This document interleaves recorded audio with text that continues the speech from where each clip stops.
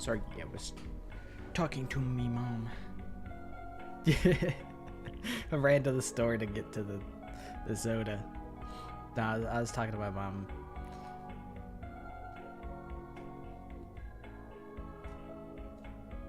Hello, Rev. Hello, Casey. Hello, Maddie. Hello, Eternal Forever. Yeah. Hello, Greedra. Hello, Josh. Hello, Zernity. Hello, Spiral. Hello, Out of a Million Stars. It's crazy that everybody is, the whole gang's here. Greetings. Yeah, I went to get soda, and then I was talking to my mom, and she was going up to bed, so I was like, okay. Good night, Mom. I've not watched the FNAF 2 movie. I haven't even watched the FNAF 1 movie. I haven't even watched that.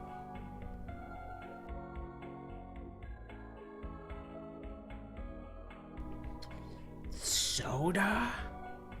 No way.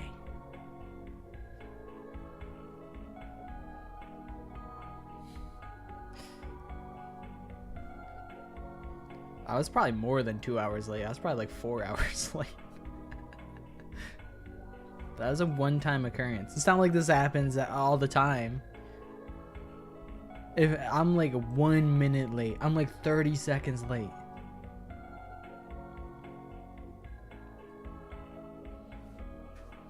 You are what? Yeah, I just slept like the whole time I was supposed to stream once. Cosplaying to the movie theaters that's like built different. That would be sick. I know, like I'm trying to think of what function would I cosplay to. I mean, the obvious answer would be like the Danganronpa. I go to the midnight release of Danganronpa in movies, in theaters, and I pull up as Kyoko Kirigiri. I didn't even know they were making a new Hunger Games movie. I kind of lost the plot after like the second book. I read the second book and then it became like a political thriller, and I'm like, this is too much for me.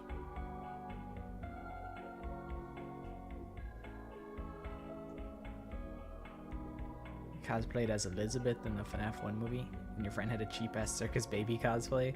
I'll show up to the FNAF movie in Minecraft Steve cosplay. That'll be me.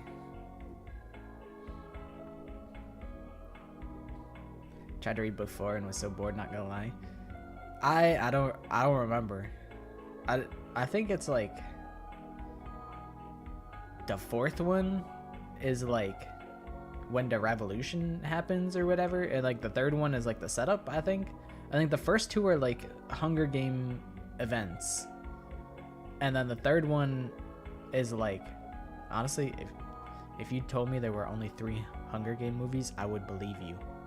I would absolutely believe you. I don't know if I ever read the fourth one.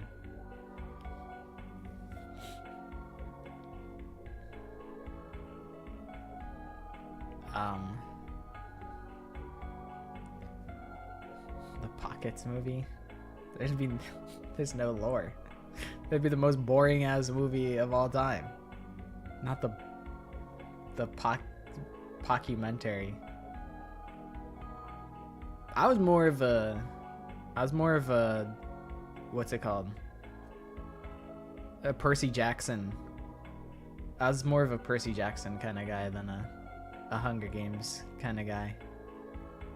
I fucked with all the Percy Jackson movies, or not movies. I watched the one movie. I think my sister took me to see the first Percy Jackson movie when it was in the theaters, and then I'd read like all the books.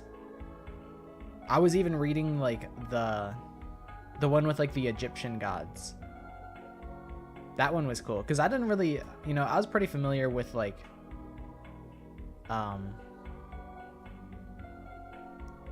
with the Greek gods, but there's like the Norse gods and like the Egyptian gods that I'm not as familiar with. The Apex Nuzlocke is the Pockumentary. The Pockumentary is actually the stream where I go through and I give developer commentary on all of my YouTube videos. That's gonna be the real movie. The compilation movie. I'll go here. We don't have to talk about the streamer awards yet. We could continue yapping, but that is I did want to talk about it at some point. I need BGM though. Put on the rinky dink BGM. I did create a small slideshow just to provide context because I have that opportunity. Just because, you know, I don't think everybody gives a shit about the streamer awards, me included. I also don't really care.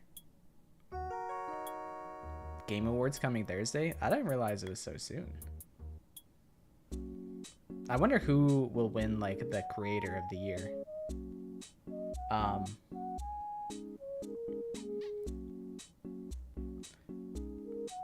There's a new Danganronpa thing made in the Tetra format. Interesting. There's Danganronpa things all over the place. I am kind of interested in checking out a like fan game, just to try it, just to see if I enjoys it. But yeah, the Streamer Awards is an event hosted by QT Cinderella.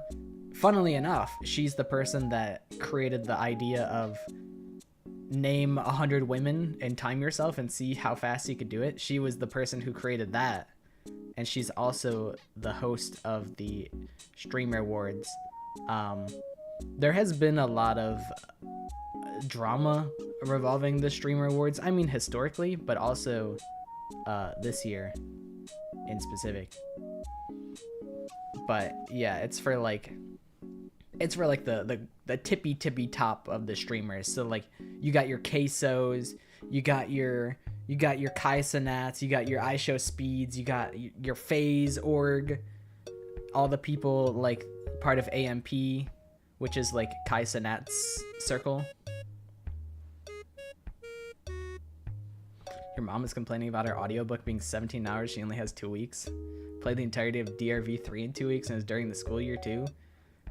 I wonder how long. I don't.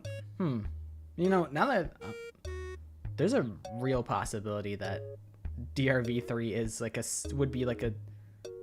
No, it wouldn't be a 17-hour audiobook. Maybe, I don't know.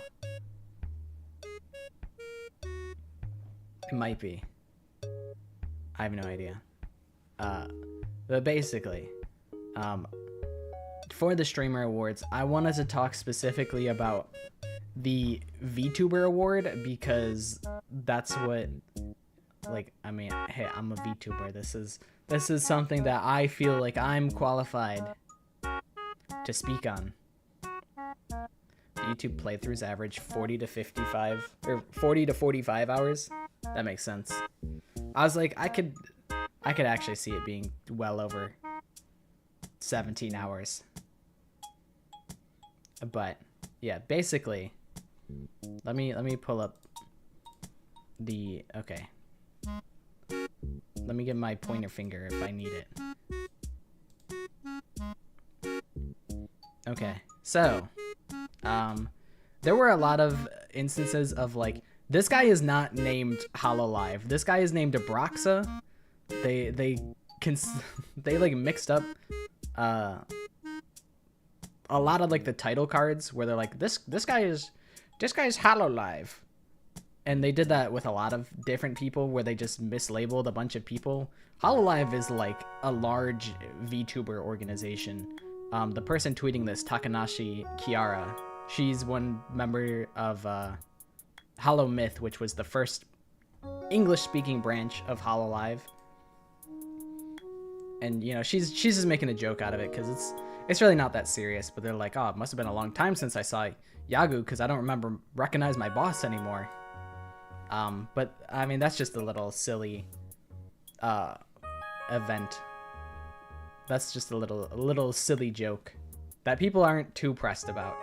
But it kind of sets, I don't know, it's kind of just a bad look of how often it happened, where they're like, look guys, this is super TF, and it's just like not actually that guy.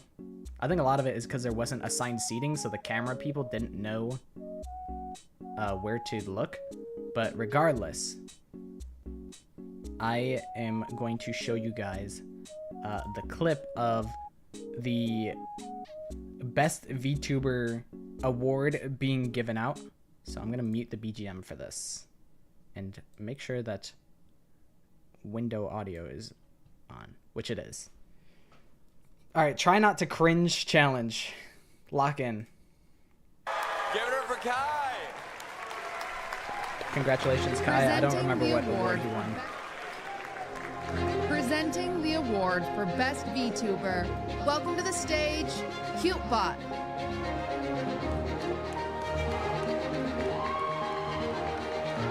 Best marathon? That would make sense. Oh, is best stream events, which hey guys, makes sense because I'm Mafia super Thon was excited to present huge. this next award. Uwu. The 5 VTubers in this category worked hard at mastering peak kawaii and ada aura farming. Here are the nominees for Best VTuber. Peak kawaii.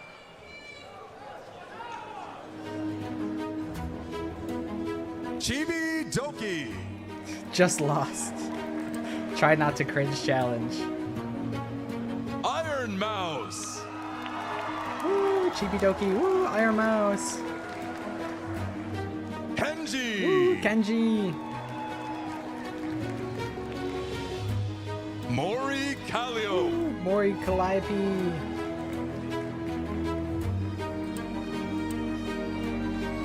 The Burnt Peanut. Woo, the burnt peanut. Aura. I like Kenji.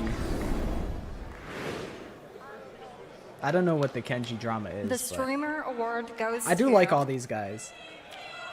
The Burnt Peanut. Congratulations, you got what you wanted. The burnt peanut has won.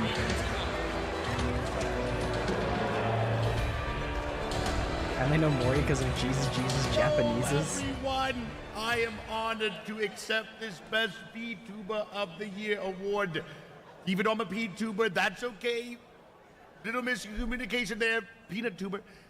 But I am still very honored. It is a great honor to accept this Best VTuber of the Year award. Big shout out to Cutie Cinderella again for putting on this immaculate award ceremony, as well as a shout out to the Peanut team, making sure the stream's always the best they can be. And obviously the largest shout out to the Bungulators. You guys are the best. Thank you for all the support, gentlemen.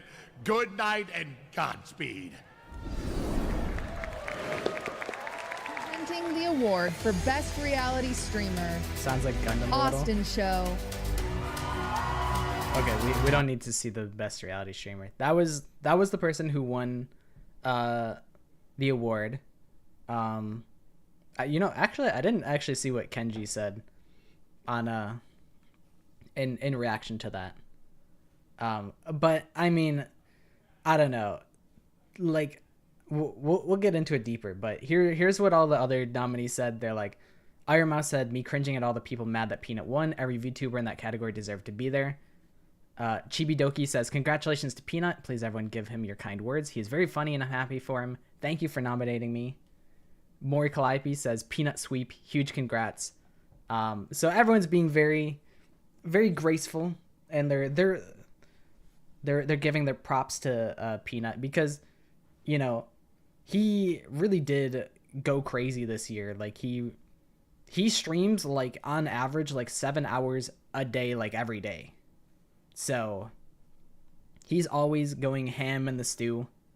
I do think we'll get to it. We'll get to it. But the reactions from the people, on the other hand, were a bit extreme. So this person says, I like Mousy, but I'm not going to support someone whose whole gimmick is mocking VTubers and has a community that hates them, becoming VTuber of the year after having the votes gassed up by people like Shroud as a way to make fun of VTubers. We'll get more into the context behind that. And then this person says, it's not the fact that he won, it's the fact that him and his audience can insult you, spit in your face, laugh about it, and you'll praise and congratulate him. That's really embarrassing for you. And then this person says, read it and weep, VTuber community. There was also a clip of Peanut saying the F slur, which I'll be like, I don't know him that well. Considering he's live like every day for 7 hours a day, if there's one clip of him saying the F slur like on accident and then feeling bad about it, I don't think that's fair to crucify him over that. But then you just have people like, I'm kind of blocking it. Like I can't move it. I'm kind of blocking the thing, but he says, oh, I didn't know Peanut was a man of the people, earned one more follower. Like there's just people like rage baiting. It's just like, the problem with Twitter is that if you have this blue check mark, you get paid to rage bait. You just be saying shit that you don't mean just as a means of collecting a paycheck. It's like, shut the fuck up. But yeah, so really the crux of the problem is that the Burnt Peanut does not like VTubers. Here is one clip. I believe of him being VTuber is upset below duo. that he gets This will nominated decide whether. Oh no! for the best no, VTuber. No! No! No! No! You don't know what you're doing!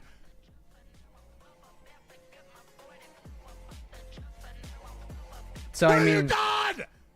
he's not happy about being nominated for best VTuber. That's it. We never play with Gigi again. So that's one clip, and then here's another clip of the idea being implanted that, well, I'll just let the clip play. Now Deserve two. it. I really do feel like you deserve it. All right. Okay. All right. Tell you what, you deserve, buddy. Let's run back a 6v6. Actually, genuine question though. Do you think if you won, this question for everybody, do you think if you were to win an achievement like that, that VTubers would be pissed? Wait a second. E2 Hold would up. be Wait a pissed. minute. Shroud could be onto something. This could actually be a good thing. If you win, you could, you know, you don't like VTubers, you know, you're you know, a P-tuber and all. The So master if you plan. win the VTuber award, Big rage bait. yeah, think about that. Think about the damage you could do to the VTuber community if you won as a P-tuber. That is an excellent point, Shroud. Excellent point. Ready to strike. Wow. I never thought about it that way. Honestly, Vote I'm for in. Peanut. I'm in. Vote for I'm Peanut. in. Yeah, vote for Vote for me, Peanut. gentlemen. Let's get him. So I mean, on one half, you know, it's banter, right? One half, it's like, oh, you know what? That's a good idea. I should do that. Like it's jokes. But on the other half, it's like very, very aware of what will likely happen as a result if he did win. So like, I don't know, he's very aware of his situation. He's like, I'm not a VTuber, I'm a P-tuber, I'm a peanut. I don't like VTubers, I don't associate with VTubers, which is fine. I don't think you have to. I don't think that's wrong of him. But I do think well, all right. Here's what I have to say about Peanut. I do have very good things to say about Peanut. Like, I do think I think he should count as a VTuber. If he chooses to identify as a VTuber, I think this is a valid form of expression. You're basically just like puppeting a virtual character.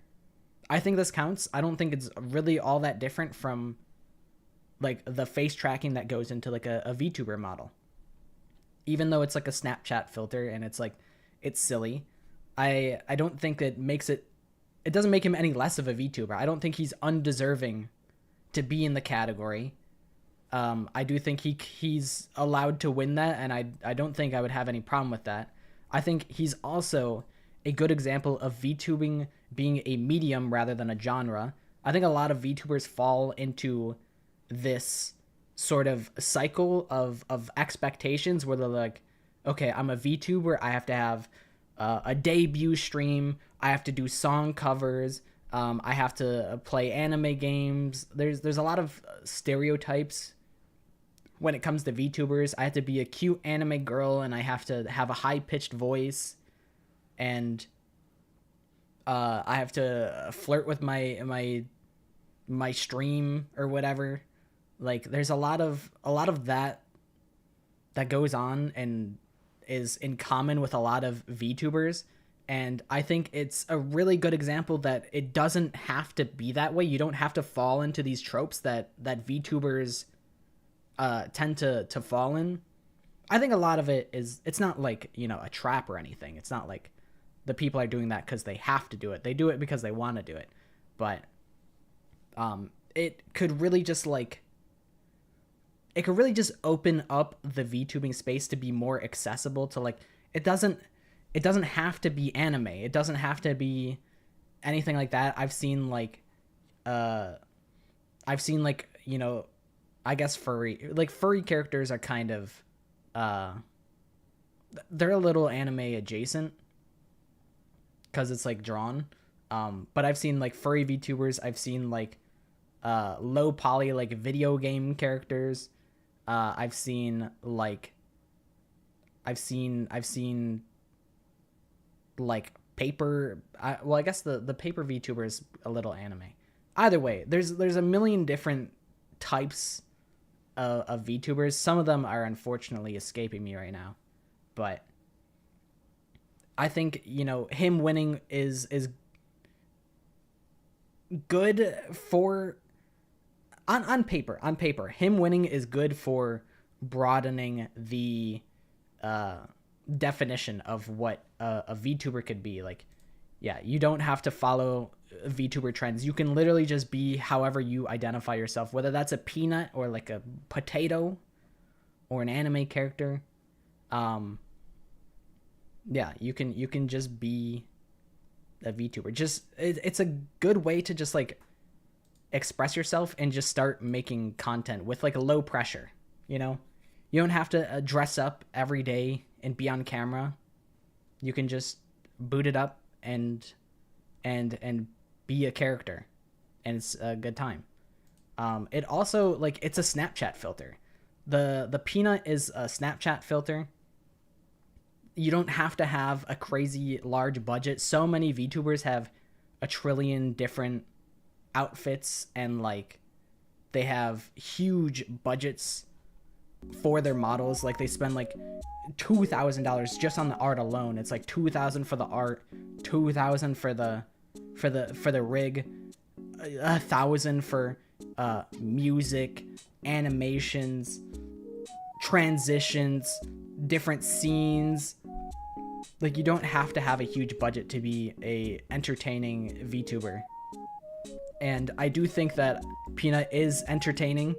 I think he works incredibly hard, and I do think he deserves to be nominated. But the problem is, I think I don't know. It's just really a slap in the face to VTubers who they're already being disrespected in their own award. Like, as we saw here, like the host giving out the award is talking about ara energy and uwu. Like, it's just it really is kind of a slap in the face to the VTubers to be disrespected by the person giving the award, the person accepting the award. Like, it just kind of sucks. I think you know, one thing that I think is also worth noting, if I can find it, Peanut won the best FPS streamer, which is here.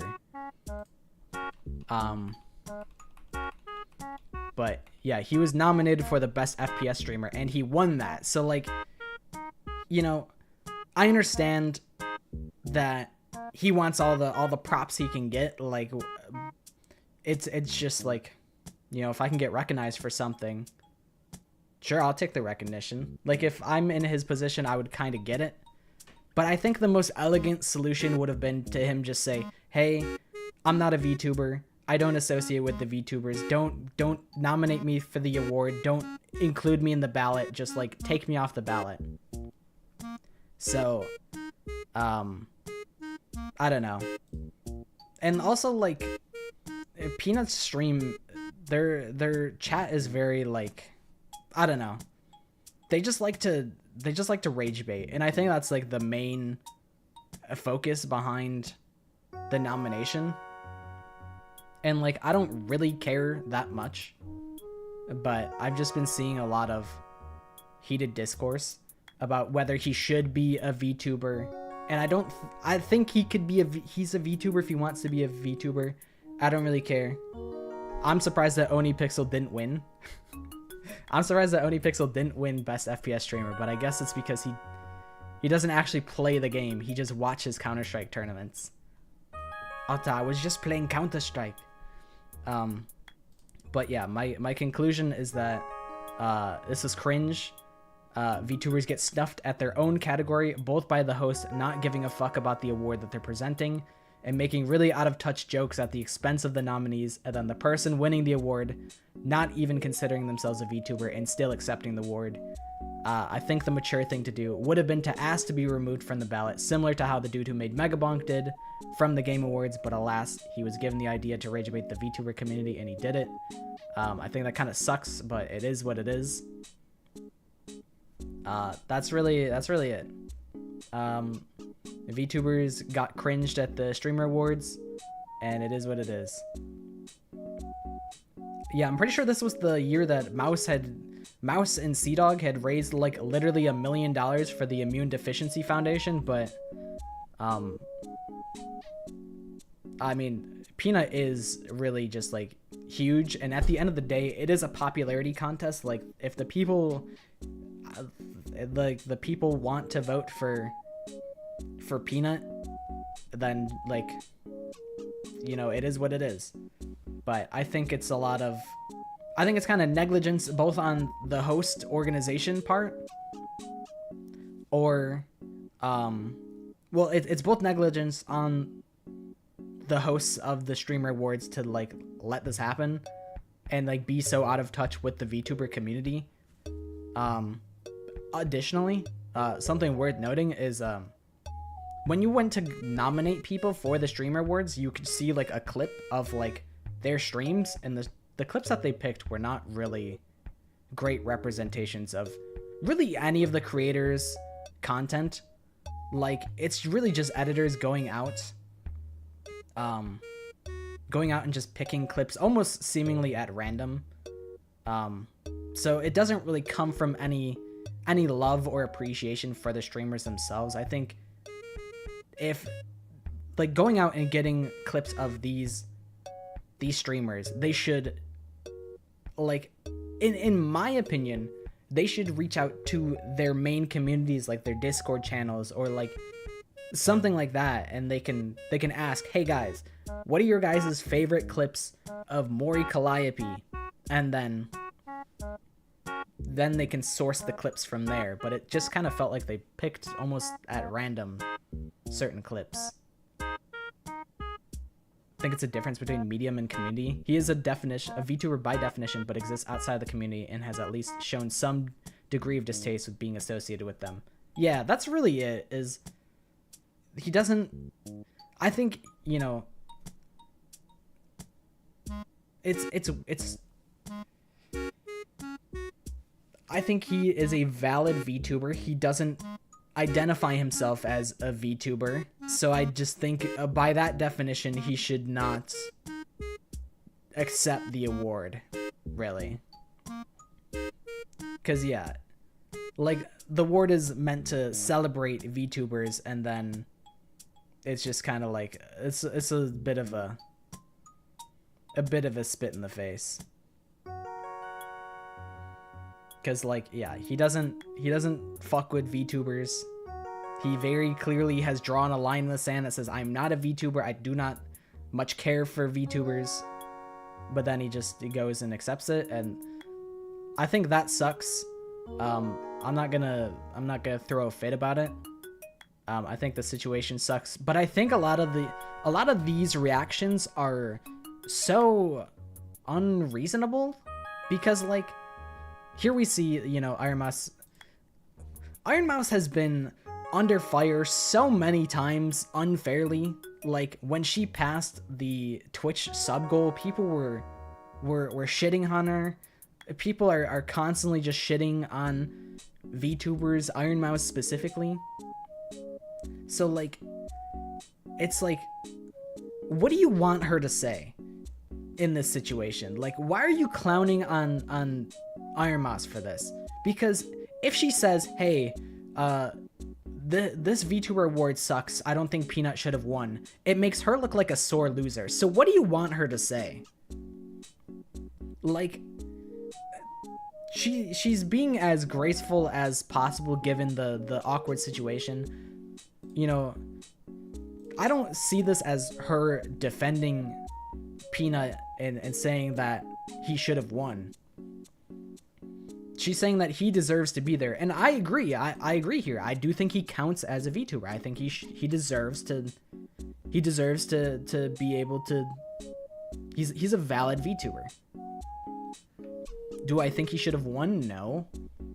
Especially because he already won an award. Like, he won Best FPS Streamer. Like, I mean, I guess maybe you don't know if you're gonna win this award until it happens. So maybe he didn't expect it. But also he did, because he had to record an acceptance speech. So, like, you know. Yeah, I think it's a valid nomination, but I do think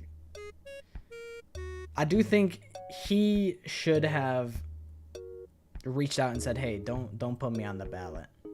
Because it's just causing unnecessary conflict, which, like, I feel like is the point, as we saw in the Shroud clip, where like the idea is to rage bait, and I just think that's in poor taste, really. Yeah, I agree. It leaves a bad taste because he doesn't associate with the label. But yeah, I got beef with Shroud. I got beef with XQC. Me as a streamer, I won't punch down, but I will punch up. I'll punch up at Shroud. I would box Shroud in the ring. I would train crazy just so I could knock Shroud's block off, because that guy sucks. Shroud's a bum. XQC's a bum. Asmongold is a bum. This is my call out post. The problem, the big problem with the Streamer Awards is, whose idea was it to put like a bunch of socially inept losers in a $1 million venue? Like all like, you know, the ara jokes, like, it's just, I don't know, the jokes don't land. It's, you know, not every joke has to land, but so many of the jokes bombed, and like, there's just a lot of situations that, like, there was so much drama between like people restreaming it and things happening at the event.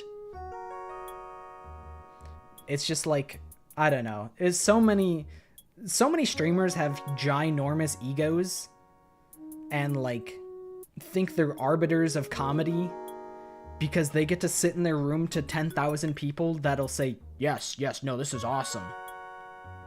You are hilarious. You are the funniest man in the entire world. It's just like, I don't know. I also think like they would have been better off if they just played everything straight. Like they didn't they didn't try and make jokes all the time, like if every award was played straight, because I mean the goal is to celebrate the streaming community, but it just gets overshadowed by the desire to clip farm, to like, hey, I gotta make a funny joke so that it gets turned into a clip and then I go viral on TikTok and people on Twitter are talking about my funny joke or my joke that bombed or my joke that sucked, so that people will talk about my things. It's just like I don't know. I just think the whole event kind of sucked.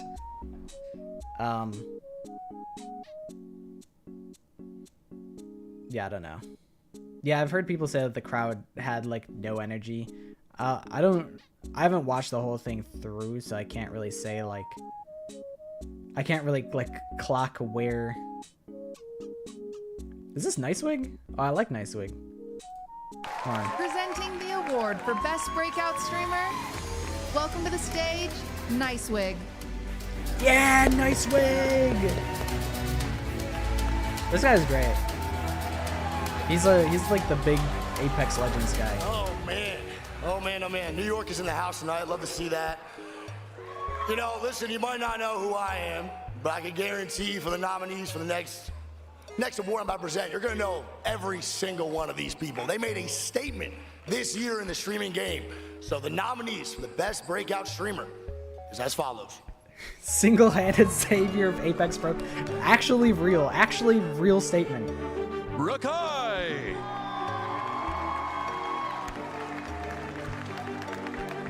Adapt. Adapt looks like a 1920s like bootlegger. Like he's in like the mob. Vanilla Mace. Peaky Blinders cosplay.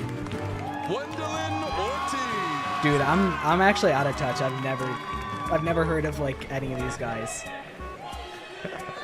I've heard of Adapt And the and streamer award Rakai barely. goes to Adapt. Everyone else, I had not heard of.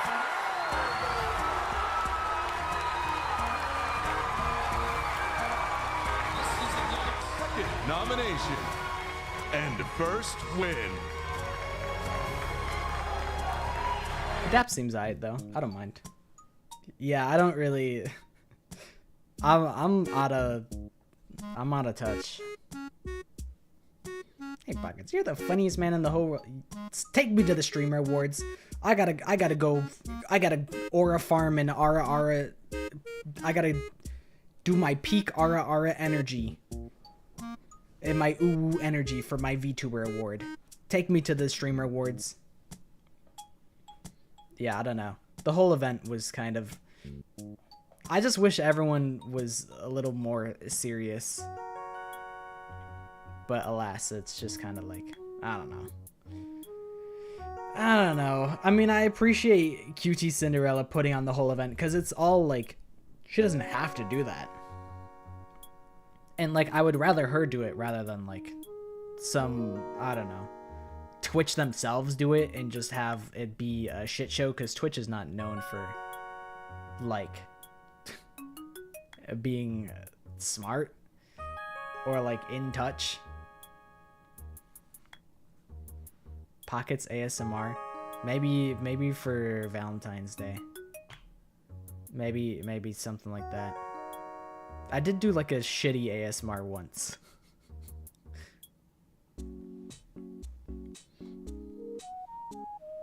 Yeah, I feel like I can't fault Cutie Cinderella because yeah, like organizing an event to that scale sounds really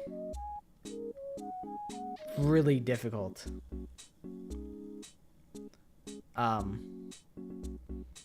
But yeah, I don't know.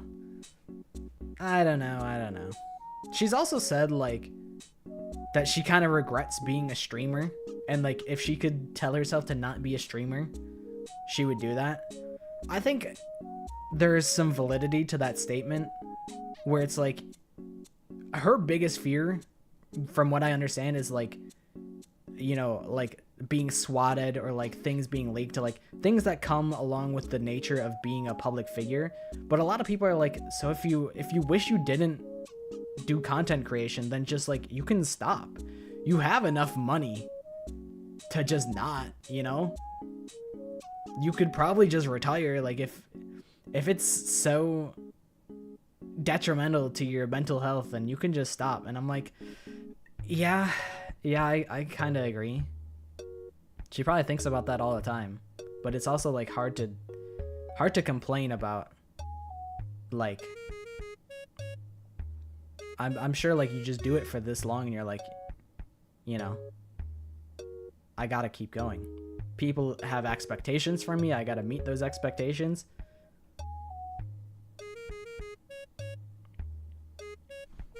There's a degree of lifestyle creep though. It's hard for people to step back from a certain standard of living. Yeah, it's definitely hard to like make such a large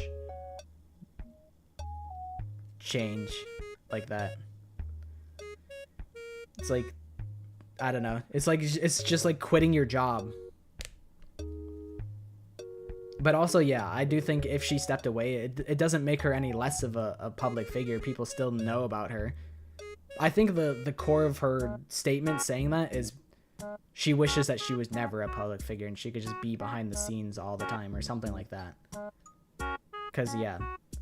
Like, if people hated her for one reason, like, you know, if people were like, oh, the Streamer Awards were the worst thing ever, I'm gonna go swat Cinderella or QT Cinderella's house, like, that's probably like her worst fear. Like that's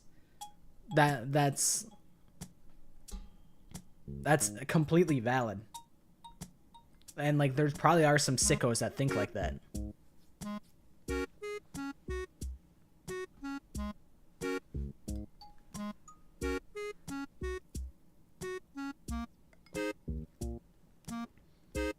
But yeah, I do empathize with her. But yeah, I do wish that it was a little bit more respectful. There were a lot of really bad jokes that like should have never been said. There was like a Diddy joke. There was like a joke about like Kai doing like a thing with like 50 Cent, or like being in like a movie with 50 Cent, which I don't really know the context of that, but I can't help but feel like that might be a little racist, and like that probably shouldn't have gone on air. I don't know if I'd be able to find them just scrolling through, but I'm like, some of these are just, you should know better, really. Who let these people get a microphone? If someone's afraid of soccer, stepping away might make them more likely to do something creepy. Yeah. It also, like, it's kind of like giving them a win, too. Because they think that they might be doing, like, some of these things to exert some sort of, like, power over you. And they want to, like, feel like they have power and they can bully you into, like, submission. And, like, stepping away would be, like, one point in them getting that satisfaction and that victory, and it might make things worse.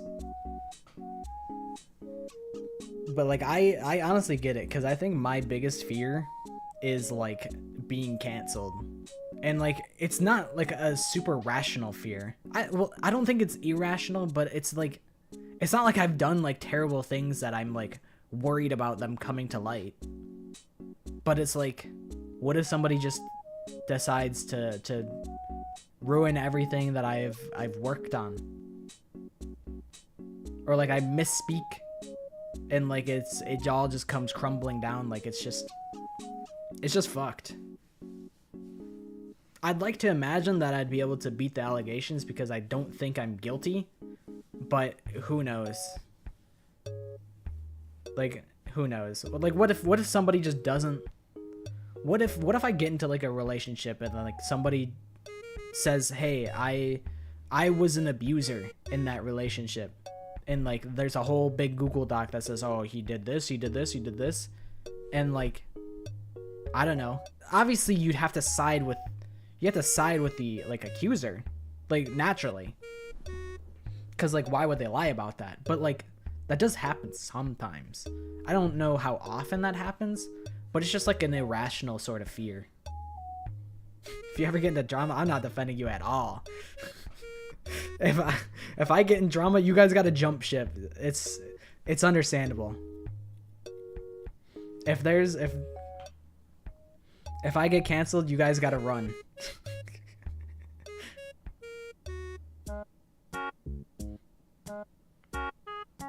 Yeah, even if you beat the allegations, there's some people that just only hear the one side of the story and they're like, no, I don't want to hear the other side.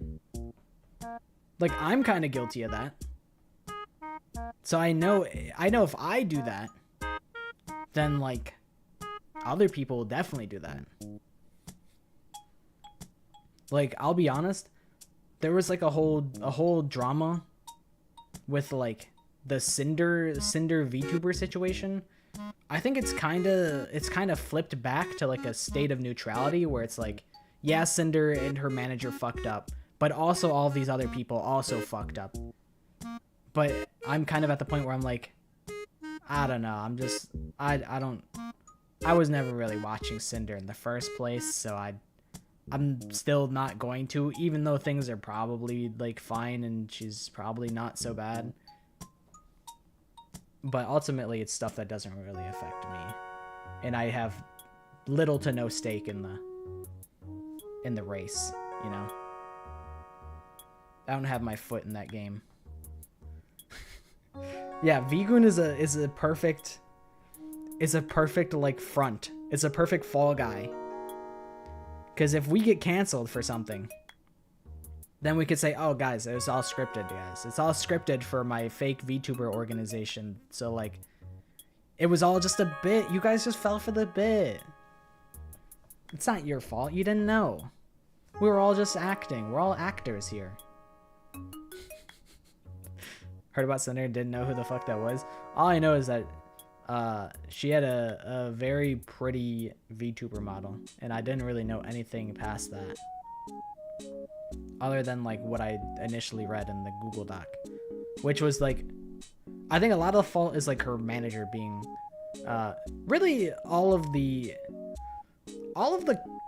big dramas are like people not knowing how to communicate to each other in like meaningful ways that aren't like, I don't know, people being egomaniacs or like narcissists. That's really just the gist of everything.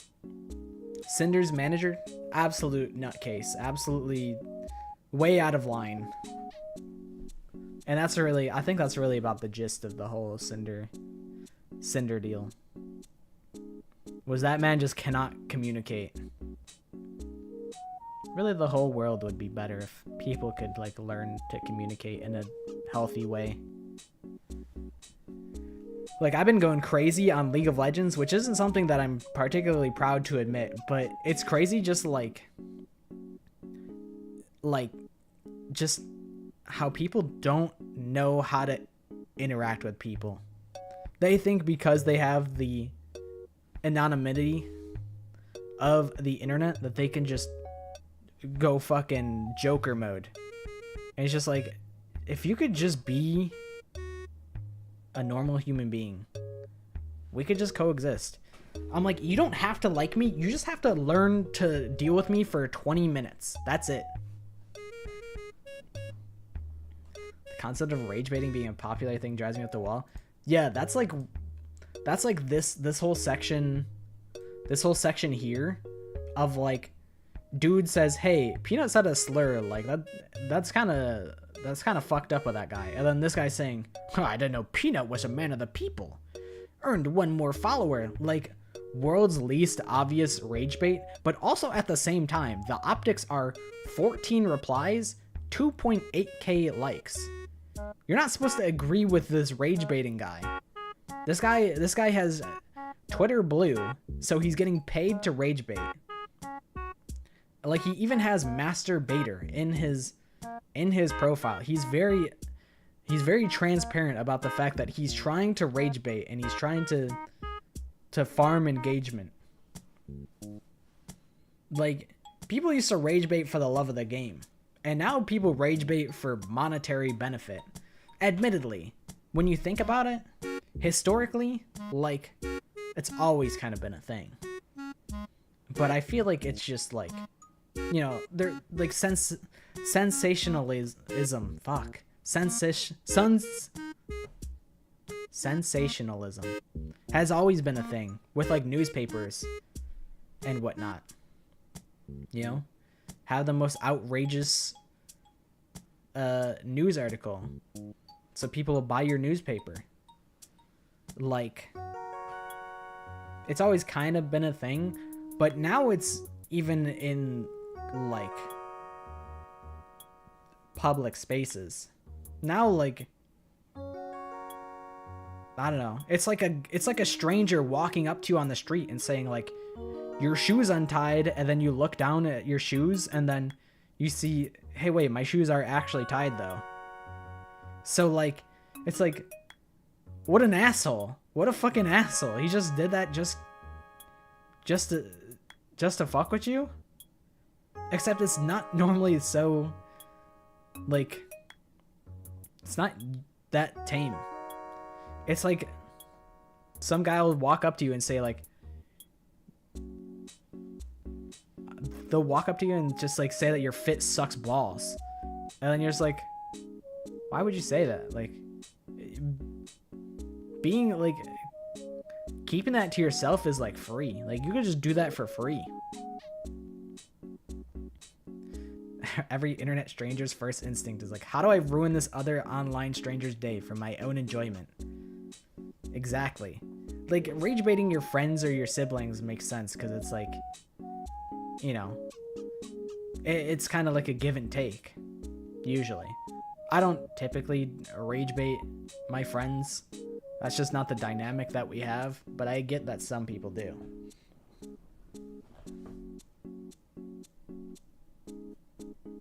The simple act of them leaving your door open fills me with so much anger. The ultimate rage bait. Leaving your door open a crack.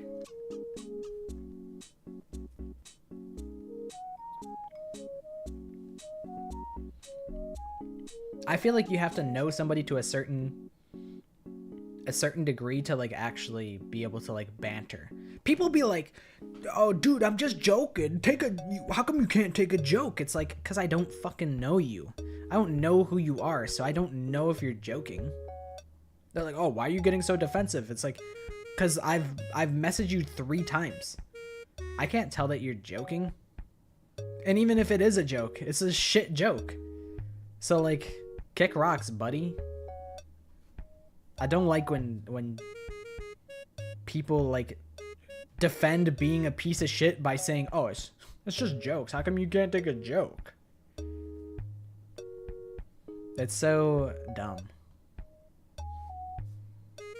People just don't know how to communicate.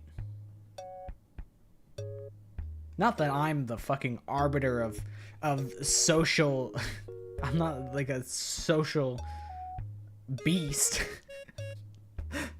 But if me, internet moron, can say these things with confidence, then, you know, that's not a good look. If me, like, guy who sits in my room all day, can confidently say that you're being like an asshole unreasonably, then it's like, you need to do some soul searching. You need to look inward a little bit, because that shit should not be possible.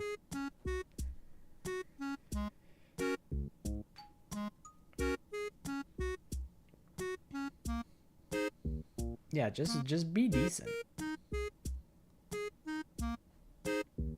I'm sure I do things like accidentally that like piss people off, but I imagine not that often. I don't think I intentionally ever do things to piss people off.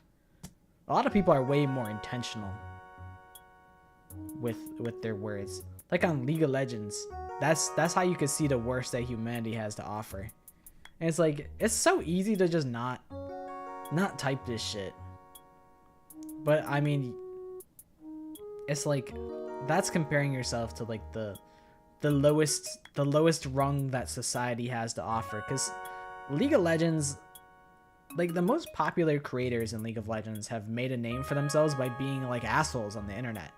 And like it's in the eyes of the internet, it's okay to be an asshole if you're good at the game. People excuse being an asshole if you're like a good gamer. And then everyone's like, oh, well, I want to be a good gamer, so I'm going to be just like... I'm just going to be like the guy who's been permabanned on League of Legends 50 different times. I'm going to be just like that guy. It's just really dumb. There's a severe lack of, like... I don't even know if there's like a lack of good role models, because I think someone like Germa is a great role model. Queso is a great role model. I think Speed is a great role model. I don't know Kai that well to say if he's a good role model, but I would imagine he's also a good role model. Like, I don't know. There's a lot of good role models out there, but there's also a lot of really bad role models out there. When I have a negative impact on someone, that I have even a bit of respect for, that shit haunts me for months. You are very easily affected by people saying like mean things to you. It gets under your skin quite easily, which isn't like a dig at you. It's just something that I've noticed. Like, I don't remember what happened. I know when we were doing the FNAF in real time stream, that one chatter that was like, "Emissary, shut up." I was like, no, dude, you gotta be nice to my friends. I really should have just permabanned them from saying that, because why would you even say that? But I think that, I mean, that was directly targeted towards you. That's fair. But I know someone like talked shit to you in like Apex or like Battlefield or something, and that bothered you for like days afterwards. What do you say fuck me for, man? That's what I'm saying. I'm like, bro is carrying the stream. Why are you telling him to shut up? Leave him alone. Jokes are supposed to be funny. If someone is offended by it, then you're doing it wrong. I agree. It's just like, no, you gotta know the person to like, you know, you have to have a good read on the person you're making the joke to before you make it. And then people will be like, what, I can't be myself? It's like, I mean, no. If yourself is just an unapologetic asshole, then no, you can't be yourself. If you being yourself is making jokes that negatively impact the people around you, then no. Please don't be yourself. Please be someone else.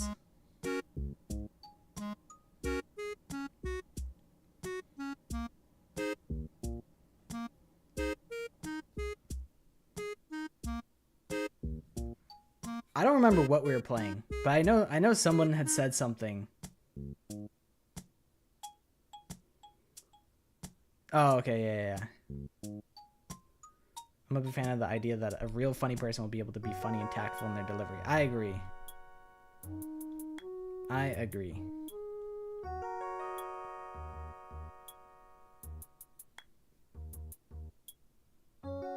Oh, okay, yeah. No, I think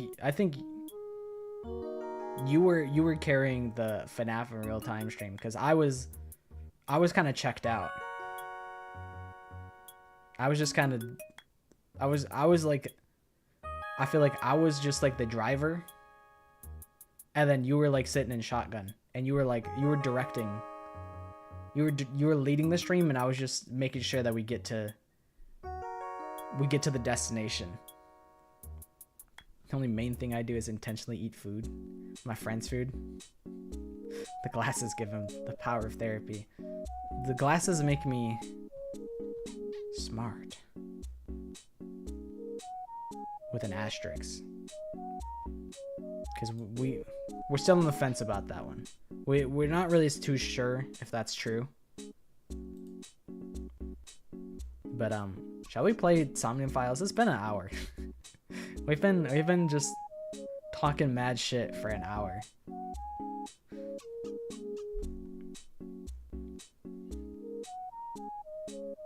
Gaming. Somnium Files. We can solve the mystery.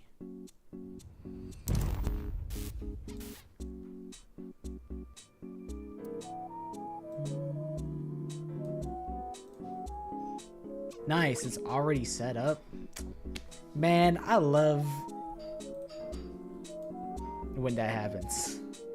I love being me sometimes.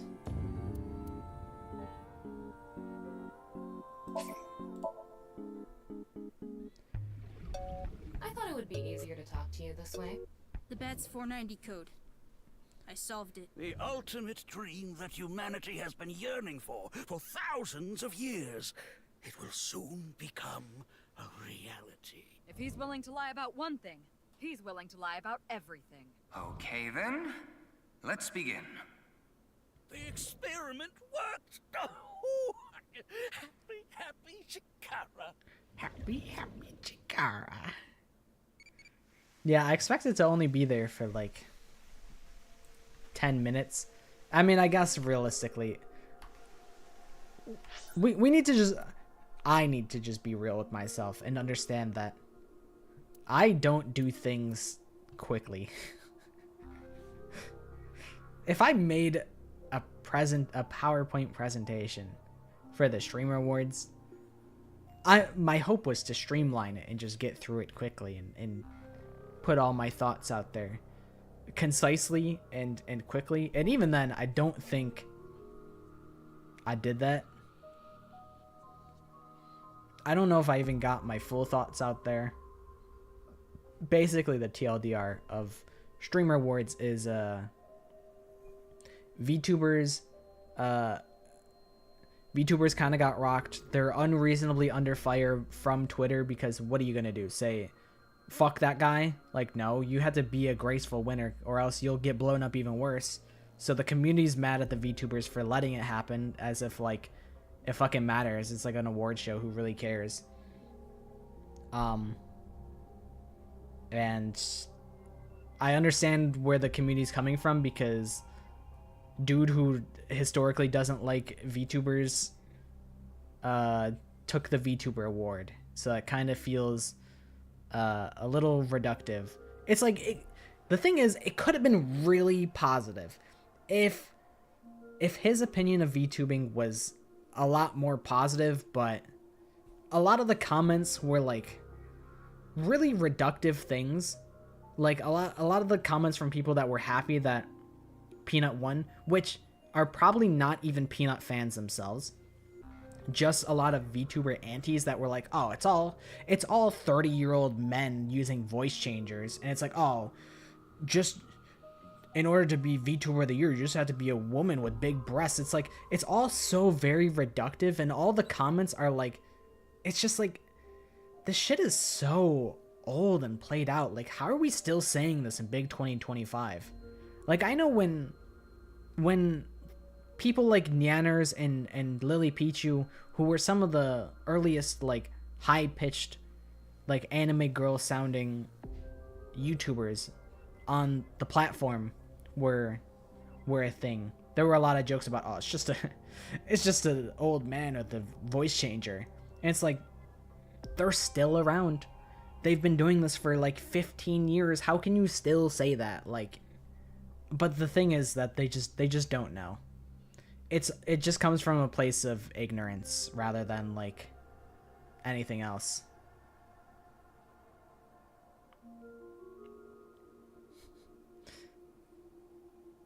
Well, what if I'm a 40-year-old woman with a voice changer that makes me sound like a young boy.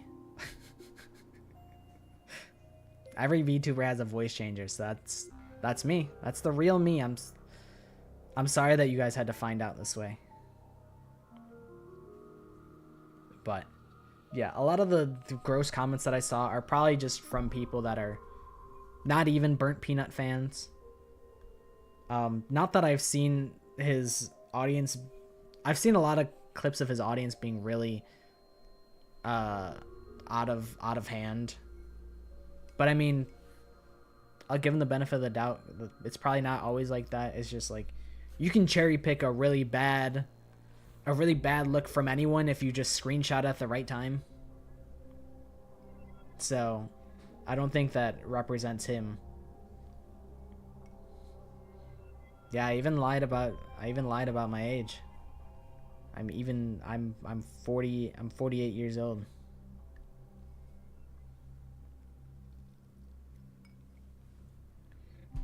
All right, Tama, put the goddamn cat ears on. Meow, Yes. meow. I didn't like that. I felt like she was kind of making fun of me by saying that. Yeah, looks good. Meow, meow. What else we got? Pants aren't bad either.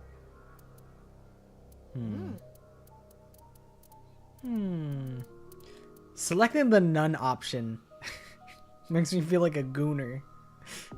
But listen, that's Ryuki's fit.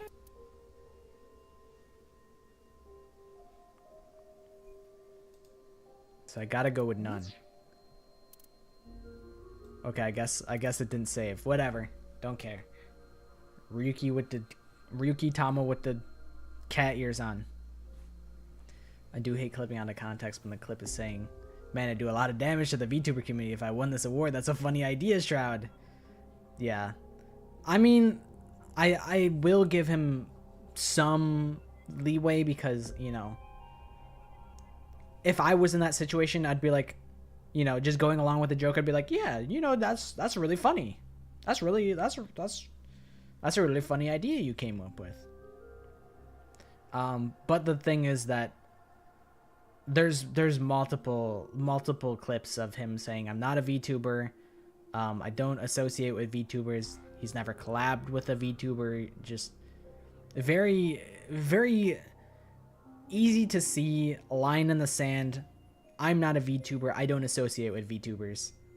So, like, you know, just kind of sucks. Basically shapeshift between being a little boy and older woman too. Just like me for real.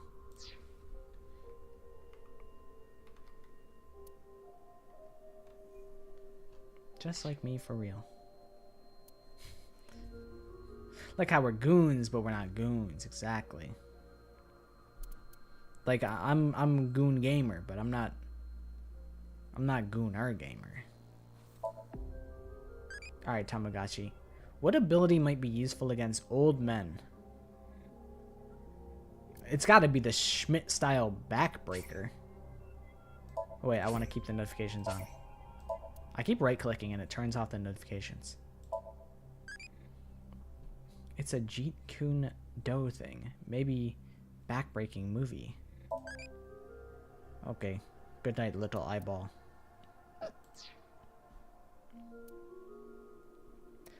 I do want to go to the bathroom quickly though. The glasses without the haircut is kind of whack now that I'm used to it.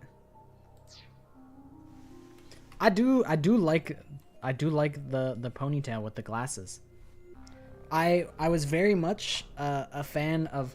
I was pretty much all in on this hairstyle, but I think this gives me librarian core, and I like the librarian look.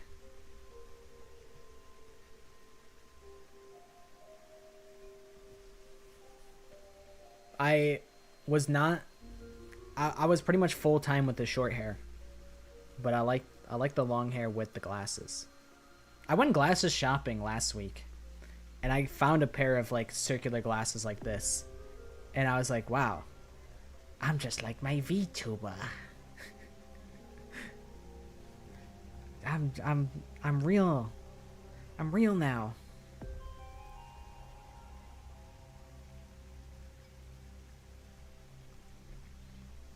I do want to go to the bathroom really quick though. I do want to do that. Yes, I sleep with my glasses on, so what? Why am I so far off? Why am I so far away? Get in there. Maybe I need to do this. Maybe this is better. I'll be right back. I woke up on the wrong side of the bed. Alright, I'll be right back. I gotta go to the bathroom. I sniped it before Rev could type it out. I sniped it. Okay, be right back.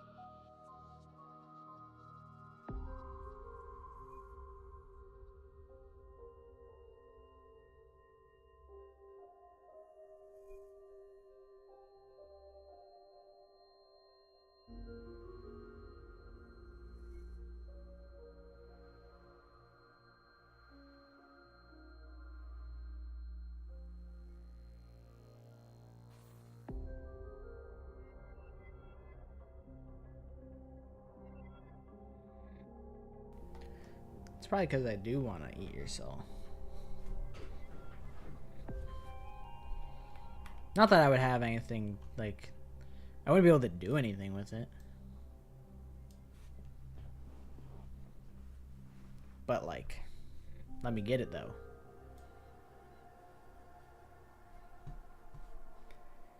I mean, like, all I am is soul. I'm just a spirit in this Nicelaw's office. I am the Prince of the Purgatory. That is the title that I've given myself, which is so cringe. It's so cringe, but I feel like it's an interesting idea. You know, we just sit in purgatory and we do fuck all. A place where nothing happens. That's where we reside. It's kind of comforting in a chud way. I'm the PP. No, dude. Fuck. I don't want to be the PP streamer. Fuck, it's ruined. It's fucking ruined. Dude, chud is like my favorite adjective as of late. It's just so universal. And I think it gets bonus points because it hasn't totally caught on. It's not like Skibbity, you know? The grade schoolers aren't calling things chud.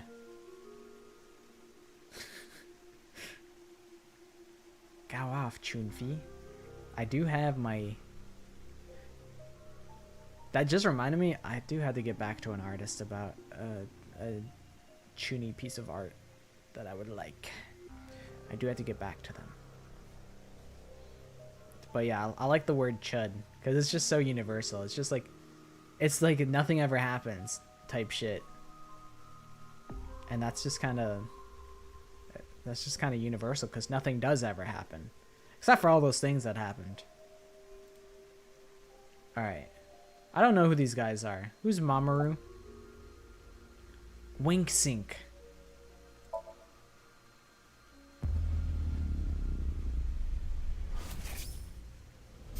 What a dork. If I saw someone do that in front of It was me, a heat of the moment thing, but I ended up quitting my job. I don't regret punching that scumbag, but what am I going to do now? I've got 10 children to think about. 10 children, damn, my man was laying pipe. What? A job? With the conditions I requested? Yeah, I'll do it. I'll do anything, as long as it's not illegal. Look at his fucking jawline. Holy shit. This guy's crazy. I understand why he's got 10 kids.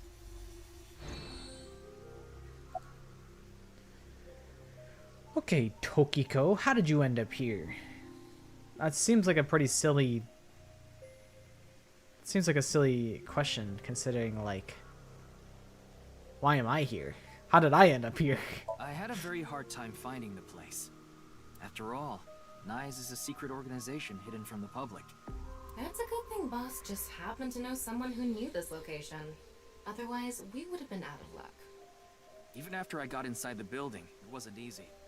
The guards, the security gates... If I hadn't met Mamoru at the entrance, I probably wouldn't even have made it to this office. Was Mamoru working for Sosajima? I would imagine, probably. I know about Abyss, and I know it's trustworthy. That's why I let you through to talk to the president.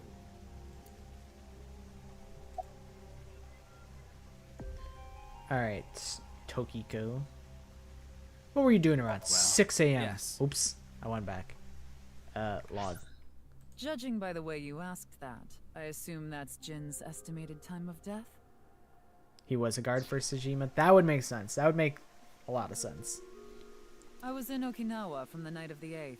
I had a seminar to attend on the 9th and 10th.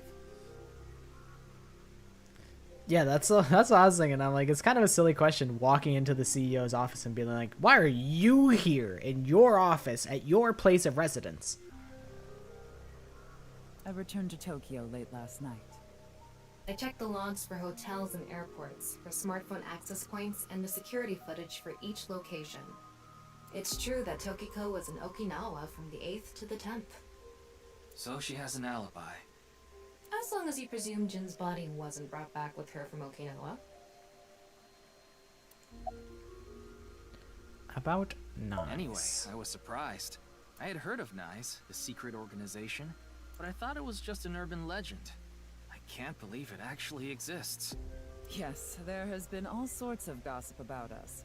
Some claim we're a secret society of Satanists, or that we have something to do with a sequence of binary code that came from space. But that's all nonsense. Made-up stories that become more and more embellished as they were passed So, like, on. what do you actually do, though? Rumors are quite a terrifying thing. NICE is a perfectly legitimate ideological society. Our headquarters are located in New York, with many branches in cities throughout the world. This is one such branch. NICE is an ideological society? This is a common misconception, but NICE is not a religious organization. We are a group of like-minded individuals who act together based on a certain understanding of the universe. Right. And that is? The simulation theory. Have you heard of it? What, that we're all inside of a simulation? I might be upset if that ends up being the... Well, okay, I trust that Uchikoshi would make it interesting. If we were all in a simulation, I trust that Uchikoshi would make it interesting, but I feel like a lot of things where it's like reality is not what it seems and it's actually far simpler is a lot less interesting than just writing a batshit insane story and trying to make sense of it in a world that we can kind of relate to. I feel like, you know, it's all a dream or we're all in a simulation is all kind of... It's not conclusions that I typically love, but I think if that were the case, Uchikoshi would make it in a way that it remains interesting in the world that we are given. Because, like, I feel like a lot of shit that's like, oh, it's all it's all not real can be kind of reductive to the world that you build. And saying that they implied no one knows much about them, but they have branches everywhere. Somehow Iris knows about them.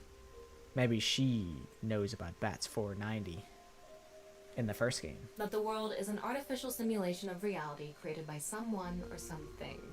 That's the theory. You're saying everything in this world we're living in isn't real? Yes. It's a false world constructed with specific rules by a program. And if it is made by a program, there must by necessity be imperfections, edges, or seams. To find these seams, or to create them, is our objective. Tokiko's trying to glitch out of bounds in real life. Why would you do that?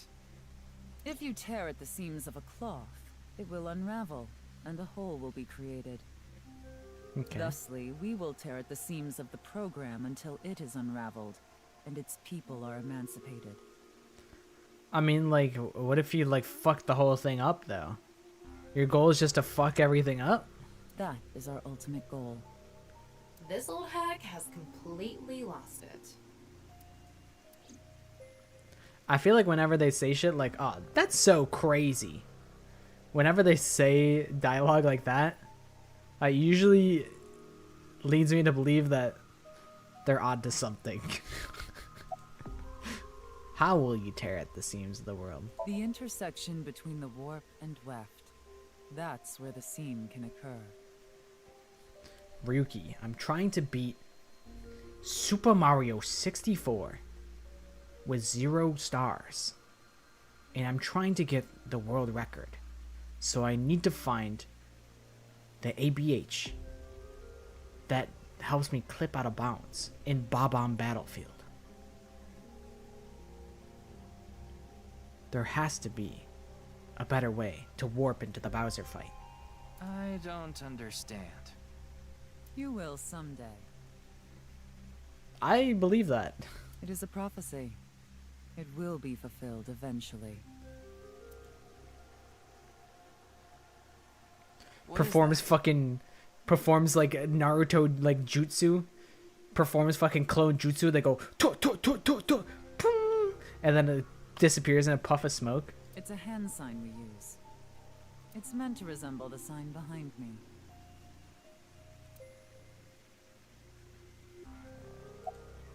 Can you show me the hand sign again?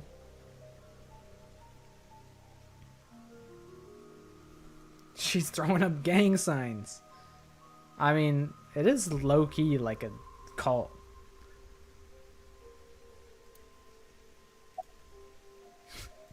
One more time.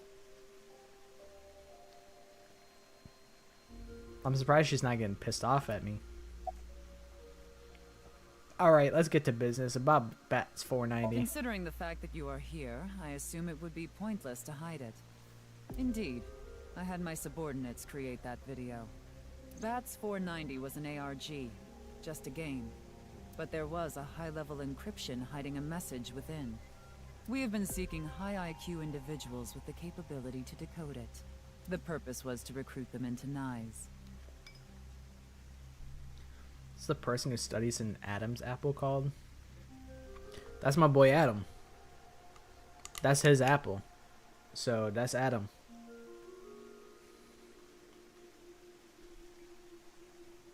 Yeah, I imagine like it's very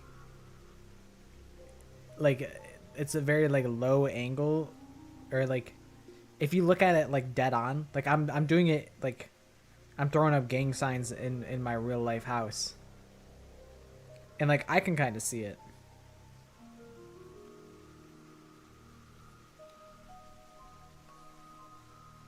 Oh, Cicada. Shit, what was it? It was like Cicada 441 or something? Yeah, 3301. That's what it was.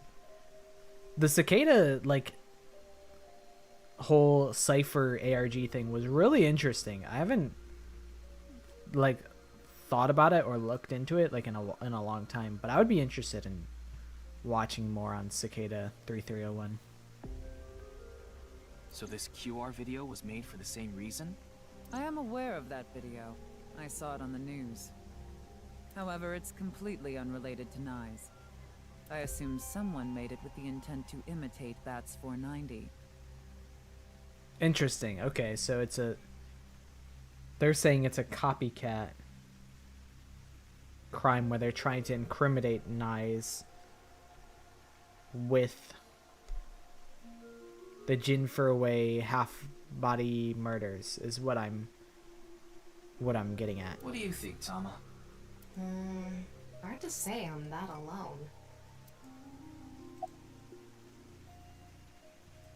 Let's talk to Mamoru. Say something funny. Something funny. Well played. There, I said it. He looks so pleased with himself with his little smile. That's something phony. Oh, I skipped it. You said your badge for something funny. What is this? A vaudeville routine? That wasn't funny at all. About I was nice. only hired recently. I don't know much about it, really.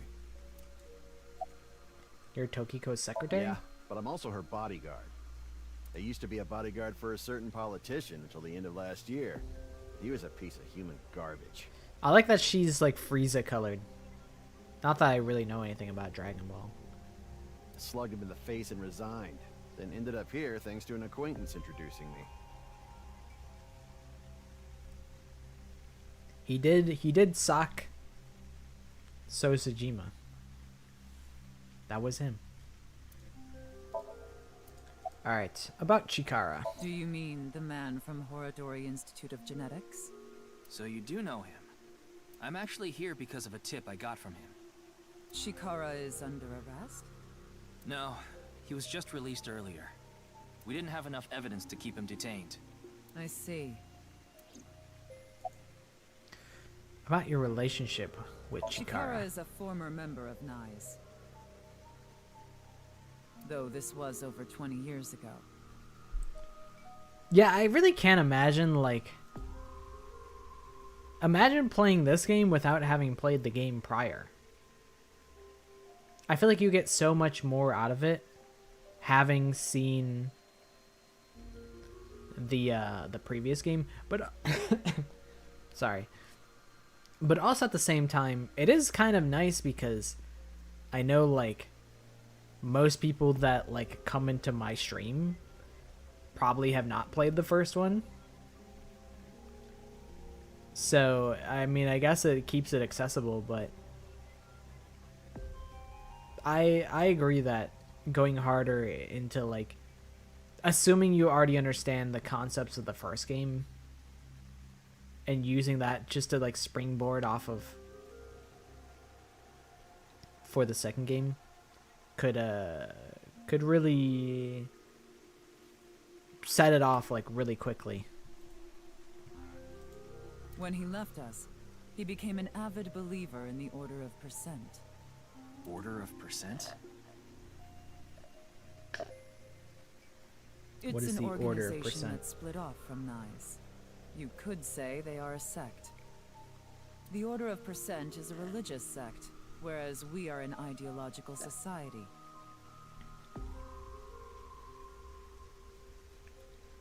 Welcome back, Josh. Despite our common roots, we are heading in completely different directions. Then how did Chikara know that Nyes created Bats 490? I wouldn't know about that. Perhaps he asked an acquaintance from Nyes. Hold on, Tokiko. My Tamagotchi's ringing. This is important. What should I do if an old guy attacks me? Why is Aiba so worried about... Or the Eyebally. Why is it so... worried about old men? I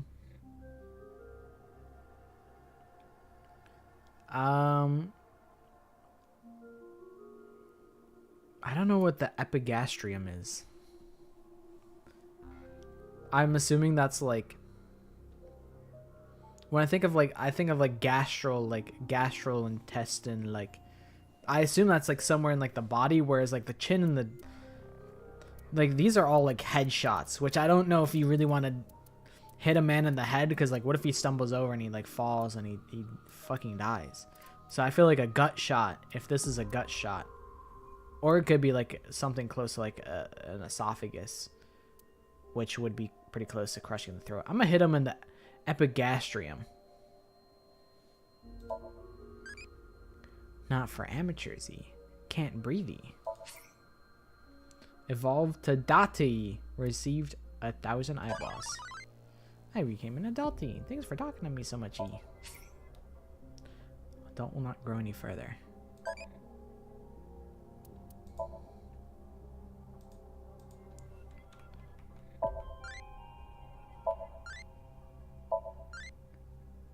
Interesting. So you can get different evolutions.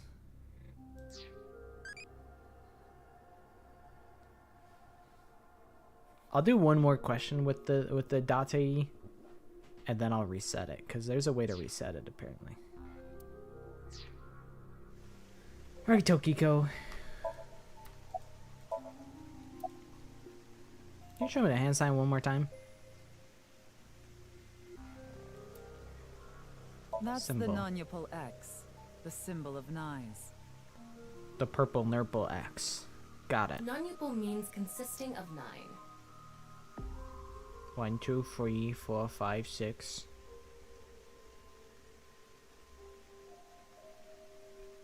You know how there's single, double, triple? 1, 2, 3, 4, 5, 6. 3, 4, 5, 6. 7, 8, 9, 10. Where's the 9 come? I can't get to 9 no matter how I look at this thing. Non-Yapol is the 9th. So non-Upal X means 9 X's? Oh.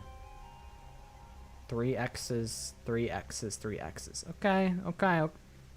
Alright. Alright. You got me. Seems so. You got me. Did you know that Nyzatlaws is derived from 9X lozenge? Did you know that Nyzatlaws was inspired by me eating lozenges? Because I was sick one time. I had a really bad fever, so I was eating lozenges because my throat was sore. Lozenge referring to a diamond shape. In other words, Nyzatlaws means the 9 X's of the diamond. Uchikoshi By loved the that way, lore would you that he mind made if I so asked you a question? He's like, that I snapped with that shit. I gotta make this more relevant in the next game. He's like, I went too crazy with Nyzatlaws. I felt better after the 9th lozenge. It cured my crippling cold that I'd had for the entirety of my life, so. Thus we created the cult of the 9 lozenges. What is it? You want to ask me a question? Are you perhaps Single? Yes. Yes, I am. Am I too old to be running this investigation? Or too young to be running this investigation? Yes. Yes, I am. a Freyr? Freyr?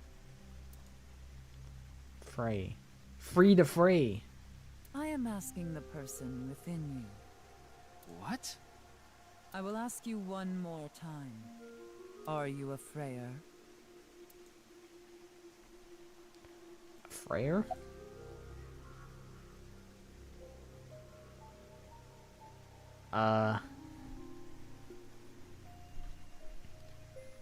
Yep. Hey, Yuki. As I thought. Then you've realized this world is fictional. Yeah, I'm a player. Maybe they meant player as in like player of video games, which yeah, I play video games. Yeah, this is a fictional game. I'm playing it on my computer right now. Am I correct? This world is fictional. Yes. Yuki, what's gotten into you? Then please tell me the nil number. If you truly are a Freyr, you should know it. Alright.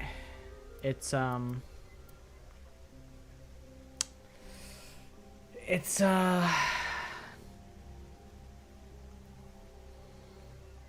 nil number, you know, it escapes my mind. I know this though. I know this one. The nil number is 21.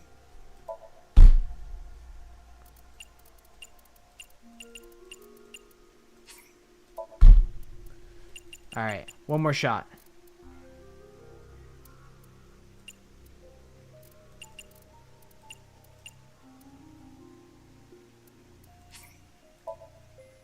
So, you don't know.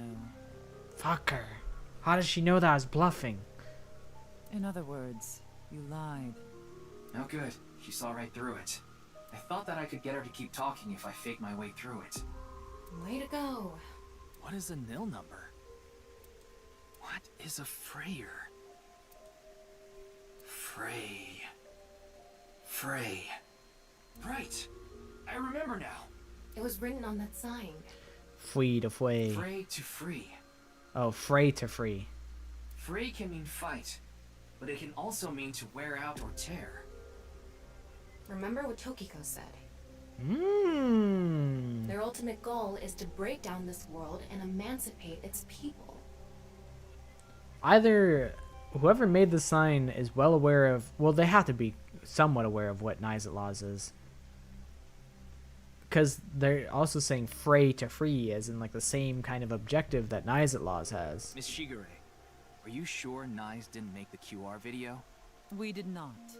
But the word Fray was written on that sign in the QR code. We of Nyes are only involved in Bats 490, which we created half a year ago. We are not the ones who created the QR video. The word Fray being displayed on that sign must be a coincidence. Right, right. Yeah, it's just coincidence that they emulated the Bats 490 video, and they have, you know, text on the sign that kind of aligns with your guys' mission goal. That can't be just a coincidence. Maybe you're being set up. Maybe that's the case. But the truth of the matter, truth of the case, is that you're highly sus. Oh, but it can. After all, we are living in nothing but a simulation. A false world created by a program. And such programs always have some glitches lurking under the surface. We call such glitches seams. Oh, like the infinite money glitch, where if you mobile deposit a check and then you deposit the check into the ATM at the same time, it doubles your money.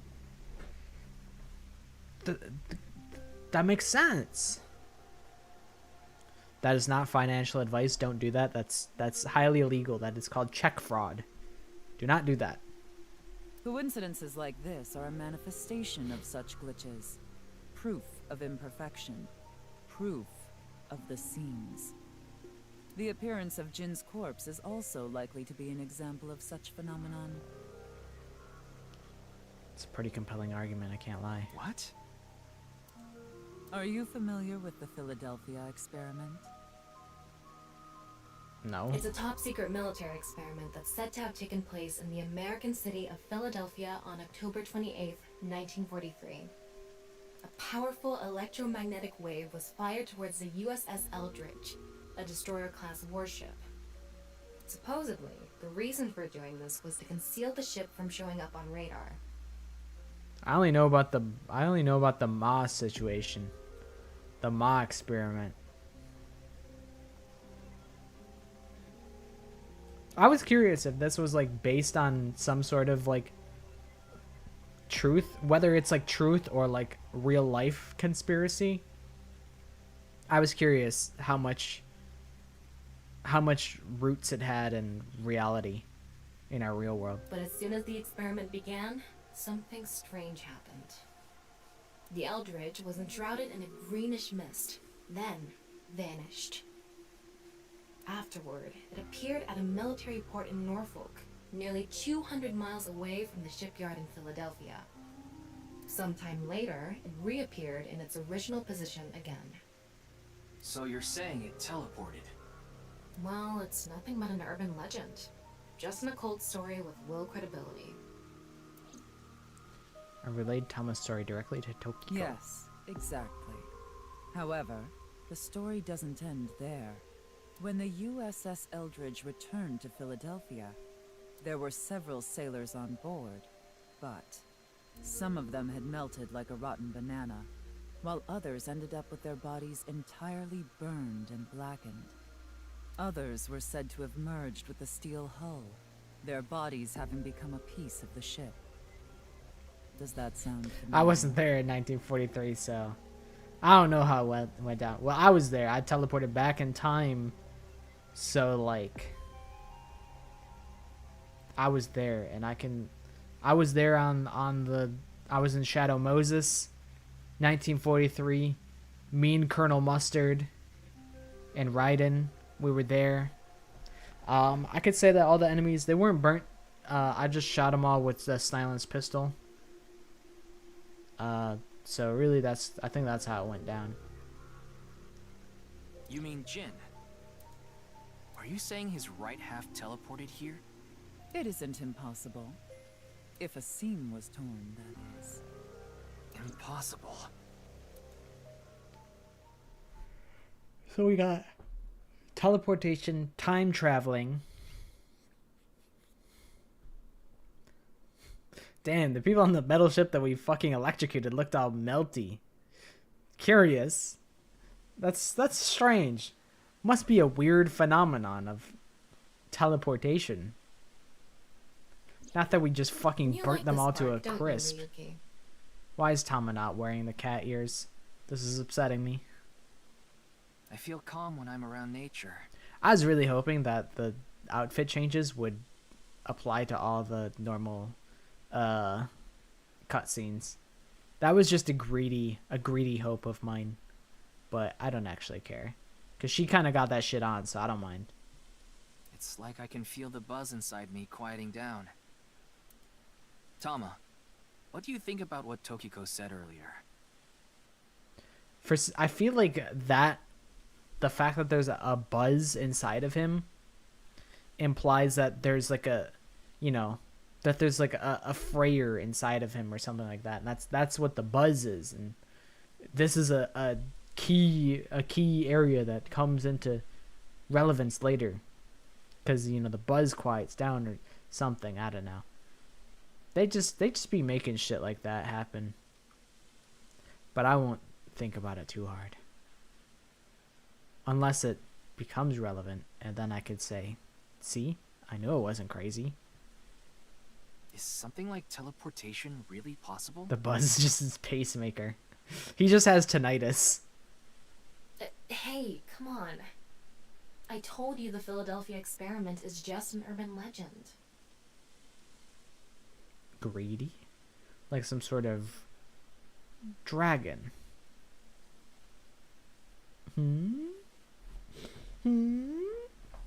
Curious. How else can you explain what happened with Jin? We can't deny that his right half suddenly appeared out of nowhere. Jeez. Then why don't we find out for ourselves? Let's go to Philadelphia. What do you mean? You want to go to the studio right now? You want to go in the stew and cook up a certified a banger? No need. Just close your eyes. And if you close your eyes, hey-oh, does it almost feel like nothing changed at all? Just do it. What, she got a bug swatter? Okay. Hey, I don't... Where'd she pull that from?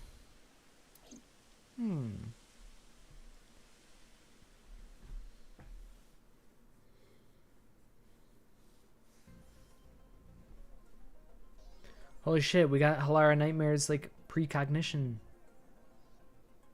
What the? Did we teleport here? Are you serious? We're in Studio Devita, aren't we? It just seems that way. We're not actually there. Last night, I scanned every nook and cranny of the scene. What you're looking at now is what I replicated using that data. Wow. It's like I'm actually there. The corpse looks so real. Want me to put a mosaic over it? Uncensored is fine. Now, less digressing and more investigating. Your objective is to solve the mystery behind the sudden appearance of Jin's right half. Alright, let's start looking around. Alright, virtual reality activation. The VR allows you to walk around the scene and gather information. Tama's special vision modes such as X-ray mode can be applied to everything. By changing the special mode, what you can inspect will change. Utilize this to find the hidden information. Alright. Give me this. Electric kettle. It's an electric kettle Maybe here. it's for having tea during breaks. I like that. Camera. It's a camera. A body was shown to the entire world through this camera. Monitor. There's a big monitor. Looks like it's there so the performers can check how they look on screen. Quiz show set. The set is full of dazzling lights. These aren't good for much other than for show. Host platform. It's the podium used by the quiz show host. Giant monitor. The Amabi TV logo on a huge monitor. The questions for the quiz also show up here too. Huh. Contestant C is the seat for the quiz show contestants. More monitor, more camera. Curious what this light switch goes to. Wow, I can switch to X-ray mode too. That's because I've gathered all data from the scene.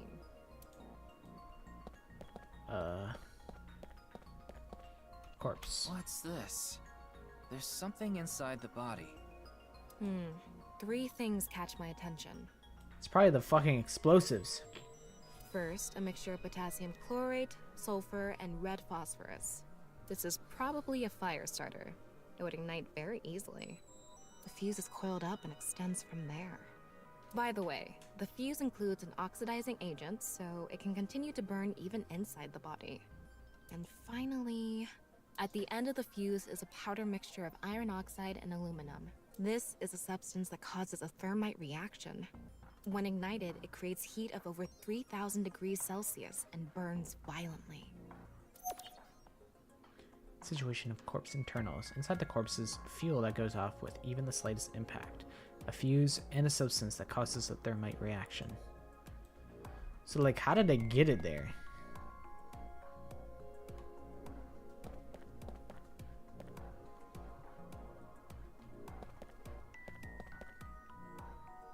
I'm looking at the strings. The string goes from the corpse to the roof, over here, to the light switch. It's a suspicious ass light switch. The bottom part Signboard. of the signboard is stuck pretty deep in there. There's a bit of a curve at the tip. Kind of like a man's, you know what? Yeah, Tomo? Couldn't you have compared it to a fishhook or something? Well, it won't come out easily. Whoever stuck it in probably didn't want it pulled out. Of course not. A signboard would be useless unless it's standing. It's useless unless it's standing? Let's not go there. Thomas said, "Hey, yo, pause." No, that's not what I meant. Oh. What did you mean then? The signboard was stuck in the corpse, so it's difficult to remove. Quiz show set. I can see the back of the set. There are a bunch of mannequins here. Alright, what else I got?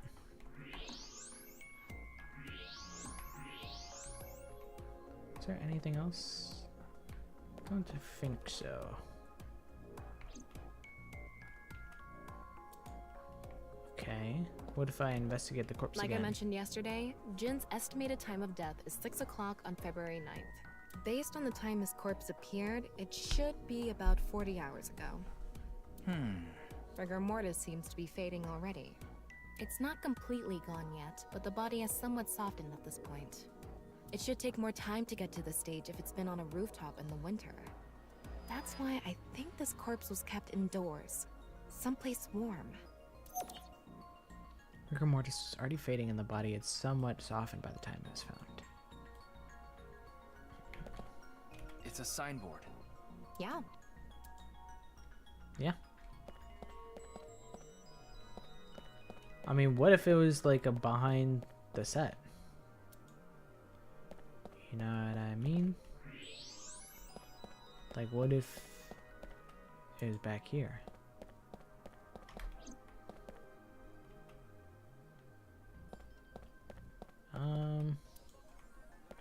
I'll just hit up every camera.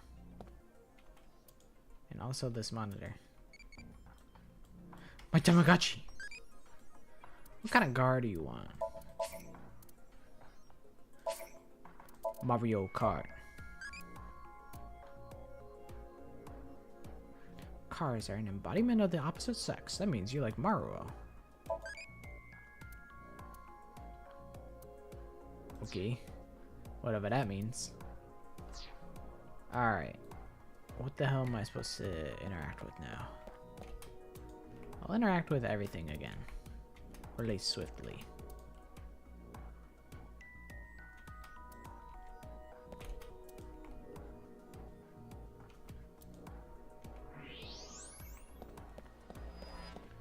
Okay, back to the signboard. Signboard is stuck in the corpse, so it's difficult to remove. Back to the corpse. Inside the corpse is fuel fused in a substance that causes a thermite reaction.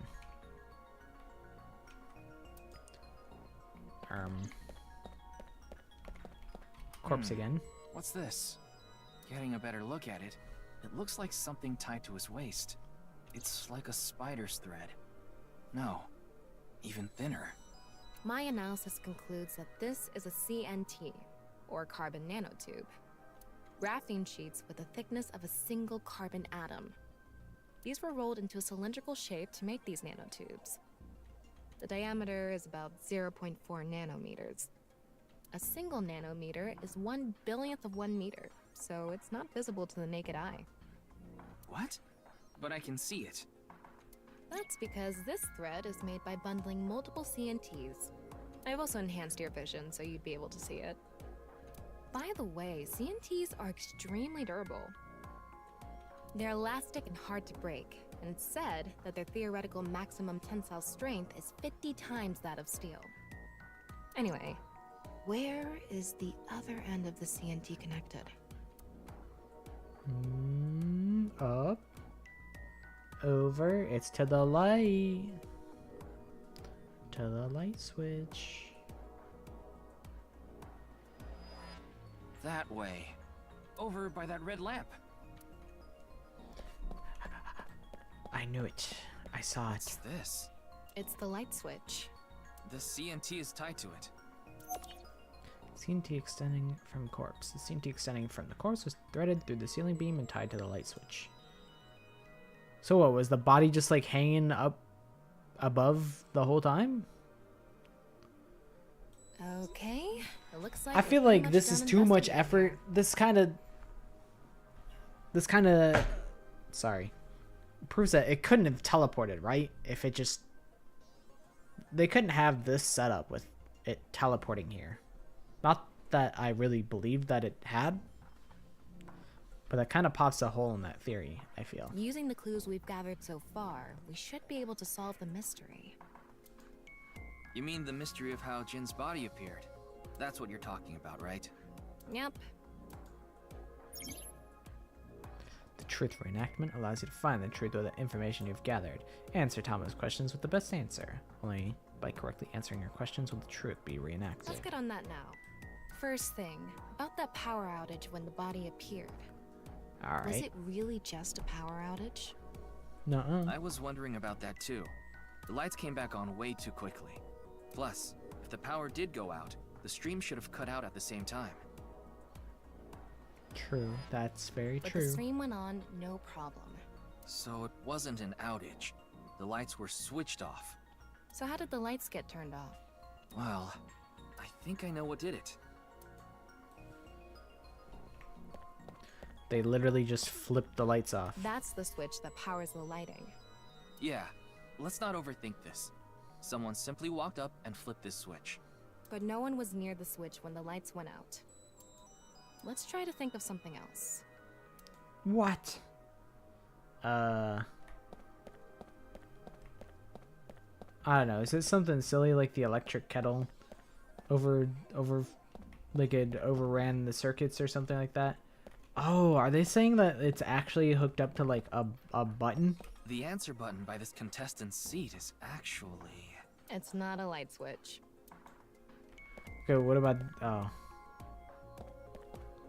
Alright, fine. I'll go for the kettle. An electric kettle? Maybe if someone turned on this kettle while the studio was using its maximum amperage. But the breaker didn't trip. Fuck. There must be some other way. I literally guessed everything wrong. The CNT There were extending bundled from the CNTs corpse. tied to the body. They were routed through the ceiling beams and onto the light switch. But a dead body can't pull strings. No, but it can fall. From the ceiling, I mean. Now that you mention it, I thought I heard something hit the floor right after the lights went out. I messed up everything. I'm really good at solving mysteries. The body fell from the ceiling and tugged on the CNT, which caused the light switch to turn off. But the problem is, why did the body fall? What happened to make the body fall? Was it like the rigor mortis had like undone and it was like stiffened up between like the things and then it went soft and then it flopped over? I don't know. That seems a little nonsensical, but it is anime, so who knows? So on to the next question. The corpse was hidden up in the ceiling, right? Then how did it fall? That's what I'm saying. The rigor mortis softened. The culprit used the mechanism of the body softening after rigor mortis. But he's still stiffed up though. The body must have been placed up in the ceiling like a bridge between two beams. It would stay up there while the body is still stiff. But as time passes and rigor mortis lessens, the corpse softens. And that's what made it fall down. Now for the final question. Why did the body explode and burn? Well, that can be explained by using the X-ray mode.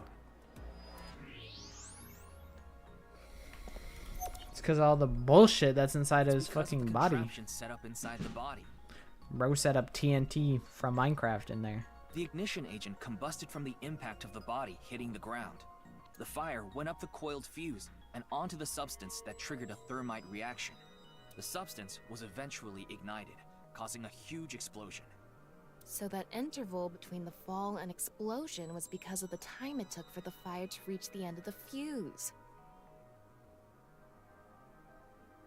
I get it.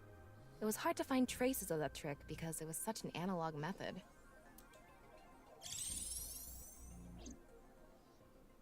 Alright, we almost All right, did it. I think we're starting to figure things out here. So you can turn off this VR space now. No, not yet. That was just a rehearsal. We still have the main show. What do you mean? We're recreating the culprit's actions. Are you telling me to do that? You're the only actor here, aren't you? But how did the body fall? It's me taking the piss out of the method, but it's actually exactly right. I mean, I was just working with the hints that I was given. But I'm like, that's a little ridiculous. But it is anime, so I'll let it slide. And then it turned out to be anime. And then I let it slide. I feel like if one person just looks up ever, it's it's over, right? Like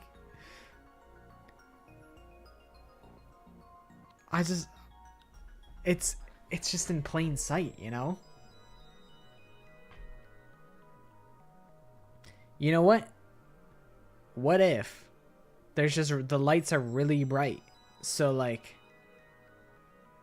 it's kind of hidden behind like the glaring lights directly above it. So I feel like when I think about it that way, I can make up some more excuses on how it's not so impossible, but also like, I don't know, wouldn't it just smell like fucking death? It would probably smell like death. It would, if somebody looked up and saw the corpse, it's over. I don't know. It is incredibly... Yeah, it requires a lot of coincidence.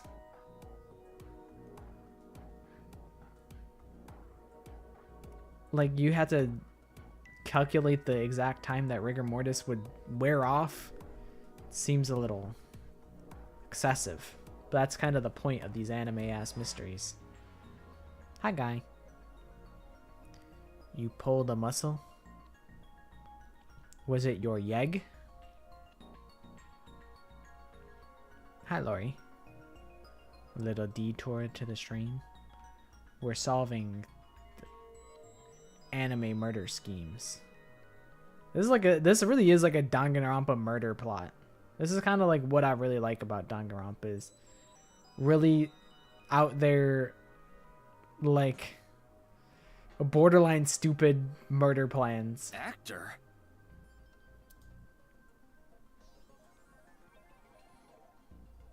So here's how it happened. So, I'm Tama, the director and camera operator. Hi, Tama. Now that I'm in the director's chair, I'm not going to tolerate shoddy acting. So keep that in mind. Are we recording something? Of course we are. We're testing a theory here, so we need to create something that can be viewed objectively. I have no idea what you're going on about. Shut your stupid mouth, you third-rate bit part actor! Are you too much of a moron to figure this out without the director having to tell you everything? But... Just zip it and play the culprit. If we're doing this, we're going for the Macademy Award. Macademy? Like the nuts? No, Ryuki, that's macadamia. Enough! Let's get this started! Ready? Action! Hi! I'm, the culprit who killed Jin. Now, prepare to witness an amazing show featuring this corpse. Not only is your acting amateurish, but I don't even understand what kind of character you're trying to play here. To be honest, Tama, I don't know what you wanted from me. I am an amateur. Well, this is just the beginning, so I'll give you a pass for now. Maybe further down the line, he gets really good at acting. This is boys tennis, and there's just two girls casually playing in the back of the field away from everyone else. I mean, they're just chilling. I knew it was this guy, so he admits Let's start it. with the positioning of the I body. knew it was Ryuki all along. Where and how was it placed? Well...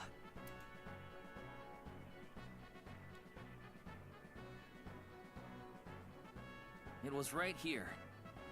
Up there? The body was placed so it was hung like a bridge between two beams. You can place it like this because it was stiff from rigor mortis. So that's how they did the light trick. Carbon nanotubes, CNT, were tied to the body. The CNT went up the beams and extended downward, onto the light switch. CNT is too thin to be seen with the naked eye, so no one noticed it. I've got it all set up. Now I just need to wait for the rigor mortis to subside. Hey, aren't you supposed to be in character? Boy! I sure hope the corpse gets softer soon! It needs to be soft and squishy! Like an octopus! This scene makes no sense. I'm cutting it out. You made me do it! And She after said time cut. passed, rigor mortis began to subside.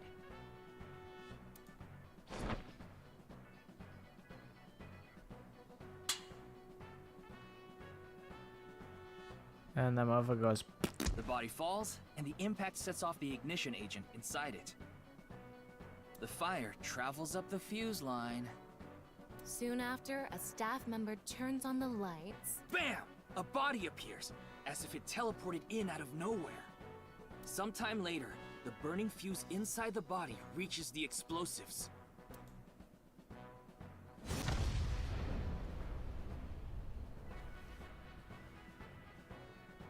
And that is the truth behind the corpse's sudden appearance and explosion! Well done, Ryuki. Good work! I got some nice footage of the reenactment. I still don't understand why the acting was necessary. Heaven forbid a woman have hobbies, Ryuki. That's Paprika right there. That's my goat Paprika. It all makes sense now. This feels like a Yume Nikki environment. Yume Nikki always has vending machines. And there's like the bathrooms. This is like one specific. That's like the. I think it's called like the Sky Gardens or something like that. In Yume Nikki, this is the goddamn Sky Gardens. That corpse didn't teleport here after all. Of course it didn't. Yeah, that would just be ridiculous. Though the culprit obviously wanted it to seem that way. Half of a body just suddenly appearing out of nowhere. Just like the Philadelphia experiment. Someone went through all that trouble to make it look like something strange occurred. I think they also wanted to draw as much attention as possible to that sign. All so they could spread that QR video. About the time rigor mortis would subside. The culprit must have wanted the body to fall during the live stream, right? It would have been pointless otherwise. But could they really predict when rigor mortis would dissipate so accurately? The culprit didn't put the corpse up on the ceiling beams while it was completely stiff. It had to have been after the body had started to soften, just slightly. That way, they could estimate that the body would fall in a few hours or so. The stream was scheduled for a whole 6 hours. The culprit was fine as long as the body fell sometime during that period. Why did the culprit blow up the corpse? Their goal was to make it seem like a supernatural phenomenon. That's why they couldn't leave the CNT on the scene. Because it would give away the trick? Right. So that's why they caused a thermite reaction and destroyed the CNT. The fucking... It's like microfibers. There's just microfibers just like everywhere. About the reason the corpse's cross-section was facing downward. That body fell from the studio ceiling. If it fell sideways when it landed, the culprit's plans would have been ruined. Yes, like you said, it would have been pointless unless the sign was standing erect. Just like a man's you-know-what. We know, Tama, we know. Don't... And you don't have to say that. Again with that joke? Besides, it's not useless when it's not erect. Exactly. What?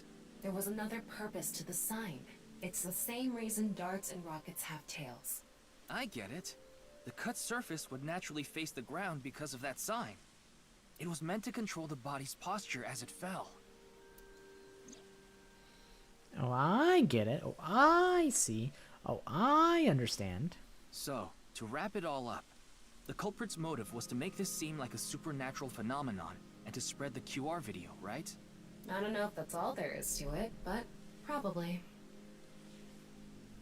I wonder why Jin was chosen. Who knows? Where could his left side be? It hasn't been found yet. I know where it is. It's 6 years in the future. Anyway, starting our search with the people who might have the intel we need is the #1 rule of investigation, right? Like who? Jin's right half was up in the studio ceiling the whole time we were shooting the show. There must be someone who knew about it, or at least noticed it. You mean... the director, Shinpei Wagai? Right. Where is he now? I've tracked him down using his smartphone GPS. He's in Akihabara right now. He's a little weeb out in At the Akihabara. Maid Cafe Sunfish Pocket. Always that sunfish pocket. Tisk tisk. Looks like that one motherfucker from Monster. I haven't watched Monster. I imagine it's similar to like the show I watched called Blood Plus, but I never got to finish Blood Plus because it seemed it's a little too gory for me.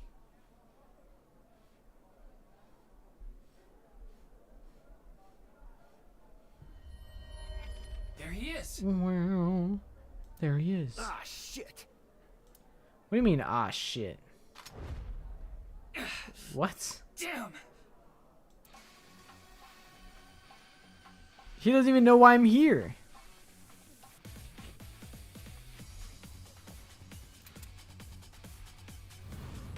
This is like an admission of guilt.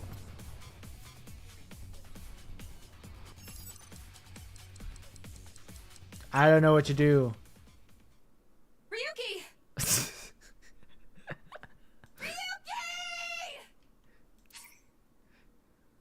Yeah, I'll retry. He just got glacked and then just fucking fell over and died. Shit, I skipped again. Fuck. Ryuki! No. Okay, give me again. I'm ready. This time I'm ready. I'm ready this time. I won't get laid out. He thinks he's Neo from the Matrix.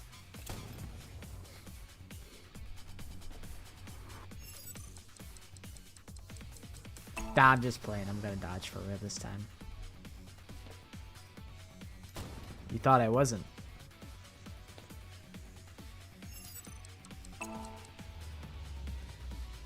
Huh. That almost hit me.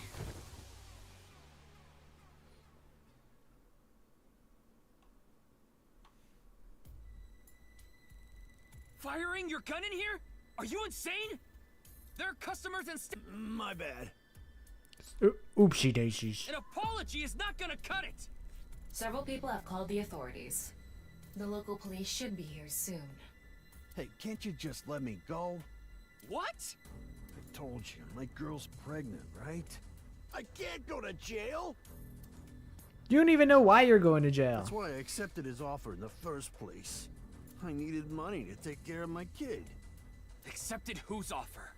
Some guy named Terror. Terror? I don't know his real name. Haven't seen his face or heard his voice either. All my contact with him was through Nile. What did he ask you to do? He said...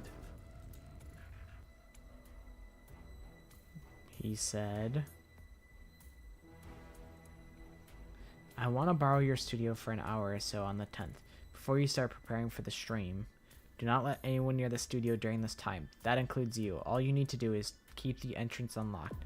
That's all. I'll pay you $5 million. If everything goes well, I'll pay you on the night of the 11th. Do not let anyone near the... Oh wait, I already read that. So me and the staff have... Nile? Terror At law?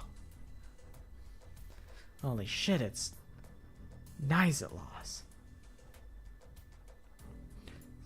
I don't know what happened in the studio either. I had no idea that was gonna happen.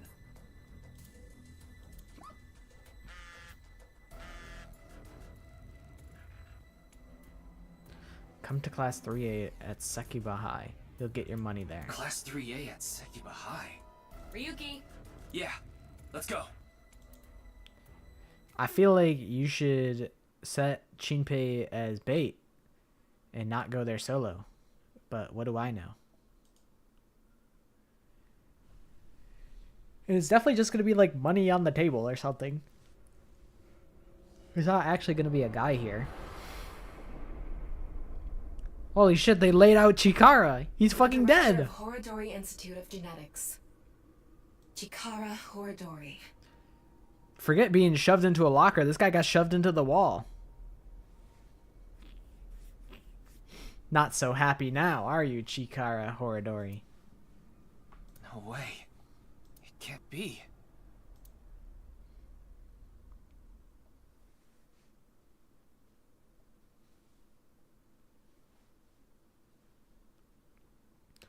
Nothing to be done. Oh, I remember Ikumi Shrine. Ikume. Okie dokie. See you later, guy. Mr. Date told me about this shrine. This place is so full of nature, just like Yoyagi Park. I mean, it's a little barren, I can't lie. I mean, there's a lot of trees, but it's not really that full of nature. But it's aight. It's just calming here. I remember having to like do a bunch of bullshit with like the like lanterns. Insomnium. I see. Tama, would you mind giving me some support? What do you mean? I've been thinking about Chikara's murder.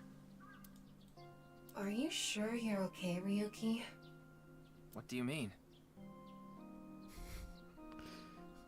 He got clipped and then no-clipped.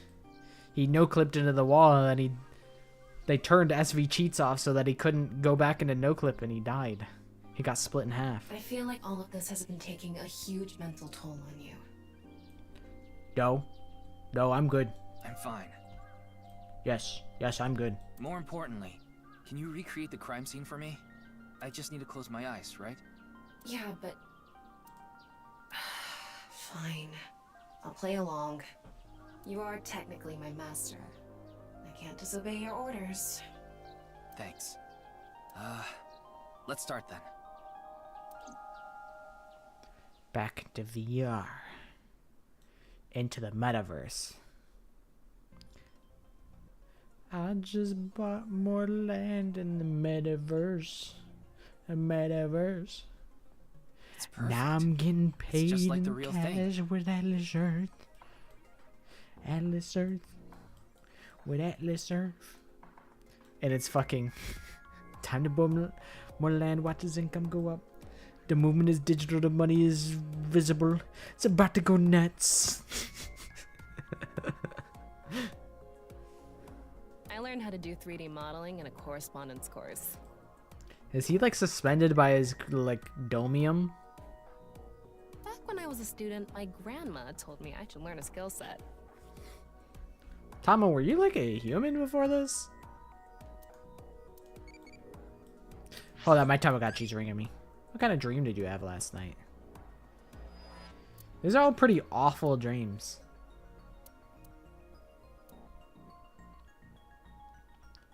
I got arrested. Miniskirt police? What are you talking about? Little Date. Little Date, I'm gonna have to kill you for that.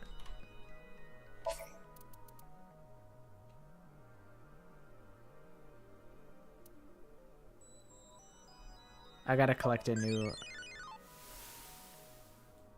I just killed Little Date.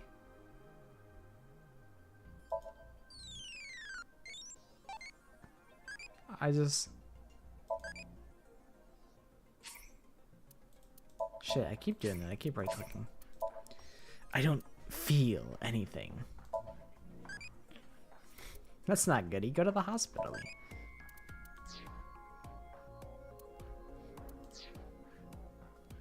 I'm gonna make a little psycho ball. It's a blackboard. There's nothing particularly suspicious about it. Corpse. X-ray. I'm sorry, Ryuki. This might freak you out, but there's something I have to tell you. Will you hear me out? What? The thing is, this corpse is so cowardly that... It has no guts! What? He said, bruh, what are you talking about? I know. That was so bad. The joke was over before I even said it. But I just had to do it. I can respect that. Now, Tom, I can respect that. You're like, this joke is gonna bomb, but I gotta say it anyway. Tom, it's been like a day. Yeah, maybe that's a little rude to say about Chikara. I know we didn't much care for this guy, but you know, it's a corpse right in front of me.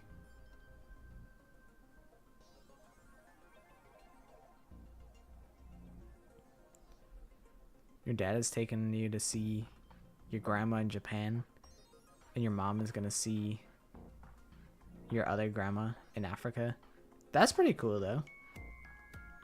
I feel like I never really appreciated going on trips when I was little. Shit, I'm gonna be honest. I don't think I even appreciate trips as an adult. But I hope that you can still have fun regardless. I think it's a pretty out there experience to be able to go to Japan. I don't know if you're also going to Africa, but I think both would be pretty cool. I mean, look, the corpse is completely missing its guts.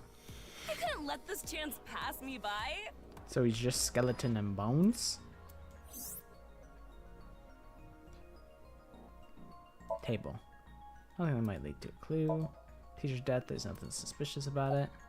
Jakara's Corpse. right side. The cross-section is stuck right onto the blackboard. Your grandmas don't know how to speak English. I mean, at least you'll be able to like look at cool shit that's like very culturally different. I think being able to speak the language would be a great boon. And it's like, I guess if you don't know how to, you can't communicate with either of them, then you're not really, it's not like you're gonna be like biffles with your grandmas, but still being able to go visit the countries is pretty cool. What's the estimated time of death? Based on the time the body was discovered, that would make it about 4 hours ago. So, around 8 p.m. on February 11th.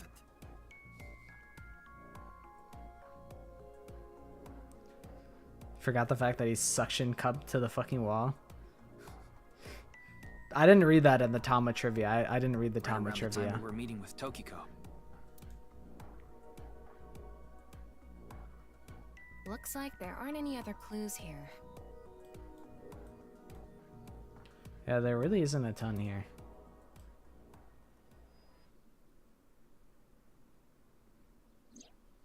Well, satisfied? Not really.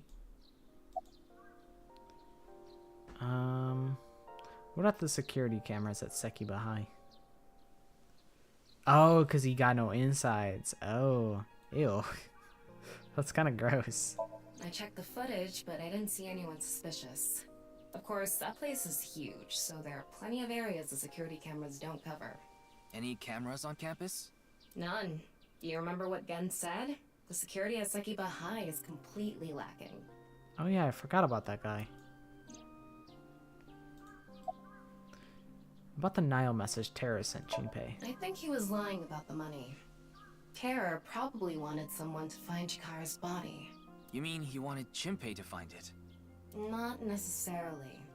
It might have been for the police. Terror might have predicted that someone from the police would contact Junpei. So he wanted me to see it. That's my assumption. I can't think of any other suspects. Just who is this Terror?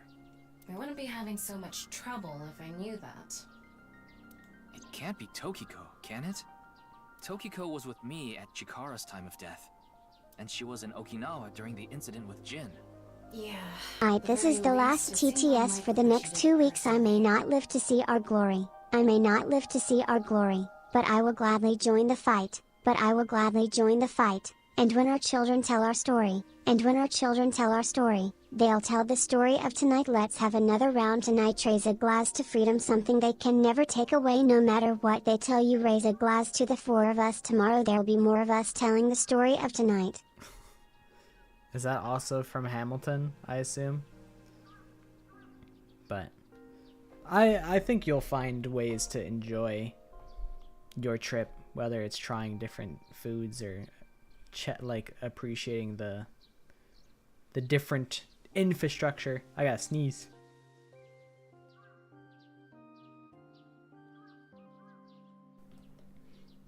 Yeah, it's crazy. You guys reference songs all the time and they all go over my head. Every time, without fail.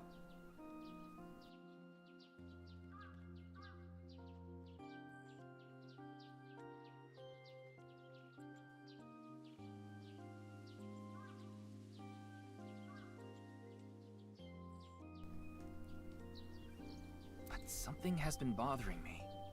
I feel like Tokiko is involved somehow. Chikara was a member of NICE, and he knew about Bats 490. That's not all. The appearance of Jin's corpse was made to seem like a paranormal phenomenon. As if the same thing from the Philadelphia experiment had happened. I feel like they're really trying to set up NICE as being the bad guys, but they're really just chilling. That's my interpretation. It's like copycat killer type of thing. After all, we are living in nothing but a simulation. A false world created by a program.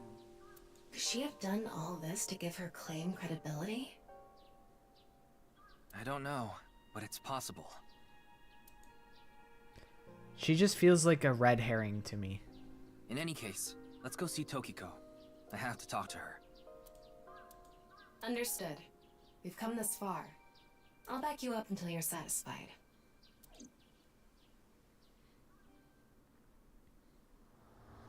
Thomas seems reluctant to go with me, but like, this is my job, man. This is what my goal is. Although I mean, she's just worried about my mental, which is valid, because as we see in the future, Ruki does crumble. I thought you would be arriving soon. What do you mean? I knew you would come see me. Like personally, like as a mutual interest in you, because I mean, I like Boss, but I didn't realize. I don't know if Boss has a partner. I didn't realize Boss had a kid. So maybe Boss is taken. So maybe Tokiko is the wave. They have Kyoko Kirigiri colored hair. A very serious demeanor.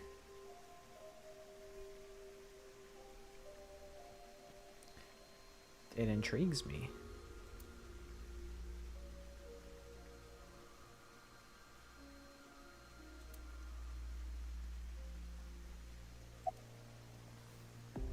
Do you know someone named Shinpei Wagai? I don't care if Boss has a kid. I'll be the dad that stepped up. That's true. That is absolutely true. Boss is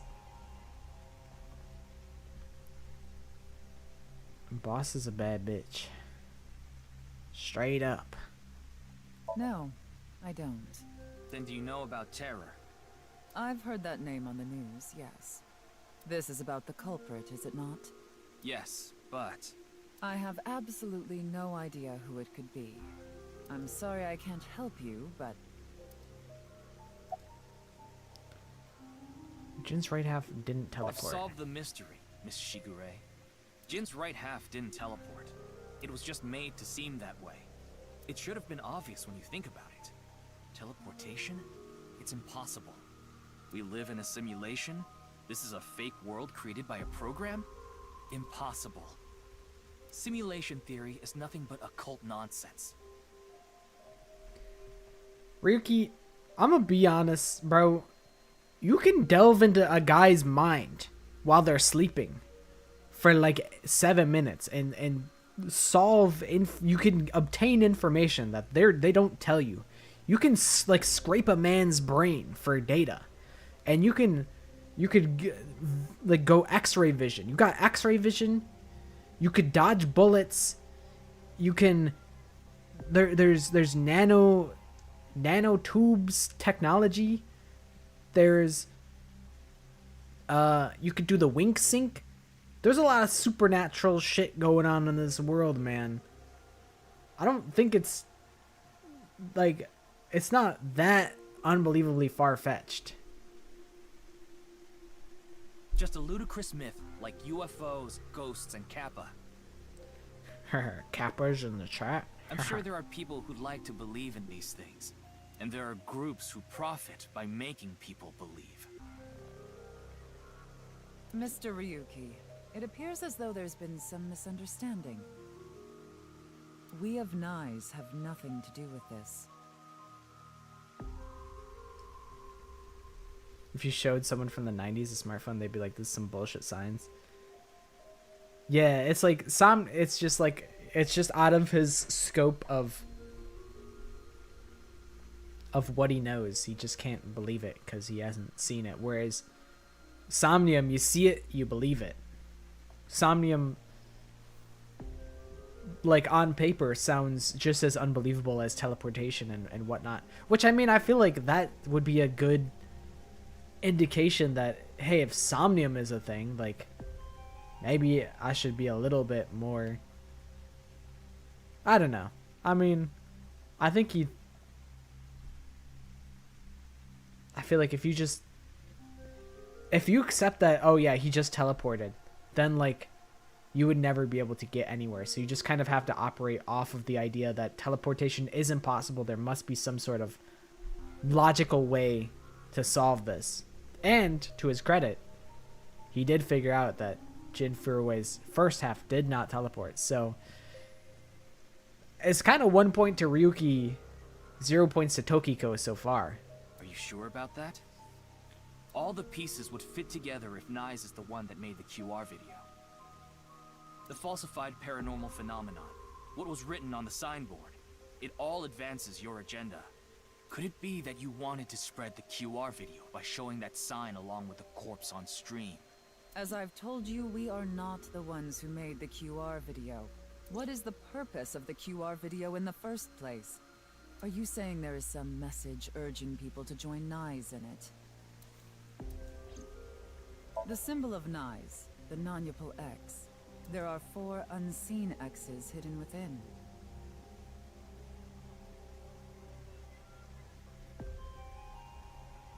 I guess, yeah, 1, 2, 3, 4, 5, 6, 7, 8, 9. And then you got one big X in the middle.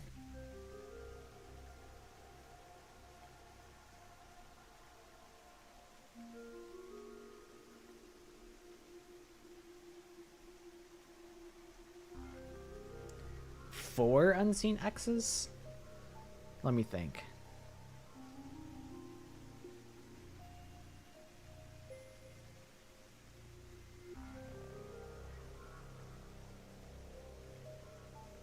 I only see one unseen X, one larger X that's just in the middle. Well, actually, I don't know if that's really... Isn't that... It's kind of the same pieces... whatever. They represent the truth of the world you live Whatever. in. That is yet another meaning inside the non-Yapal X. Alright, tell me... You know what? Nah, let me talk to Mamoru. Why the sunglasses, These aren't man? Sunglasses. It's a fairy's black bra. What a degenerate. About this ring. As you know, this is the president's office at the Nyes Japan branch. The world is full of rubbish. Such things should all be washed away. That was my thinking when I designed this room. You designed it? Yes. The flow of water cleanses one's heart. Just like the flow of time. Anything suspicious about Tokiko? Not really. She's a kind woman. But I obviously wouldn't tell you even if I did know something. As her secretary, it's part of my job to protect her secrets. Mamoru is an excellent employee who faithfully fulfills his duties. He adjusts his tie. He's like, yeah, I'm kind of the beast mode. I have complete trust in him. I'm honored to hear that. I respect you from the bottom of my heart as well. Gag. Strange statue. Glass doll. Waterfall. Alright, about Chikara's I know murder. of the incident, of course. However... Yes, I know you have an alibi. We were here, having a conversation during the time of Chikara Horadori's death. But that doesn't necessarily mean you're completely innocent. You are the president of Nyes. Surely you have plenty of subordinates who can do your bidding. Are you implying I ordered someone to kill him? Yeah, I am. It's a possibility. And what would be my motive? Well... Remember what Tokiko said. Chikara Horadori is an avid believer in the Order of Percent. Their order and Nyes are heading in completely different directions. Perhaps Nyes and the Order of Percent are hostile. I see. You're suggesting there was a conflict between organizations. It is true that Nyes and the Order of Percent have differing beliefs. However, we are not at odds with one another. Nice is just like, they're... Tokiko is just so nonchalant. She's like, I really just don't give a fuck. This world is fucking dumb anyway. So like, whatevs. That's kind of just like her whole vibe. Both organizations believe in the simulation theory. In that respect, we are comrades. 4 unseen X's. I really... Alright, I'm about to draw the fucking symbol. I want to see the 4 unseen X's. So, we have... You know what? Let's just copy paste it. That'd just be simpler. That'd just be shrimpler.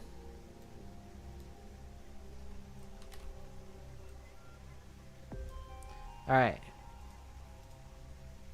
So, 1, 2, 3, 4, 5, 6, 7, 8, 9.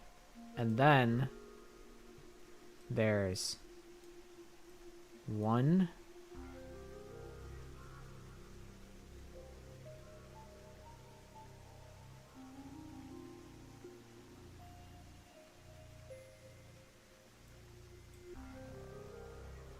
I don't really see the other 3 though.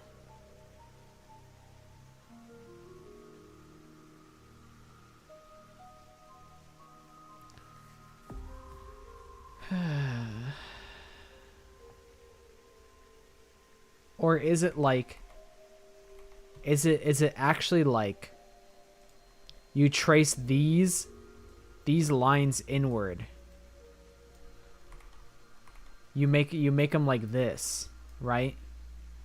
These lines go like this. These lines go like this.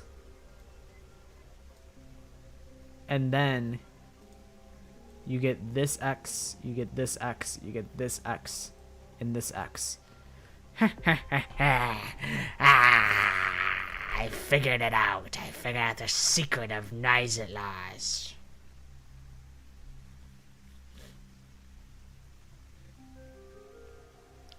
I just had to zoom it in. That's why they're unseen. I figured it out. What do Nyes in the order of percent believe in? We are living in a simulation, a false world.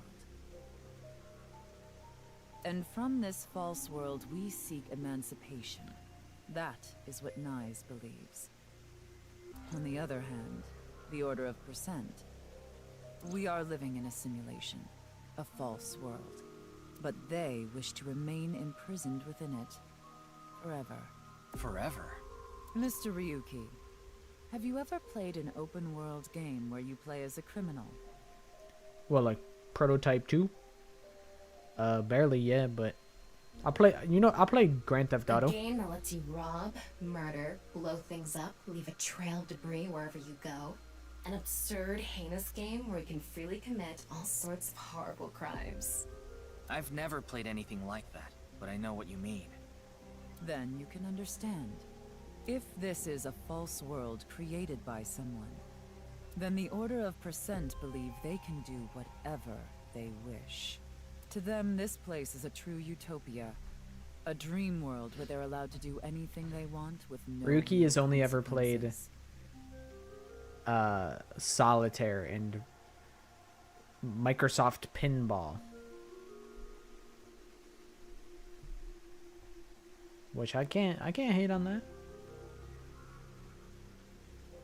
That's why they want to live here forever? Exactly. I get it. That's why Chikara was researching immortality. In theory, using Purge, even immortality is achievable. The ultimate dream that humanity has been yearning for thousands of years. It will soon become a reality. What do you think? Isn't that wonderful? I gotta bet. It's dawning on me.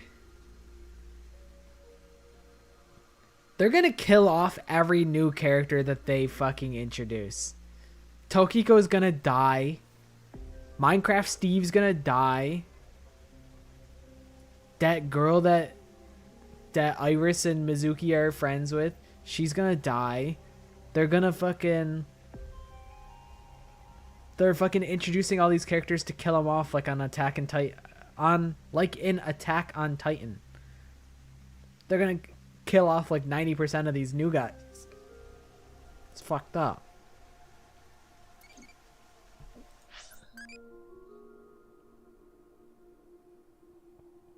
Which direction do you like?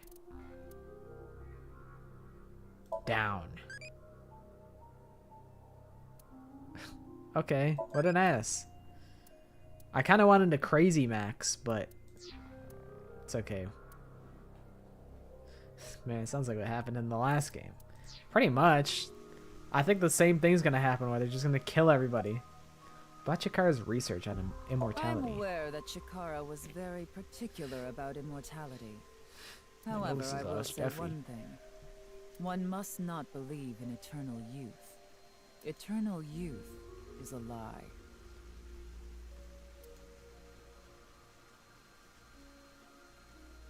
By the way, Mr. Ryuki, do you remember what you said earlier? Simulation theory is nothing but occult nonsense. That is clearly false. Okay, but like why? Based on what? The simulation theory is not occult. It falls within the realm of science. Yes, that's valid. That's valid. You could say that. In fact, many esteemed scientists have given serious thought to the matter. The theory was originally proposed by a Swedish philosopher. However, the concept has been around since long ago, even as far back as the days of Plato and Zhuangzi. This world may be an illusion. At least, there is no way to prove it isn't an illusion. There are great people throughout history. Yeah, pretty much like in the who first held such game, there were ideas. routes where like everybody had died. Ota died, and I go, yes! And then like, and then Boss died, and I go, no. Esteemed scientists have given serious thought to milk or cereal first too. Doesn't mean I'm starting a non-religious over it. But there's no way to prove it is an illusion either, is there? No, there is plenty of science to support it. Okay, based on what? The holographic principle, theory of relativity. Oh shit, she's destroying me with facts and logic. Oh no. The measurement problem in quantum theory can also be considered proof. It's a really good emoji. I like that. Looks like they're being like sucked into like a vacuum.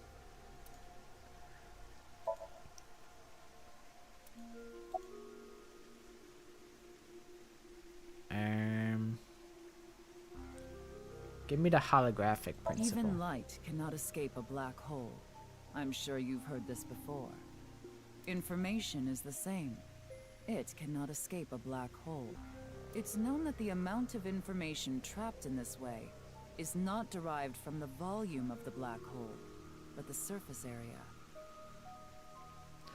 I can't lie, this shit is going right through me right now. This is passing absolutely right through me. I'm just like, yep.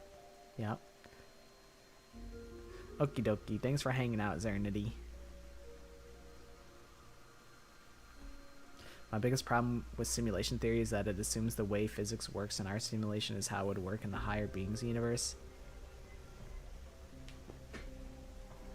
That's fair, because like, you know, since we're able to like simulate things to some degree. I gotta blow my nose again, hold on.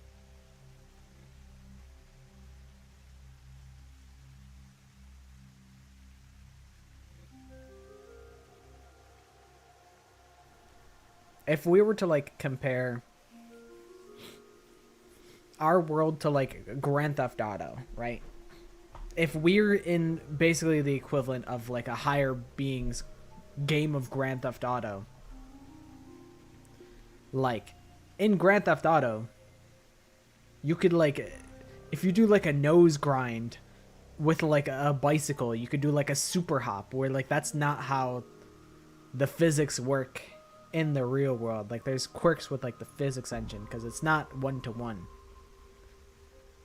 And likely if we were a simulation, our world wouldn't work one-to-one with a higher being. But I've never really thought about it that deeply because ultimately, like, I do think it's interesting and worth thinking about, but also I'm kind of like, my life doesn't change whether I am living in a simulation or this is just what it is. Because at the end of the day, this is just how my life will be. And all I could do is just adapt to what is thrown my way. So I never really worry too much about like existential things of this nature. It is really fascinating, but I'm like not smart enough. Considering this, you can conclude that information in a three-dimensional space is stored in the boundary of its two-dimensional surface. In other words, all information stored in this universe is encoded in a single flat plane. Like my computer monitor. Just like a hologram. Regarding gravity and other physical processes, they can be completely accounted for through the laws of physics defined by the boundary surface. Let's take a character from an action game, for example. When that character falls, you may think he was pulled to the ground by Oh my god, it's Borgio from Ultra Borgio Planet. I love Ultimate Borgio Planet. However, gravity does not actually exist in the game world. Only code that was written in the program. But like to them, that's gravity though. They perceive that as the same as we perceive gravity. The character's body is merely made to show as if it fell based on its code. You think this world is the same? The holographic principle is not a theory. It is a principle. It has already been mathematically proven. That's a nice watch. Then let us leave it at that. In Kyoto, people say you have a nice watch as a way to say, can we stop talking already? Oh no, I still wanted to hear.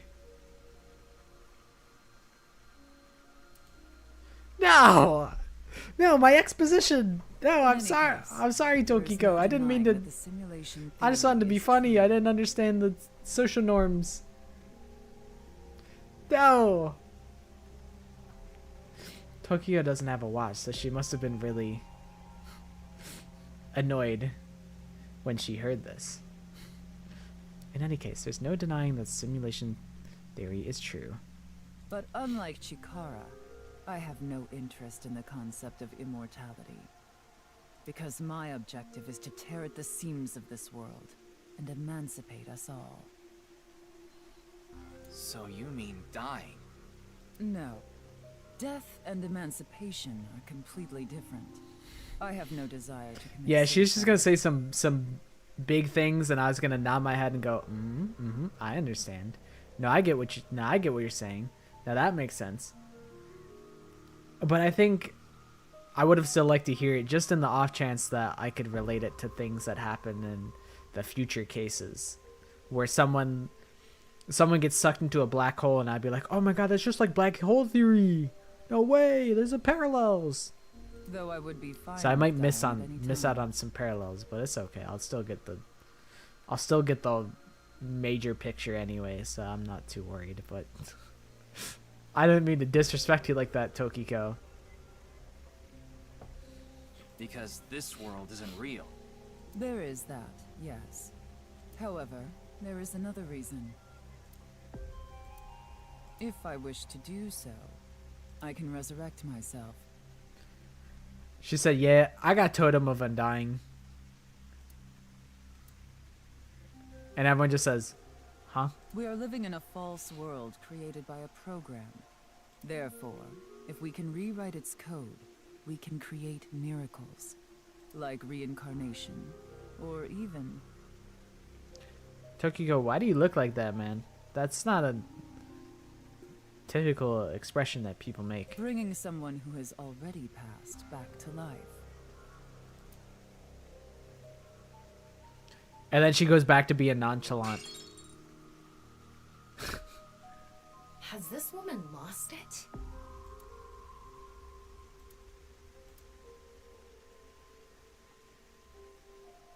Ryuki, you were right. There's clearly a lot of reasons to be suspicious of Tokiko. Yeah. Let's check with WingSync.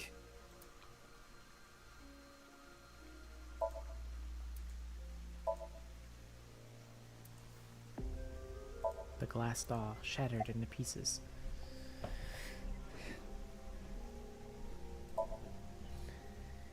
Aura. Activate. I saw everything. If you don't do as I say, I'm sure you know where this is going. What is this? Looks like Tokiko is blackmailing someone. What is it she saw? I don't know. This is as far as we can get from WingSync. Then... Yes, let's get a deeper look into her mind. Using a regular sync. Sorry, Mamoru, but we're gonna have to kidnap your woman. I feel like is this legal? Do we have any jurisdiction to like do this? I feel like the legality of our actions have been called into question already a lot. I don't know if we really had fair grounds to like sync with Chikara and now Tokiko. I don't know if we really have the most Ryuki, valid grounds. Just to confirm, it's all kind of just did like get permission, right? it's all just kind of speculation and like hunches, I guess. Also, hi Sam. Another character has died. We solved the method of the first, the body of the first murder showing up, and we're about to investigate this crazy lady. I might go grab a little bit of tea and then stream for like another hour.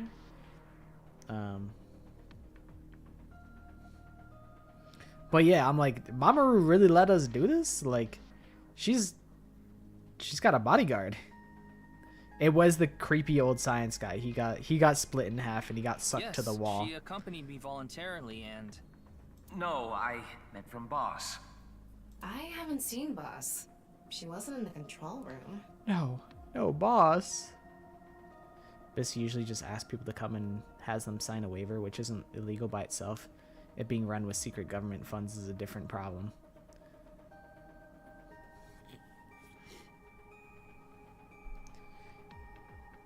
I said, Mamoru, I'm just going to take Tokiko out to dinner. We're going to go to Olive Garden. He said, okay, have fun. It's fine. I'll be sure to talk to her later. I don't think this is a good idea. Besides, you don't look so good, Ryuki. I'm fine. So please, I need more leads to solve this case. But you... Oh, fine. I'll help you for now, but I won't be held responsible. Deal?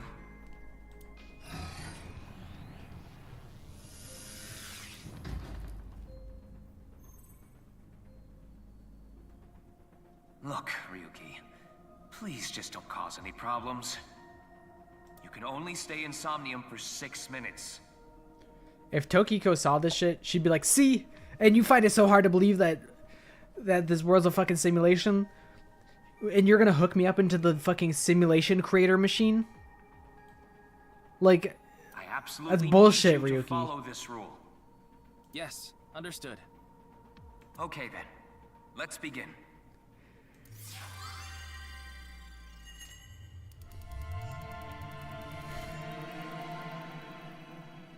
Isn't it like if you stay longer than 6 minutes, you like swap bodies? Isn't that how that works? Let me swap bodies with Tokiko. Trust. I can be trusted with this responsibility.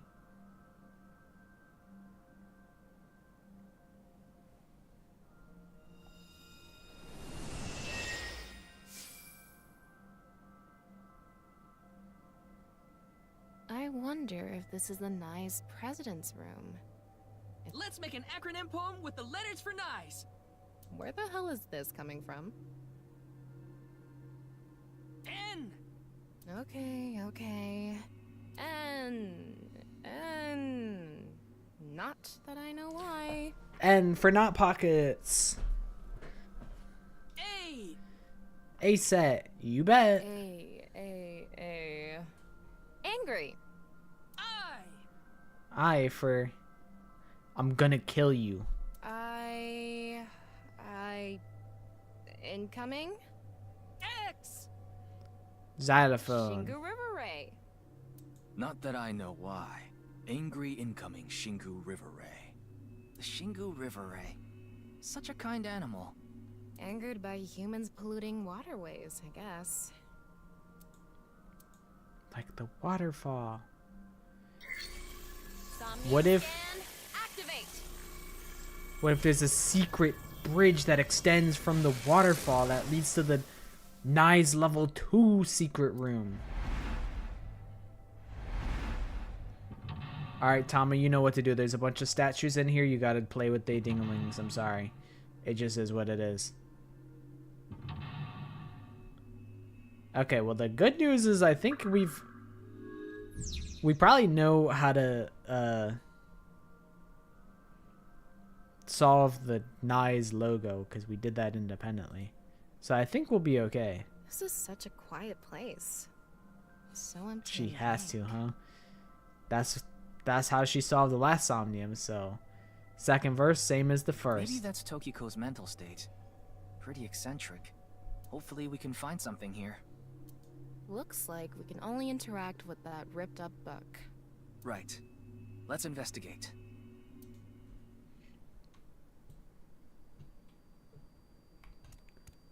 Book. A book of Nye's teachings. Why is it ripped in half? Does it say anything? This shit is like tinnitus simulator. Yeah, just one phrase. The intersection between. I just had to make north sure it and was west. my headphones and not me. The rest is ripped off. I remember Tokiko saying something like that. The intersection between the warp and weft, that's where the seam can occur. Right? I wonder what she meant by that. Who knows? Why don't you join Nye's to find out? Anyway, that's about all that we can get from this book.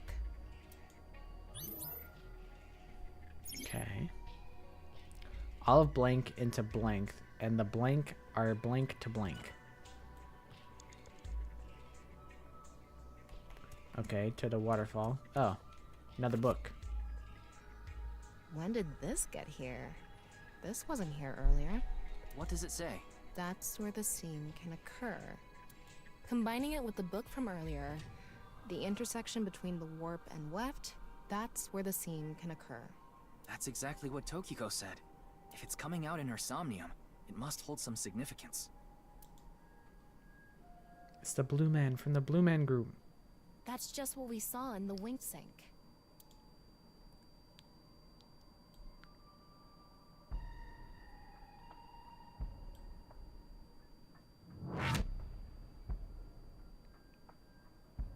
She just split him in half with his mind. With her mind power.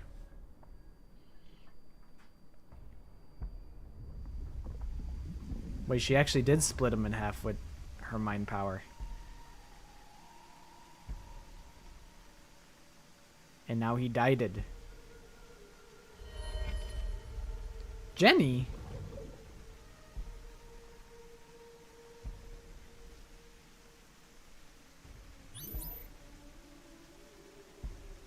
Saw the seam. See the saw. Decipher the book and find I. Find L. All of blank into her writing, and the blank are blank to blank. I can't really make out what happened, though. I did see Gen, I think. It was just really chaotic. Maybe the key to solving this Somnium has to do with what we found in the Nye's book. The intersection between the warp and weft, that's where the seam can occur. That will help us? I don't know about that. I don't see how that will help us right now. I don't think it's completely unrelated, but... The next suspicious thing is... It's probably the bottomless pit. Do you see anything? Not really. There's definitely a statue down there. I definitely see that. Unless it's... No, that's definitely like a long Seems wall. a lot deeper. It was pretty shallow earlier.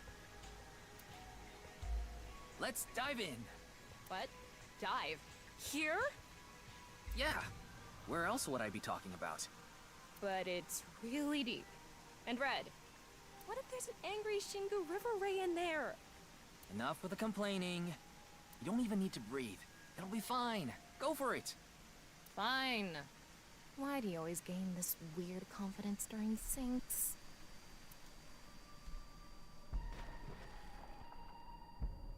You can swim around underwater.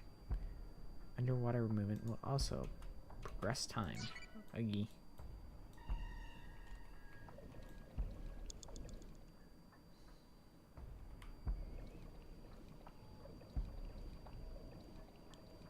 This is how I swim. I just swim straight down. That was surprising.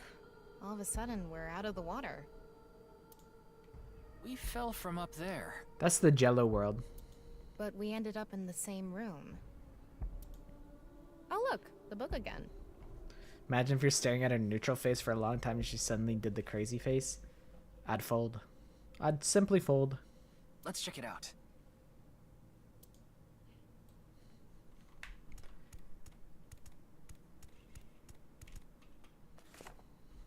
This one's not ripped. Just another single phrase. Where the black light gathers, sadness is born. Where the black light gathers. The skull to be or not to be. Oh, there's a million skulls. Whoa, skulls? Why is Tokiko thinking about this? Wait, I sense something. What is this thing? Teleports behind you. Nothing personnel, kid. Huh. You're not doing anything. With this and the skulls, this is getting really creepy all of a sudden. Maybe that's the black. Let's just search. I don't know the room if you for can... now.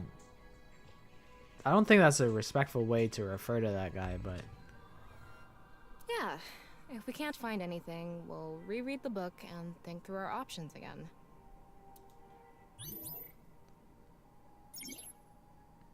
All of blank into a writing, and the blank are blank to those teachings. So I gotta pick the skull. The correct skull. Well, I gotta grab these eyeballs, that's for true. I think I probably missed some eyeballs earlier. Oh, there's this guy's here too. Oh, there's a bunch of guys. Maybe they're all looking at the same one. So they're looking at this one. I think they're looking at this skull right here. I think it's this one here. Yeah, that guy's looking at it. Yeah, it's definitely gotta be this one over here. This one is bigger and misshapen. Psych! You thought you would get that skull. Hi again. He looks What's like he's up? in pain. Why? She's strangling him with his mind.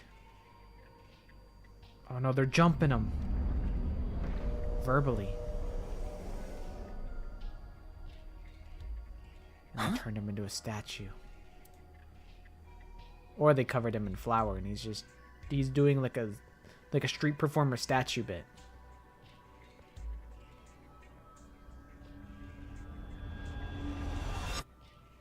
Disappeared.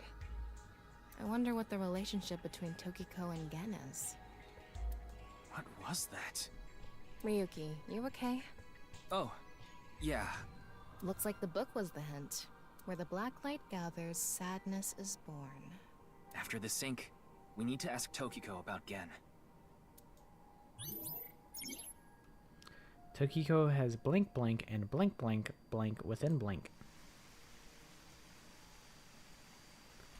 Seems we'll be swimming once again with the fishes, perhaps? I didn't actually see what character that was. Did you see that? It became Shoma for a Oh, split that was second. Shoma. Maybe Tokiko is related to him as well. Why Shoma? Well, Shoma solved the Bats 490 thing, so that's not like there's no connection. Shoma, make chase! You make it sound like I'm committing suicide. Cinemas are Okay, ripoffs. Here we go.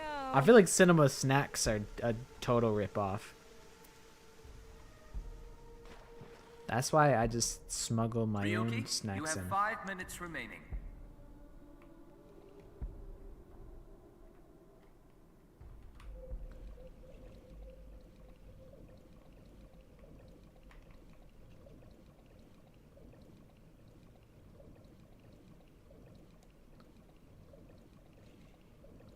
Oh, it's all like underwater now.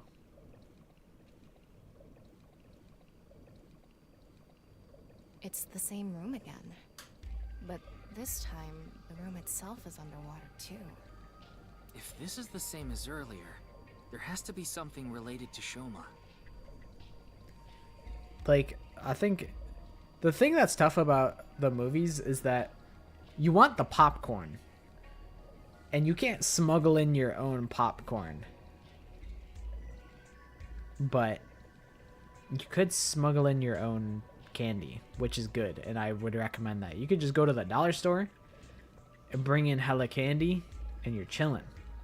But you have to resist the temptation to get the large soft drink and the large popcorn, which is an arduous task. That's an impossible task.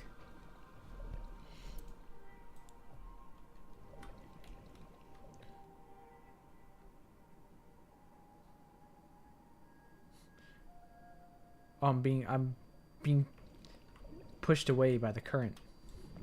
You don't have a dollar store? It says You guys don't have where dollar the water stores? And ideas flow, love is born. That's fucked up. They must hate you guys. To be fair, like, I haven't been in a dollar store in a while, so that shit is probably actually like $3 now. But regardless, it's still a bargain. Where the water and ideas flow, love is born. More metaphors, huh? It must be some kind of hint, like last time. They're doing the sign. It's a hand. And this. The non-upal X symbol. I remember Tokiko mentioning it. I'm curious about the water and ideas flow part. Anyway, let's check inside. Yeah, if we get stuck, we can read the hint again and figure it out. All of blank into a writing, and the blank are strongly tied to those teachings. I mean, we could just... Oh no, I didn't mean to do that. Where the water and ideas flow. What does where the water and ideas flow mean? This room is submerged, so maybe the water has a current to it. Kind of like those lazy rivers at water parks. I pressed space trying to float up, but it's actually like shift and control. I've never been to one. Oh, right. Sorry. Anyway, I figure Tama, the when we water got must it, be when we going get out of here, I'm taking you to a water park. So if we go with the flow, love will be born? Well, it's the only hint we have. Let's figure out where the water goes. All of her ideas are poured into her writing, and the blank are strongly tied to those teachings. Okay. So...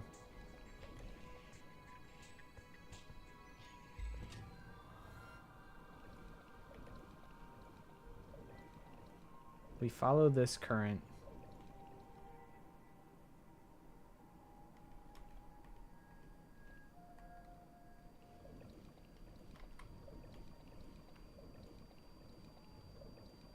Well, where does this current go?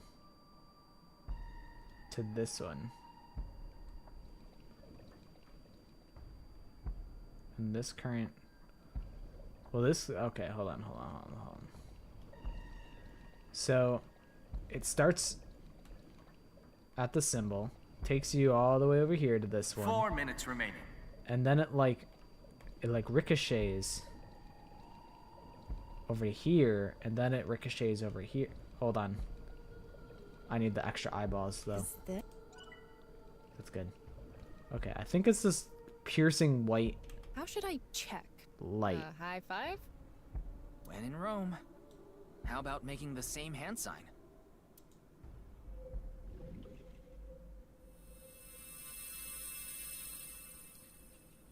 Love is The born. light is gone.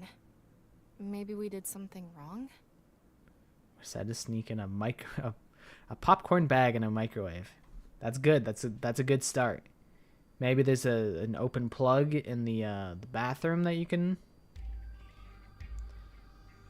plug in the microwave, and then you could hide the microwave in the ceiling tiles for when you go to leave the movie. It's a good idea. Anyway, let's check the others. Danganronpa ass scheme to fucking smuggle popcorn into a movie theater. Tokyo has blank blank and a blank blank completely within.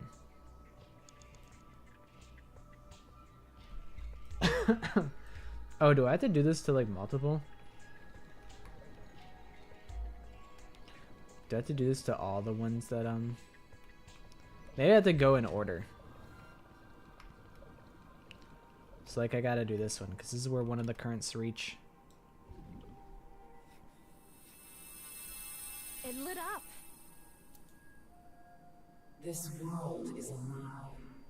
Do you understand? Was that Tokiko's voice? It sounded like she was talking to someone. You are my sunshine.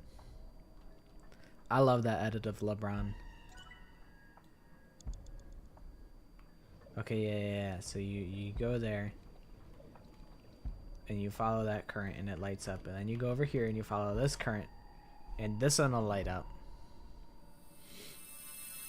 Too bright. It's silent. You will follow my orders. And if you look at it, it's in the shape of an N for Nizet laws. Wow.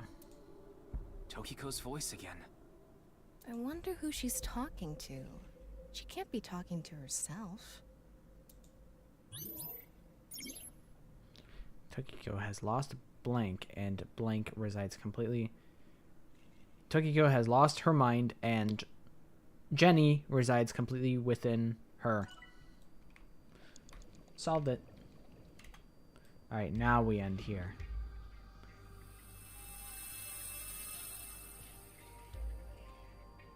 Let's transcend this world together. There we go. Wait, she must be talking to Ryuki, look! Outside the window. Shoma? Shoma.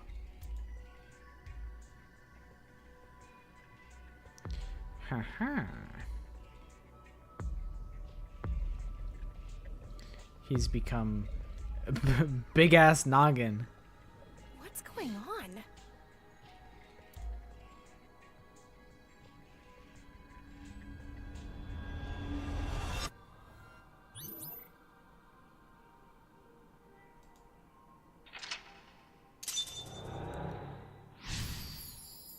Saw Jen and Shoma. Decipher the book and find out the So truth. she does have a relationship with Shoma. Maybe what we heard earlier was for Shoma too. Love is born. Let's think about it later. Look at that. Help me! I don't know how to swim. Blah blah blah blah blah blah blah. It looks painful. It's a good thing I don't have to breathe. I have a bad feeling about this. Follow it. Tama, this seems really bad. Go follow the bad stuff that's going on. Get in there. You have 3 minutes left. Get it together, Ryuki. Computer, hop off my back, bro. You just hate me because I'm sick. You hate me because I'm sick with it.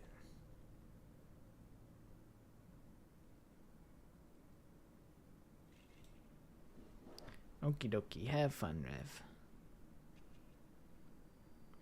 It's the same room again, but vertical? The fucking ringing is really unpleasant in this Somnium. This is really messing with my sense of balance. How far does this room even go? Another book. Hopefully this is the last. Give me the book. Reading Rainbow. It says, when the eyes are met, death is born. Death? Tokiko is getting more and more suspicious. I mean, she was talking about death and rebirth earlier, so it's not that out there. Maybe our focus should be on Nice. The book and an eyeball. Look into my eyes, my secret You think that's eyes. what is meant by eyes are met? Maybe it's talking about me.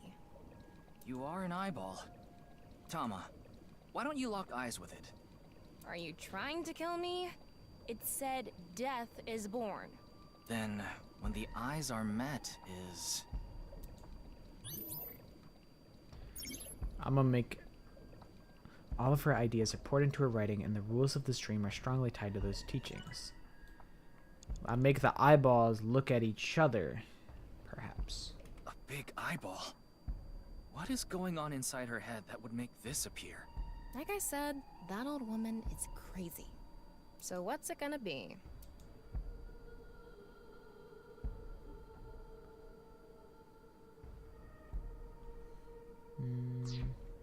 I'll leave it, and I'll An eyeball. flip it.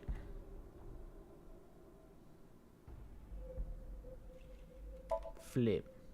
And spin.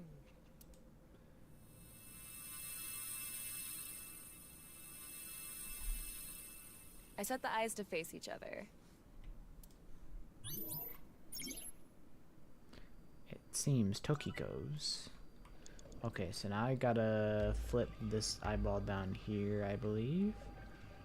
Although, Red Book B and Red Book C. I probably gotta open this. The red book. This book is closed.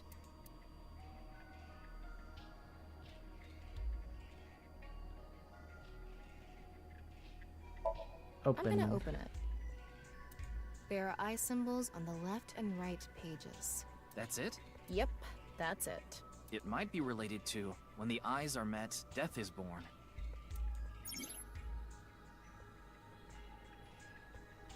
Tokiko has lost blank, and her mind resides completely within blank.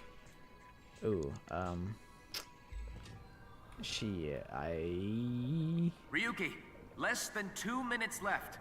Be I'm running careful. out of time. Alright, well, we gotta flip this. That's for true.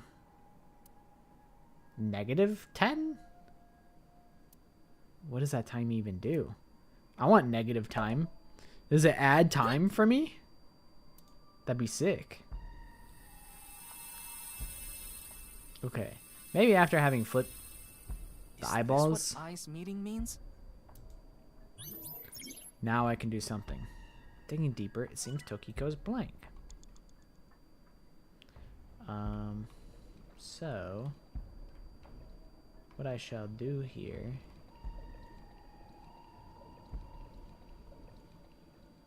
is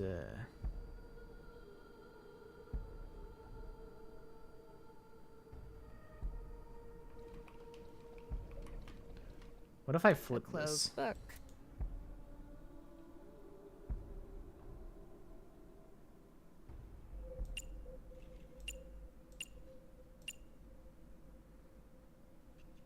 Flip. I'm gonna turn it around. Nothing is happening. Turn it around again. Turning it around. Part 2. And back to how it was. Huh? What are we even doing right now?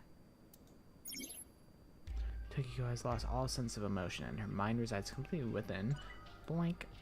Okay. So what about the open books? It's a red book of nice teachings. It has an eye symbol. It's filled with eyes.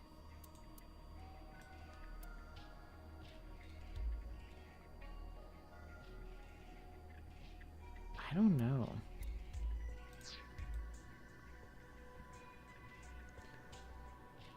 I'm just confused because... Oh wait, is this book closed up here? Oh shit. I thought it was open. That's not good. I feel like the books had to be opened towards each other. A close.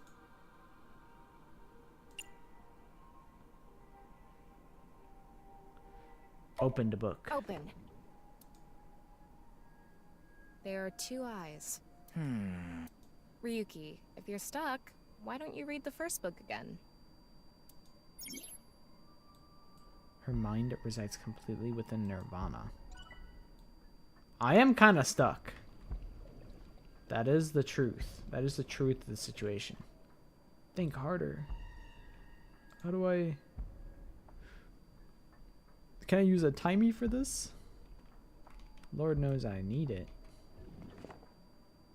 When the eyes are met, death is born.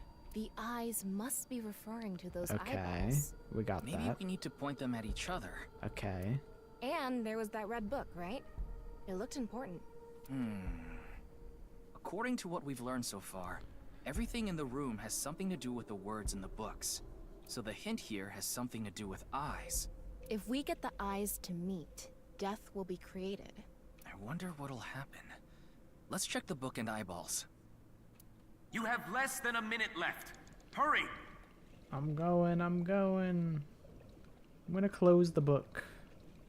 A red book.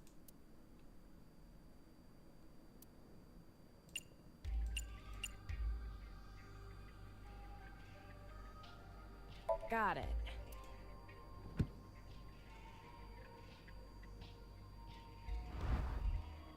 Oh shit.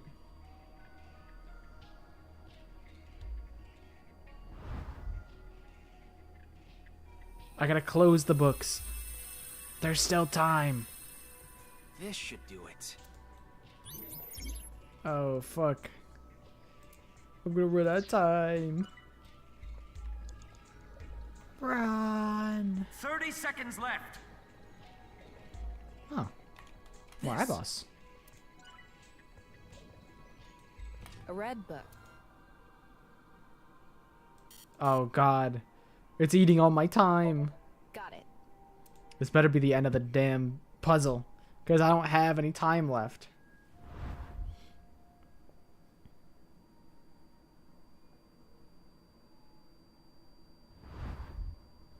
This should hopefully be the end of the puzzle. So, did we make the eyes meet?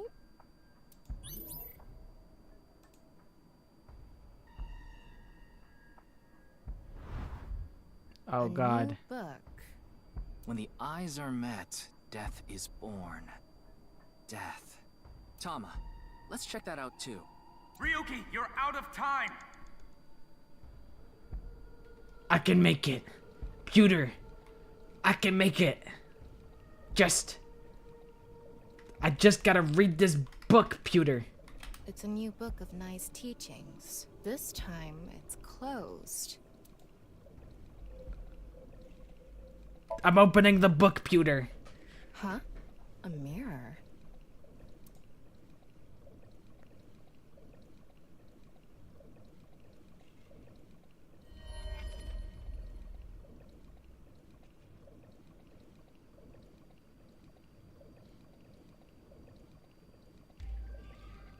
She's just practicing the hand symbol. This is that's the eyeball room. Wee! Wahoo! Yippee! Waha! Oh boy! Yay! So it's like a suicide cult or something of that nature. What was that? people. What is Tokiko thinking? Oh shit. That's not the end? I don't know how it could have like I barely didn't have the time. I wasted like 18 seconds, and that's about it. So I can only hope that I just get washed down the toilet bowl and it ends the Somnium, because I don't have any more time. And it's really tight to try and squeak out any more. So you want me to dive in again? Oh, Tama, man. Go! It's almost time, Ryuki. Huh? Already? We haven't even gotten close to the truth. Tokiko. Damn it.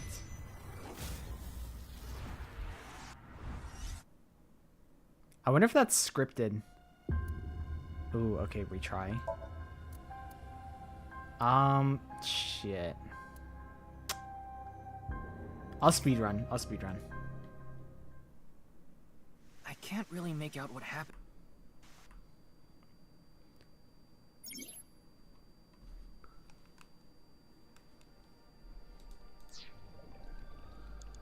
Okay. Swim. I'm gonna min-max the heck out of the Somnium. And skip everything. Go to the book.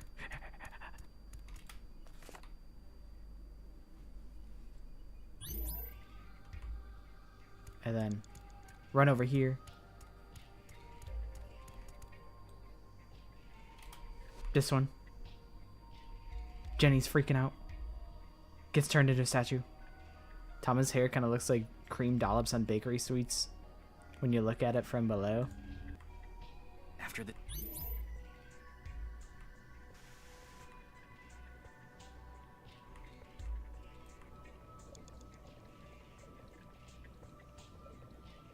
I'm looking at it from below.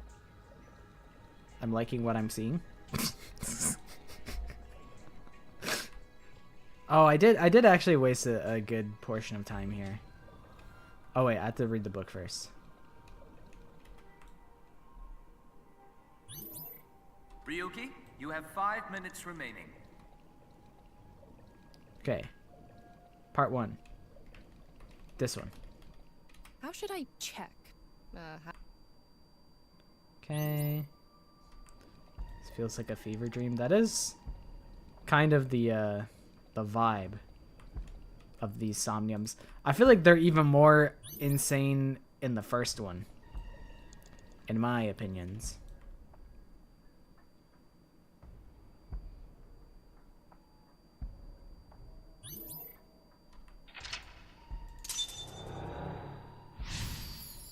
Alright. So now we go to the eyeball zone.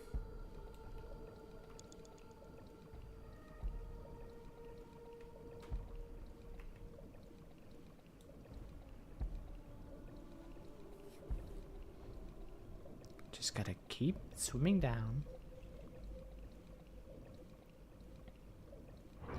Open up the Minecraft trapdoor.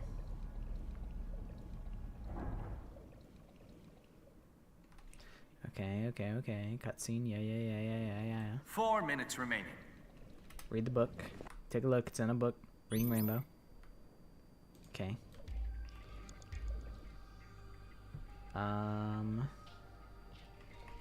Eyeball. Flip.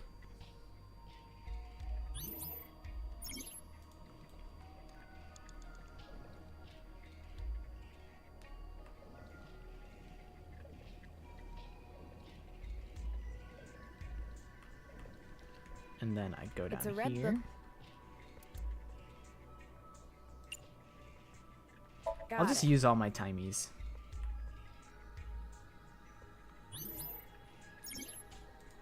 Yeah, I know about the negative timies. Don't worry. Okay. And then... An eyeball.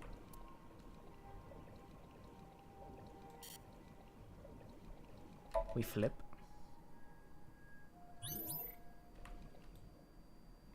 There is like some music. It's just very quiet. A red book.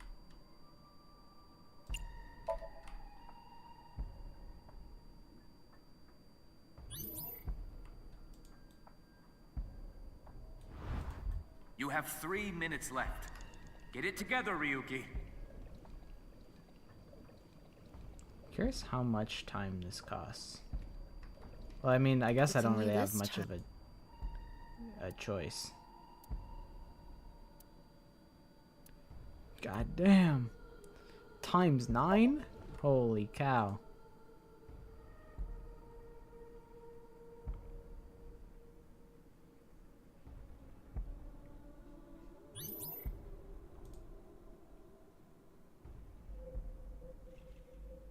Down the drink. Okay. Whee!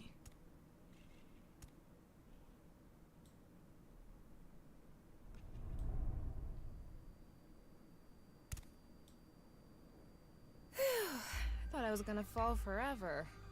You got some balls, Tama. Thanks. Thanks. But there's nothing here.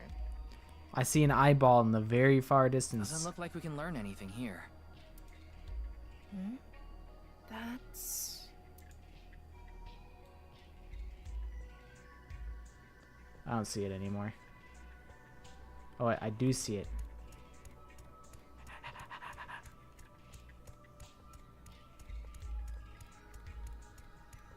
Gimme, gimme. Maybe I had to interact with the book first. I'm wasting all this time.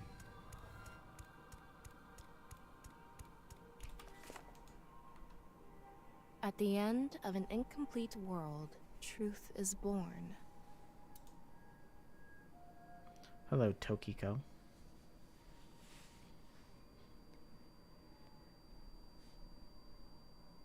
They're just staring at each other. Cries tear of blood. Falls into the void.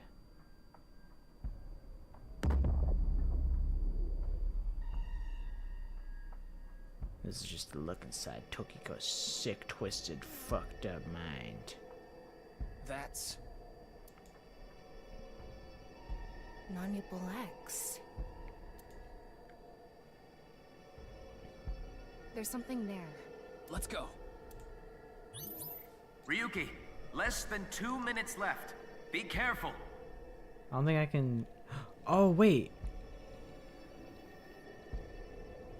You're telling me I had to swim there? There's no fucking way I make it in time. What? Are you serious?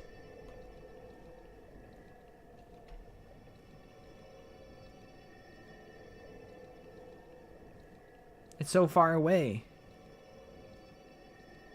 Okay, maybe I can get there.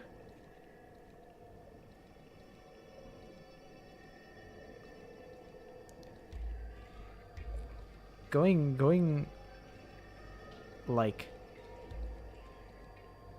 diagonal is so slow.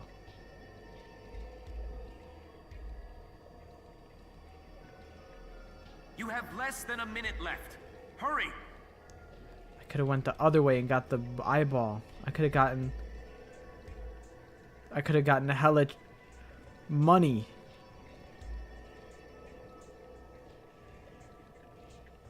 But I shrimply don't have the time.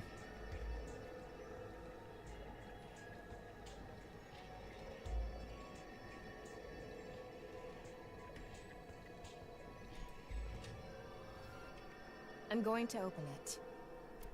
Open the book. Read Is it some kind of planning sheet? the secret information. It says NirvanA Initiative. That's the name of the game. The NirvanA Initiative. No good. There's too much blacked out. Come on. Isn't there anything else? Ryuki, we're almost out of time. Wait. Try reading more of it. Pewter, please.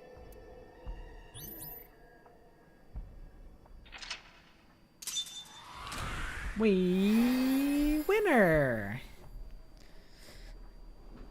I say, Tokiko, NirvanA Initiative. And she goes, what? How do you know about that? You're not supposed to know about that.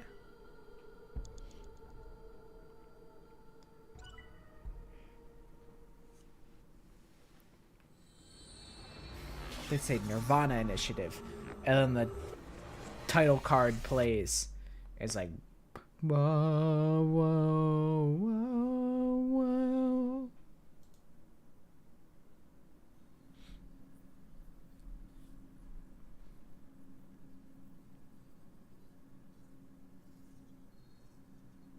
Miss Shigure, I've taken a look inside your mind, using this machine.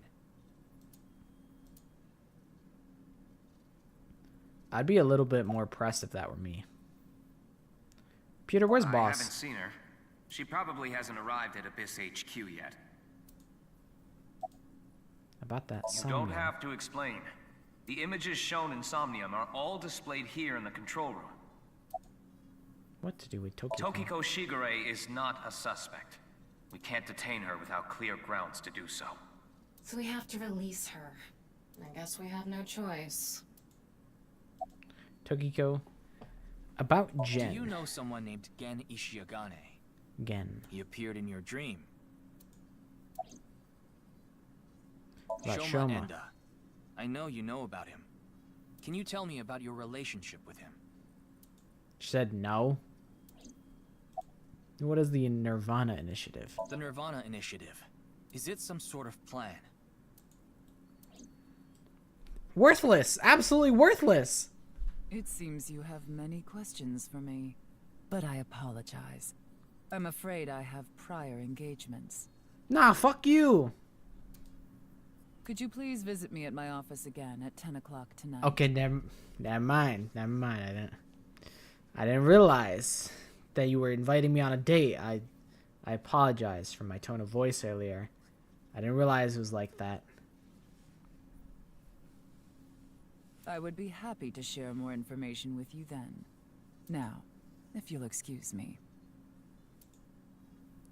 Honestly, I don't know how I'd react if somebody hit me with that. Like, if they're just like talking to me and then they hit like the non-yopo X whatever. Wait, where's Pewter? They throw up like a sign and then they just like peace out. I'm like, honestly, I don't know if that would be kind of cool or if I would laugh at them for doing like a hand sign like that. On one hand, it's cool. On the other hand, it's not cool.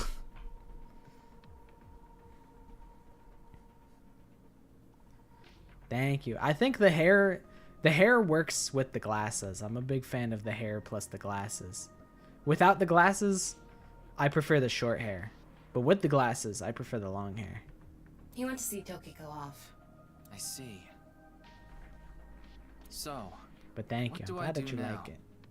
Figure that out yourself.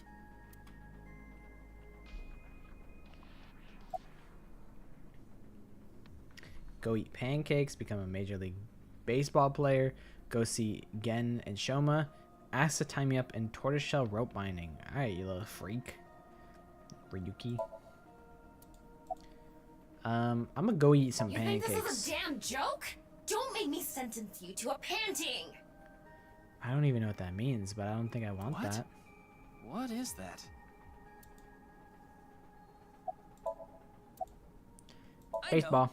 I'll become a major leaguer. Yeah, good luck with that. She's gonna beat my ass. I'm gonna go see Gen That and Shoma. Somnium earlier, Gen appeared. And Shoma did too. So Tokiko definitely knows them. And yet... Could you please visit me at my office again at 10 o'clock tonight? Tama, what time is it now? A little past 1300. We have almost 9 whole hours until the appointed time. I didn't realize Tokiko was such a busy bee. She's not free for like 9 Anyway, hours. Let's talk to Gen and Shoma. Where are they now? Well, I can't track down either of them. 9? Like, Nizet laws? Uchikoshi when the number 9 is involved. Either their phones are out of battery, their GPS is off, or they're somewhere without any signal. Then we'll have to take a guess. Maybe Shoma is at school. No, he hasn't been there in a while. He hasn't been going to school? It seems not. Well, I'll get to that later. So then Shoma must be at home. Or... Yes, he really loves this Ferris wheel too. At the rooftop amusement park at Misatan. Gen is probably at his restaurant, or the warehouse district at the port. He once told me he loves the warehouse district, and that he goes there all the Dude, time don't go for to the people warehouse see. district. Don't go there. That's where like all the bad things happen. If you want to die, you go to the fucking Okiura fishing warehouse. That's where you go to fucking die. So we have 4 destinations to check. Let's get moving.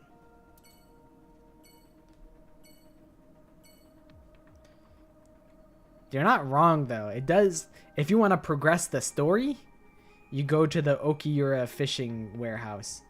But if you want to live, if like, you know, I'm not the protagonist. I'm the side character. If I want to live, I'm not going there. If Date says, "Hey, can you come with me to this? Just sit in the car outside the Okiura fishing warehouse." I say, "Fuck no. Fuck no. I would rather just I don't even know. I'll just sit in boss's office the whole time. Boss wouldn't let bad things happen to me. Best agents should just go there when they're bored, just to see if they see a crime happening. They would probably... Crime rate goes down to 0% if they just regularly check in on the warehouse. Alright, I'm going to refill on tea really quick. But I probably won't be streaming too much longer, but we'll see. I always say, oh, I'll just be short amount of time and then proceed for a long amount of time, so who knows. I'll be right back though. I just need to refill on tea.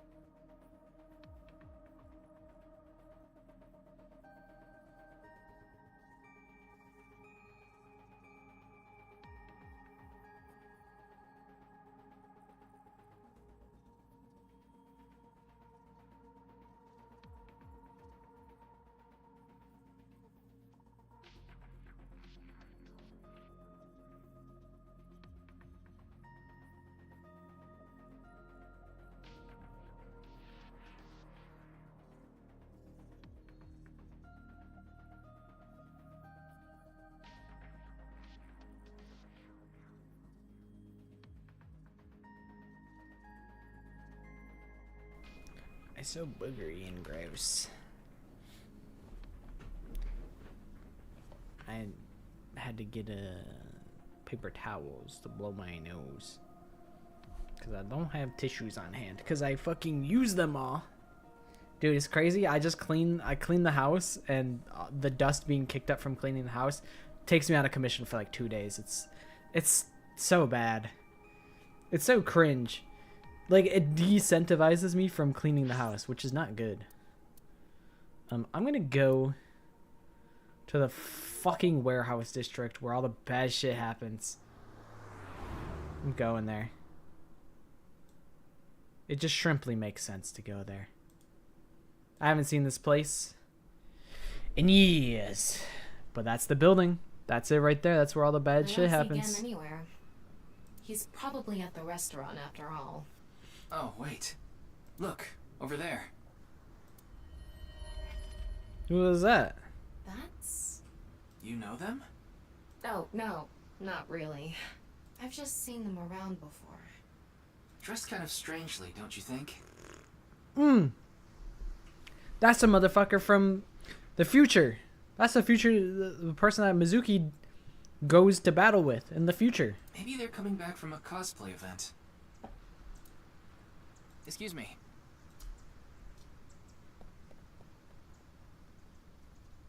I'm sorry, do you have a minute? You. Yeah, what? How does Tama know this person, but Ryuki doesn't? Ocean. Ryuki, look! There's a flock of angry finless porpoises over there. They're probably here to protest against microplastics. Wear a mask? That's honestly not a bad idea. I should just get a mask to do like... I used to wear a mask when I cut the grass because I'm also allergic to grass.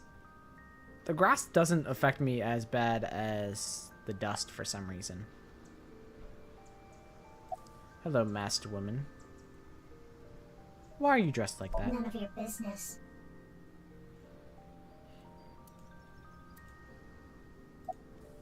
This is what the people mad at the Streamer Awards think that all VTubers are. They think they're all like lolly-baiting men with voice changers. That's what they all think VTubers are. Nothing. Go, girl. Give me fucking nothing. Who are you? I don't need to tell you anything. Admittedly, Ryuki has no reason to even approach this person other than just being like, hey, who's this? Do you know me? I didn't even get to wink sync with them. You're beginning to annoy me. Would you please leave? Annoy you? Fine. Then I will take my leave instead. Imagine they just jump into the water.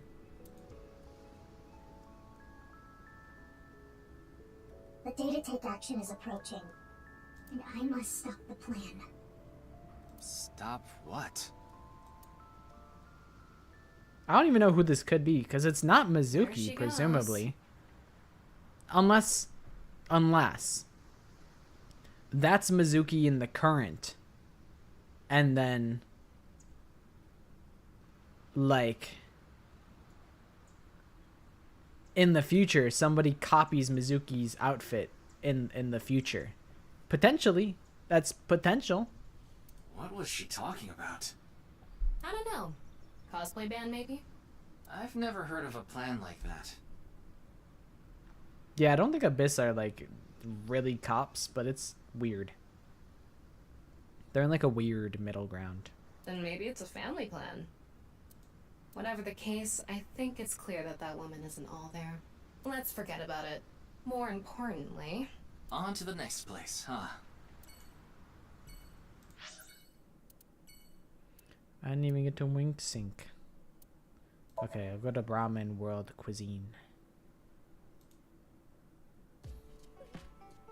I can do that without a voice changer. Oh, Mame is here too. Why are you here? There's something I wanted to ask Gen. Yeah, what am I not allowed to be here, Amame? What the hell? And what would that be? Well,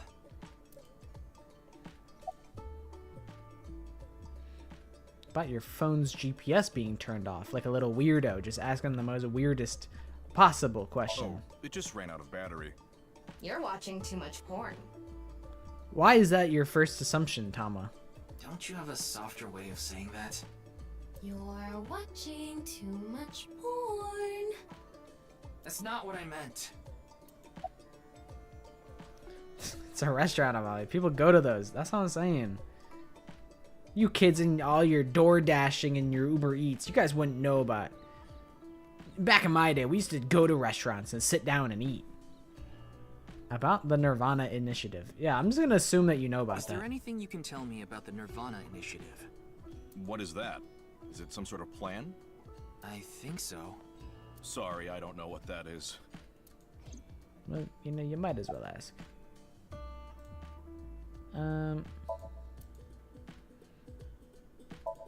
The menu, the kitchen, posters and flyers, the blackboard, the chair. You know what? I'll ask. Amame, are you okay? I'm not sure why, but she seems to be a bit down today. I'm sure she'll be back to her usual self eventually. Please let her be for now. What's wrong, buddy? Maybe she lost 50,000 yen on pachinko slot machines. This isn't boss we're talking about.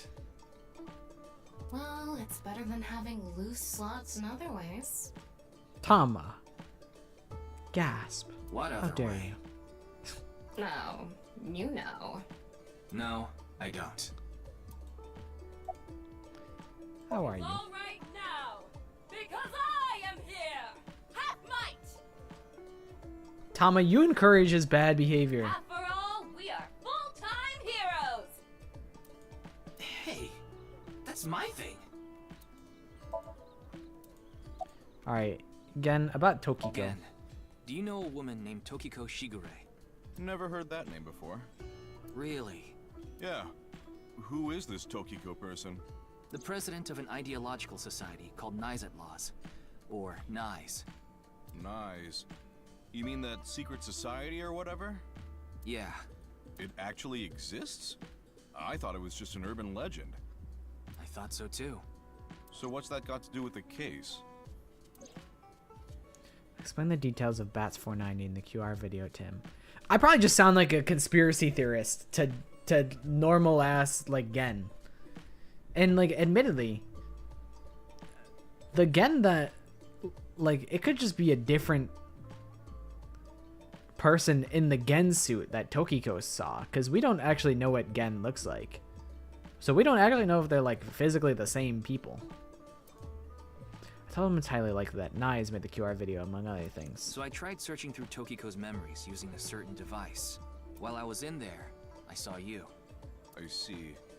But I'm telling you, I don't know this person you're talking about. It could be someone else wearing the same mask. Like, are there multiples of the mask? That doesn't sound... It's also possible that Tokiko knows Gen, but not the other way around.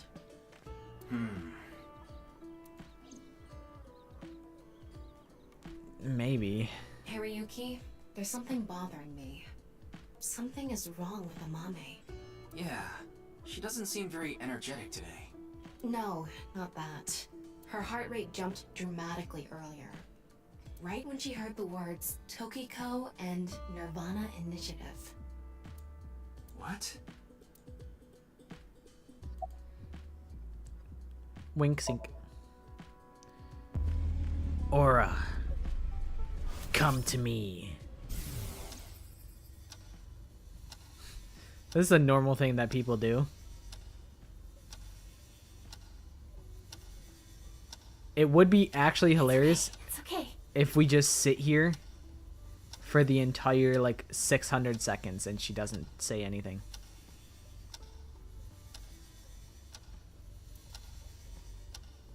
Everything will be fine.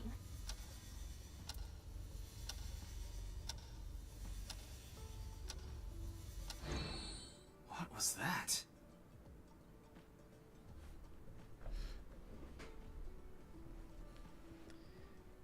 But it would be really funny if we just sat there the whole time that the clock was ticking and just well, I mean, I guess, yeah, every time it would just go 6 times and then it'd be over. Yeah, I like how Gen is just like, oh yeah, you just search the memories. Oh, well, I can't really help you, so tough luck. I don't know. Ryuki and Date just be spilling all the beans. They'd be like, hey, Iris, check this out. I can dive into people's minds. They just drag everyone in, and then they just have to try and keep that secret now. Hey, Mizuki, here's my top secret work that I do. Hey, Iris, here's my top secret work that I do. Amame, about the NirvanA Initiative. About the NirvanA Initiative? What about Tokiko? Do you know Tokiko? She knows something. Hey, or Gen, not. There's something I want to ask Mame. How do you think I can get her to talk to me? Let's see. Amame likes trivia, so maybe if you frame your question like a quiz? Alright, Amame, guess the Somnium Files character in 60 seconds. Hint number 1, this character is a woman. There are a lot of women in Somnium Files. This character happens to be one of them. Hint number 2, this character has a cold demeanor.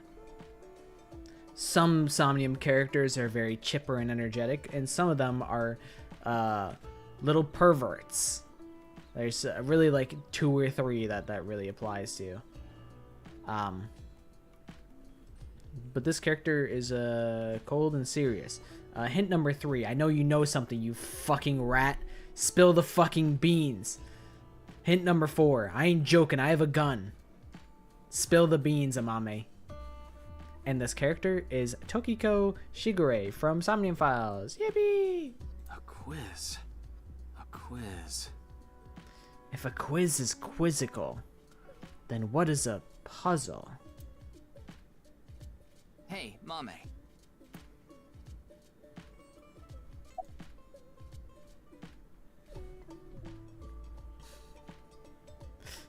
Hint number 5. I have dirt on you. Answer my fucking trivia question or you go to jail. What is the price of a ball? A bat and a ball together cost 110 yen. The bat is 100 yen more expensive than the ball. So, how much does the ball cost?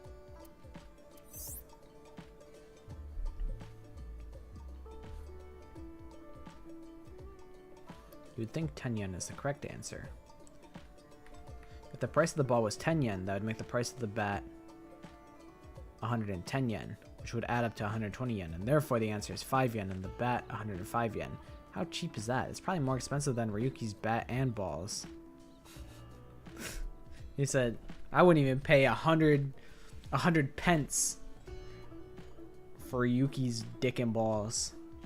There's no other serious characters in this game? Everyone's so unserious.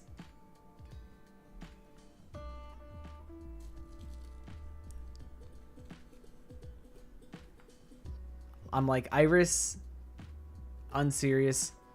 Mizuki's actually quite serious, I would say. I guess that would qualify Mizuki. I mean, she can be like mean and whatnot, but she's not like, yay, wee. She's usually quite serious. I think Mizuki would count.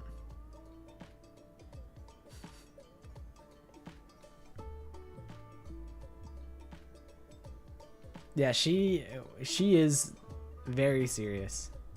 I feel like the serious characters would be like Pewter's mostly serious.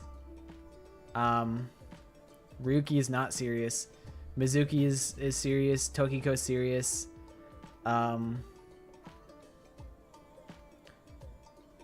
Moma is unserious.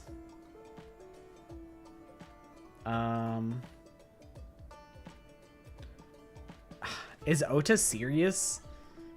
Ota's not exactly like silly, but he's also like, I can't take him very serious. I don't know. So Sajima. He just be stained in there.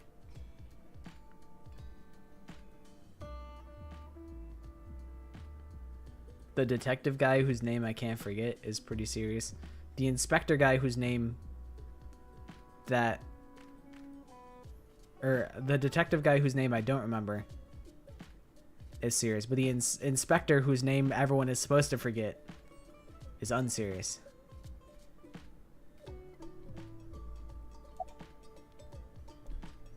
Mame, the highest mountain in the world highest mountain is... in the world is Mount Everest. But what is the second highest mountain? It's Mount Reiner. K2. Shit. I wasn't asking you. I knew K2. I think Mount Reiner's just in my brain because I was going through my PowerPoints and I made a PowerPoint about the Cascade Range of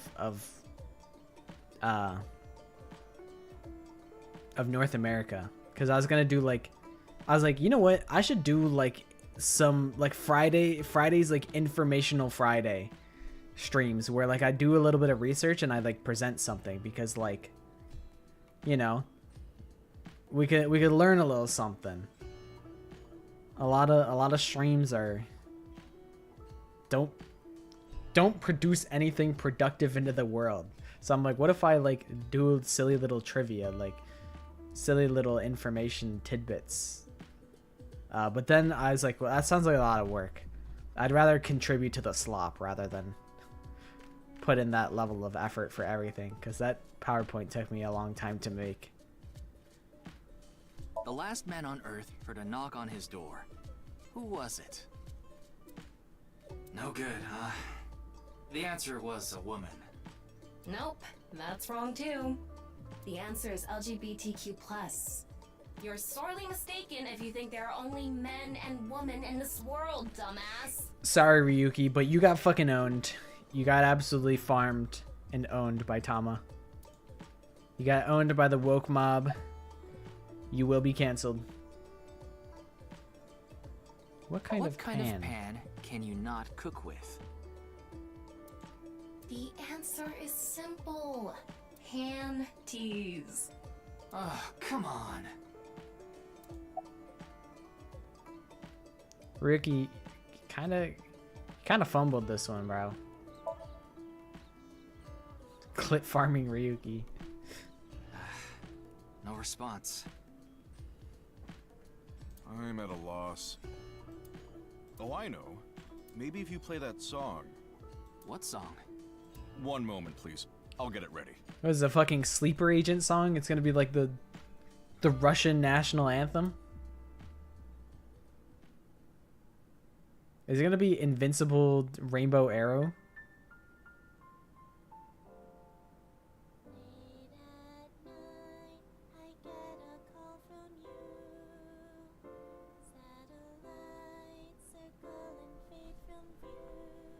Sleeper agent awoken. I should have just said 6-7 to her. That would have woken her from her daze.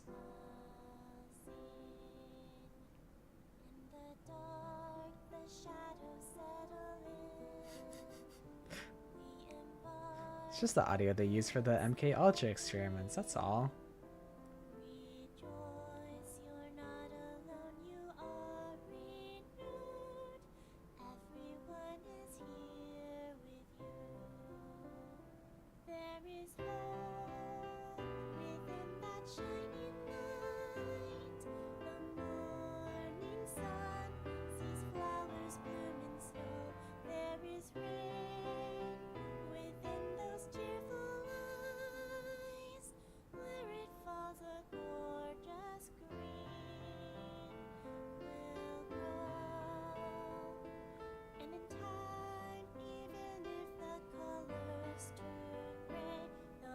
Memories of you and me.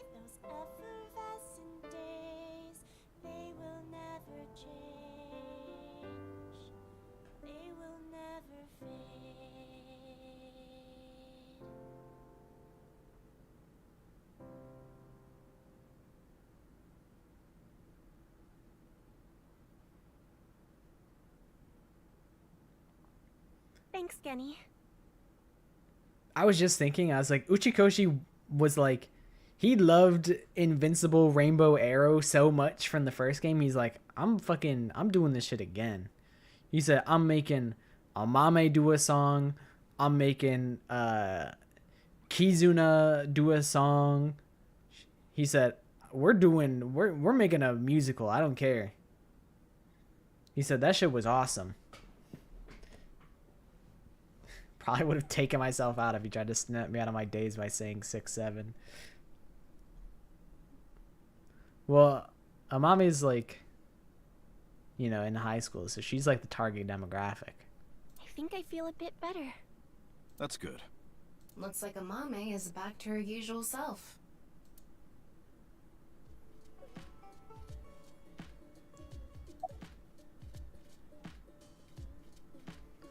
Doing prep work? Yes, I'm doing prep work for tonight. I can't make the dishes in advance, so I have to start from scratch every day. I do like Invincible Rainbow Arrow. I do like it. I think, was it... I know some of the Niji Sanji girls did it. Was it like Alira and Pomu did Invincible Rain Arrow?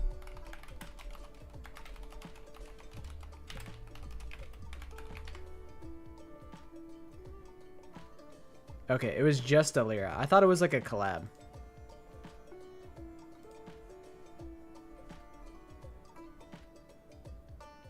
Yeah.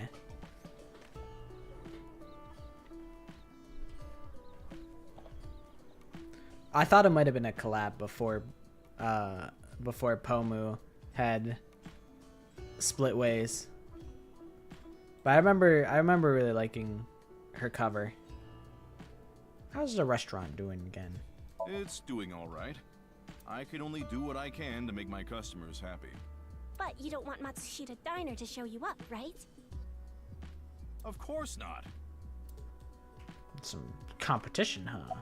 I don't know. I wonder how friendly it is. Like the warehouse district, don't you? Did I say something like that before? Yeah, I think you did. He's like, well, you're fucking wrong. That place sucks balls. I have fond memories of the warehouse district. Okay, never mind. He actually thinks it's awesome. I go there every morning and... You always stop by there after stocking up at the market, right? Do you go buy stock every morning? Yes, since I can't store meat or fish in the freezer. And the freezer in the back doesn't open anymore. Why not? That is 1,000,000% going to be super relevant. Gen is going to get murdered in here, and then this is going to be a piece of evidence. Kizuna is voiced by Amelie. That's who it is! I was like, their voice sounds so familiar. That would make so much fucking sense. Oh, last stream I was saying, I'm like, who is this voice actress? She sounds so familiar. That makes so much sense. I'm going to have to listen to her again. I can't find the key. That's really cool though. I like YouTubers and utaites that I grew up with, like, getting professional roles. Like, I used to listen to Amelie a lot when I was younger. I used to listen to, like, you know, I like Lily Pichu, so when Lily Pichu gets a voice acting role, I'm like, hey, nice.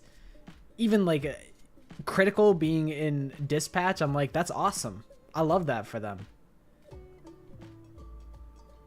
Just like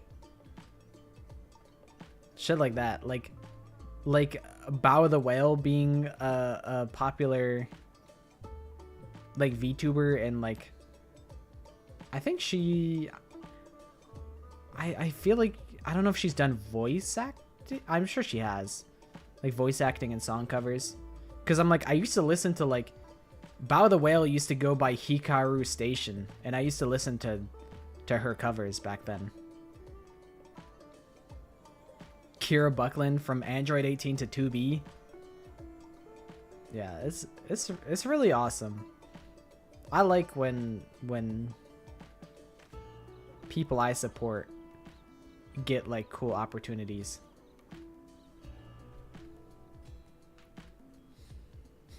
When I was younger, I was watching Rainbow Play-Doh teeth heads eating gumballs. When I was younger, I used to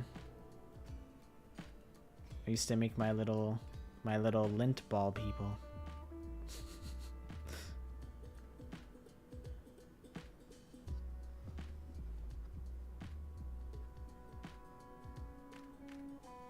The abridged was not, that's not like what was actually like airing on like Toonami, right? That was like a different thing.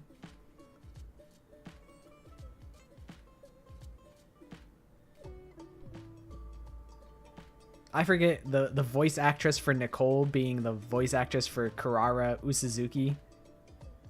Love that for her. Team 4 Stars thing. Holy shit, that's a name I haven't heard in forever. I wasn't really tapped into Dragon Ball, but I've always known about Team 4 Stars and their dub. Don't go there. You'll die. All the bad things happen there. I have fond memories of that place. The freezer is locked? Yes. Yes. Though I can still use the refrigerator, so I'm able to manage for now. All right, Amame. What was that song from earlier? I was going through a very painful time of my life. It was so bad that I didn't even want to go on. Then, Genny played that song from earlier. You mean he wrote it? Well, yes. The title is The Flower That Blooms in Snow. He recorded it on a cassette and gave it to me as a present. Is that? It's a portable cassette player. Are you familiar with them? Can't believe you have a piece of old-ass technology like that, Amame. This is my first time seeing one in person. That's a Volkman, right? A Volkman. I always have the cassette player on me with the tape inside. I like that. It's a play on Walkman. I like that. Wow, impressive.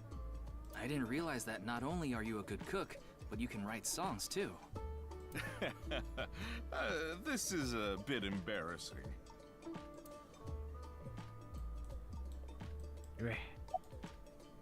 Why were you feeling down It was earlier? nothing. Right. It was nothing. Did you get jilted or something? The hell does jilted mean? No. I just lost 50,000 yen on pachinko. See? That's really funny. That's a good one. You can't be serious. They only know her name from the internet. I just love stories about the occult and conspiracy theories. And when I looked up Nyes, that name came up. Then what about the NirvanA Initiative? I read about that on the internet too. It was on an occult news site. To get jilted would be essentially to get rejected by someone she loved. I was like tilted, but like jilted. It's like jostled and tilted. Supposedly, there's some sort of sinister plan by that name. Sinister, huh? But that's all that was written about it. Really, I'm telling the truth. Trust me. Trust me. 2012 called Amame. They want their verbiage back.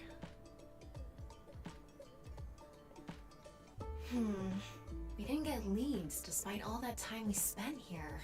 Neither of them had any information on Tokiko. But if that's true, why was Gen in Tokiko's Somnium?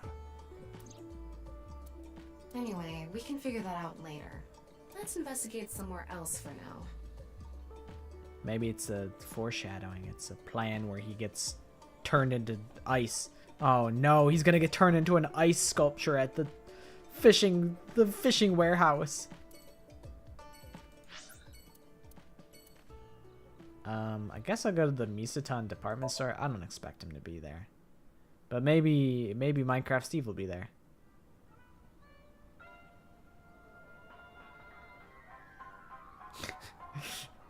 Yeah, if I just happen to see him Looks like Shoma isn't in here. passing, I would not be able to forget that man. Right. So maybe he's at home. I don't know. Anyway, no point in staying here. Unless you're planning on doing a ritual to summon UFOs. Well, you know, maybe. Maybe another time. Let's go somewhere else. You know, I can't be mad at that. They gave me the option and then they said, nah. Wrong way. I go, alright, fair enough.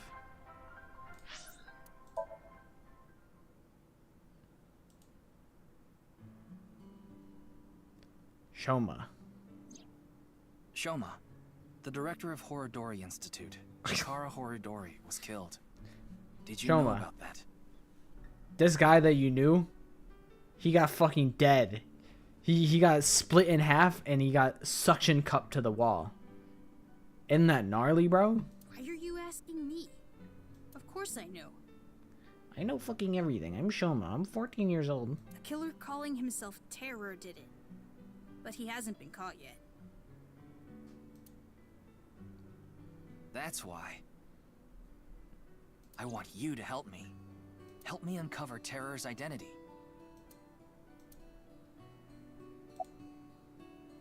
About your phone's GPS being turned off. I had my phone turned off. Why? Because there was no reason to turn it on. What do you mean? The reason to turn it on is so I can track you without your consent. I heard you haven't been going to school. If you don't mind, could you tell me why? Because I'm reading fucking college level textbooks in my free time because I'm showing I'm a fucking genius. I don't need to go to school. I do mind. He said, I do mind, but... Can't you tell? I'm all alone. Just like that Jin person. Jin? I read about it online. He had been sick for a long time. I don't know what his condition is called or whatever, but it was some sort of chronic disease. He was sick since he was young. Stayed in the hospital for a long time. Didn't have any friends. According to the article, he took his classes from the hospital. I felt bad for him. One is lonely enough as it is, but he's only one half. Is that a joke or like... That's it, I'm wink syncing with you. Why? Why me?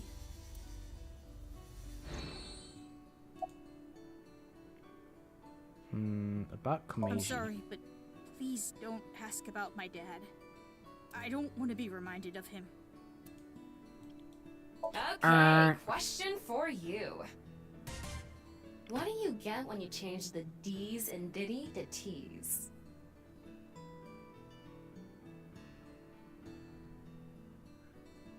When did this game come out? This game came out after all of that, right? There's no way.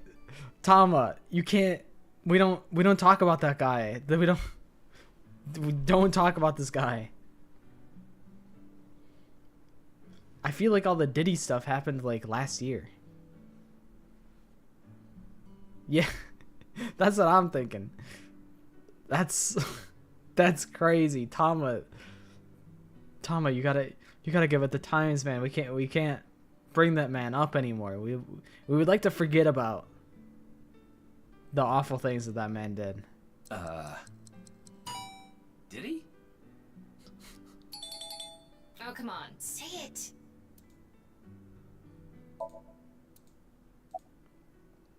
Okay, Shoma, what's your relationship with Tokiko? What? Tokiko Shigure. I know you know, you fucking rat bitch. I think you might know her. Then what about NICE? Tokiko is the president of NICE. Why does that matter? It matters. Terror is definitely related to the QR video. There's a high probability that the video was made by Tokiko, who's the president of NICE. So what? Leave me alone. Please. I just want to be left alone. Ryuki, bully this kid. About the QR video. I don't know much about that video. I barely even watched it. I only know about Bats 490.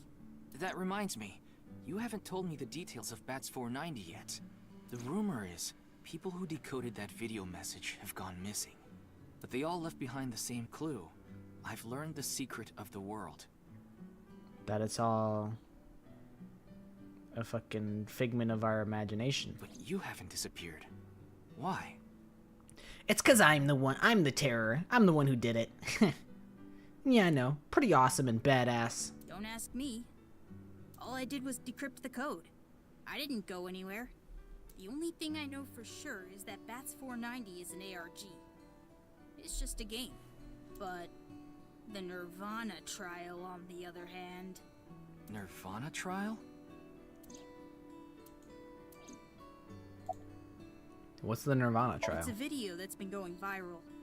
It was uploaded to ViewCube first, and then it blew up from there. A bunch of people who watched it have gone missing. An ARG that got Iris killed on Twitter. I was like, I should really tap back into like the Lemniscate like YouTube channels and like Twitch accounts just to see if like, you know, if Bats 490 is just uploaded like independently. Like I imagine it is, and that's probably really sick. Ryuki, I found the video. Do you want to see it? No, I'll watch it later. This is more important right now. Just so I have the facts straight. They killed Iris in our reality set. The voice actress no longer has to do so much promo. She's free now. This is completely different from the QR video and Bats 490, right? I already told you, Bats 490 is just a game. No one really went missing, and it had nothing to do with the secret of the world. But the NirvanA trial is different. It's not just a game, it's real. There's something seriously messed up about it. You've seen it? No, I was too scared. But people are going missing, one after the other. Tama, any information on these missing people? There are about 90,000 people who go missing in Japan each year. That means, on average, about 1,730 people go missing each week. I did see that the social media guy was playing the first game, and I was like, that's pretty cool. That's pretty sweet that they let the social media guy just fucking play the game. I fuck with the Spike Chunsoft social media guy. He's pretty tapped into current events. This week, there have been 1,880 missing persons reports filed. That's 150 more than the average, but I can't say whether that's related to the video or not. Sorry, I need to go somewhere. You're like a shut-in. You stay at home. You really hate me that much, huh? Wait, we're not done here. You can keep the door unlocked. See ya. Well, at least, maybe he doesn't hate me after all. But he's not cooperative. I can't believe it. He actually left. What kind of person goes out and leaves a stranger in his home? That is a good point. Nothing we can do. Nothing we could do. All right, let's rob the place. Any valuables? Maybe this trophy. Tools, dishes. The missing people are being abducted by Bob 490. Holy shit. Looks like we'll have to get moving too. I forgot about Bob 490. Also, hi, Fantanatical Soul. Sorry, I almost botched it. Yoyagi Park. This is where like Godzilla comes out in like the World of Warcraft, or Gozrilla. Yeah, when a shut-in says I gotta go somewhere, that's how you know he hates you. He hates me.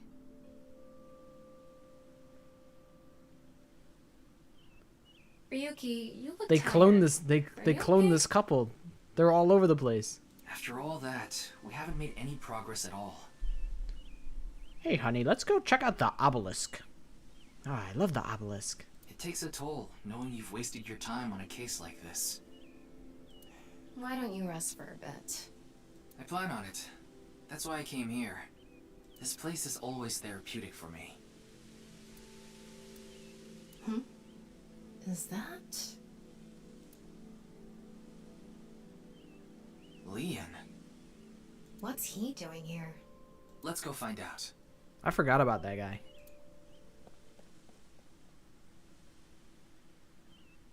Oh. Oh, it's you. Leon, you must have came to see the obelisk as well.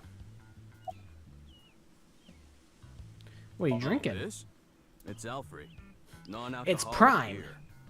Sponsored by Logan Paul and KSI. You should try it. It's good for you. With an asterisk, not actually good for you. He says under his breath. I really love this drink. It's my favorite energy drink of all time. It was in that vending machine, so I got one. Sweet, man. That's awesome. What are you I doing? was watching the sky. It's a pretty nice day out. Bright blue skies, some clouds in the sky. The sky? Yeah, like I told you. I've dreamed about being up in the sky since I was a little kid. Hey, babe, let's go hang out at the rectangular prism. It'll be so romantic. I can't see it anymore. They hid the prism. They hid the fucking obelisk from me. I always wanted to be a pirate. You mean pilot? Nah. What? You could be a space pirate. Isn't that what the people of like... Maybe not. No, they're like bounty hunters. I'm like, isn't that like what fucking Cowboy Bebop? They are like space pirates, but they're like bounty hunters. Leanne of the Gooner Embassy. No, no, no, no. He's I don't know if he's... I don't think he's part of the Gooner Embassy. That's fucking Date. Date's the fucking Gooner Embassy. And Tama is as well. Leanne, why are you here? Even though I just asked that you were looking at the sky. I like this part. I like this part. And then he does his like smirk. Sorry, spoilers for the Gooner Embassy. No way. The NirvanA Institute is how you join the fucking Gooner Embassy? No, it's spoiled. Leanne's actually the secret final boss. It's quiet, peaceful, serene. I know the feeling. It's the perfect place to be left alone with your thoughts. Which is exactly why I'm pissed off that you're talking to me, Ryuki. I agree. But what were you thinking about? Oh, I just got a request from someone. I agreed to do it on the spot, but now I'm not sure if it was the right choice. I've been wondering if I should have refused instead. What was the request? Can't tell you that. It's confidential. It was to do a belly flop into the fucking... into the sprinklers. That's it, I'm wink syncing with you. Give to me your swag. Well, I don't know the situation exactly, but I understand what you're asking. You want to get inside that facility and take a look around. Maybe there's something there. Twink sing. Though I didn't see anything last time I was there. Oh well, I'll accept your request. So stop making that face, alright? Cheer up, please. What the hell does this tattoo say? Danger zone? Nice. Facility? I don't know. Probably the fucking bathrooms. He wants to go into the woman's bathrooms like a little freakazoid. By tonight, he must have meant today. The night of the 12th, right? I would assume so. You did say he just got the request. Who did it come from? I can't tell. This guy's gonna be like unknowingly an accomplice in the next murder Anyway, I'll be going now. where Genny gets killed. Looks like you've got a lot on your plate, but try not to overdo it. See ya. I feel like there was something else I could have asked him. By the way, Ryuki. Now that you bring it up. Oops. By the way, Ryuki. About the NirvanA trial. Now that you bring it up, we haven't watched the video yet. We haven't watched the video yet. We haven't watched the video yet. Would you say Date is a twink?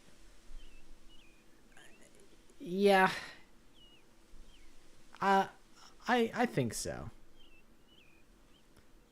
I feel like he's I feel like you just got to be like lanky. Sinking between twinks. I feel like I don't know. I feel like in my brain, a twink is just somebody that I could see being considered a Tumblr sexy man, and I think I could see a case for Date being like a Tumblr sexy man, because I feel like all the Tumblr sexy men are like twink coded. So that's why I think Date could be indicted.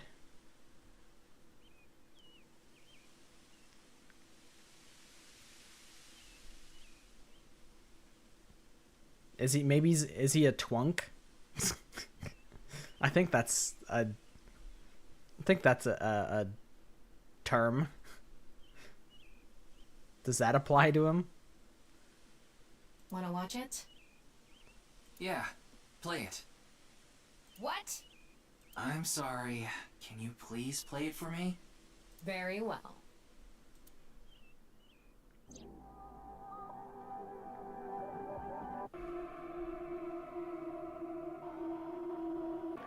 Illuminati confirmed. I thought a twunk was like a hunk and a twink together.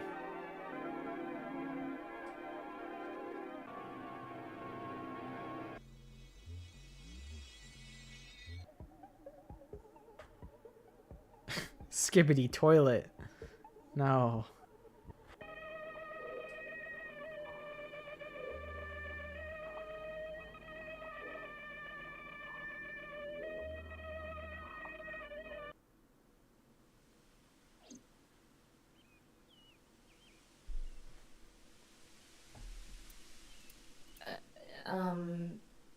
Hey, Ryuki?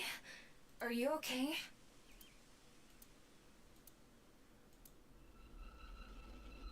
He's freaking it again.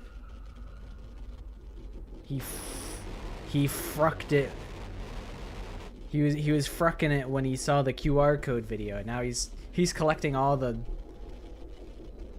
bad vibes videos.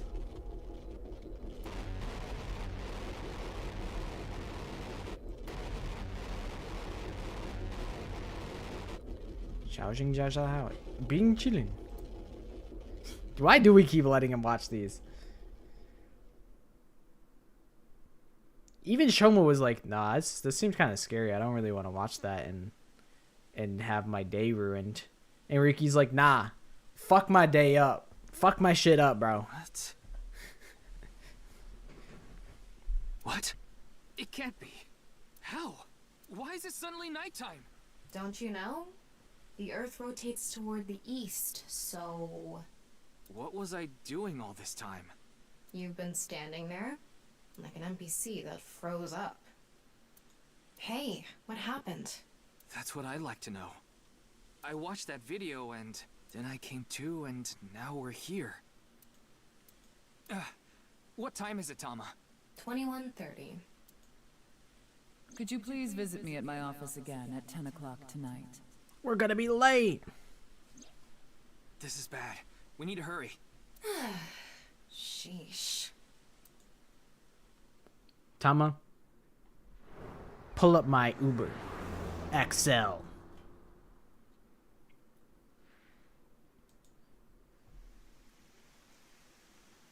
I'm mad because I'm Ryuki.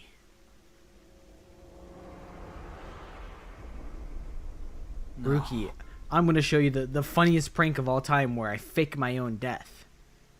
It can't be. Mamoru, this can't be happening. How'd you let this happen, man? You fucked up, man. This is on you, bro. You fucked up. Nah, you fucked up big time. You had one job. You should talk to Mamoru before checking the body. That's it. I'm wink syncing. Daddy's job is to help someone very important. I assist and protect that person from harm.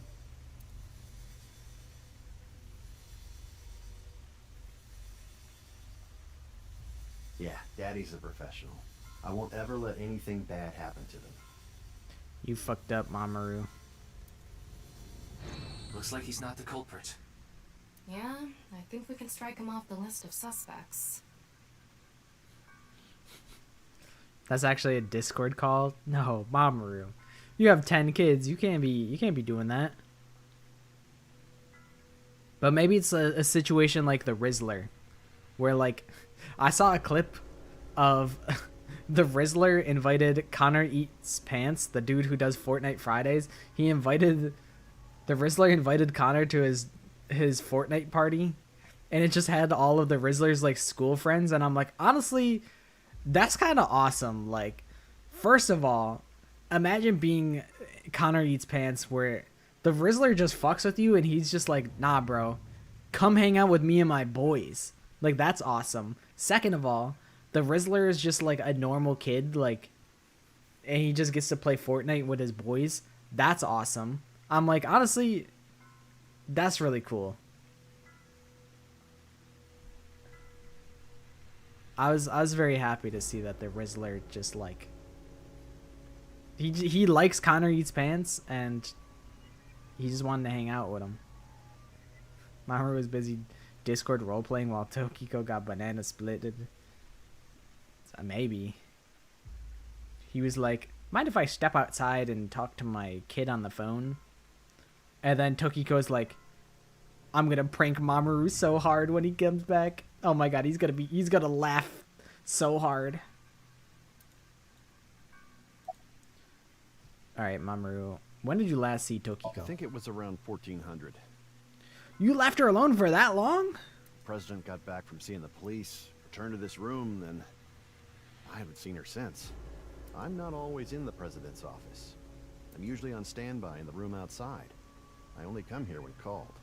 Tokiko has been in this room since 2 p.m.? And she was just talking all this shit like, oh yeah, I'm so busy. You gotta show up at 10 p.m. She was planning to do nothing for 8 hours. She should have been, yeah. Has anyone entered or left the room? No one. Is it possible that someone was in there before 2 p.m.? No. I'm sure you're already aware, but the security here is incredibly tight.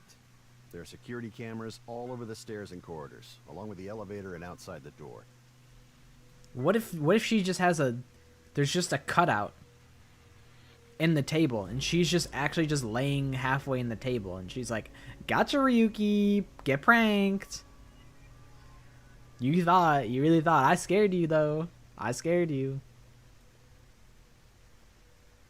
It's impossible to get in without getting noticed.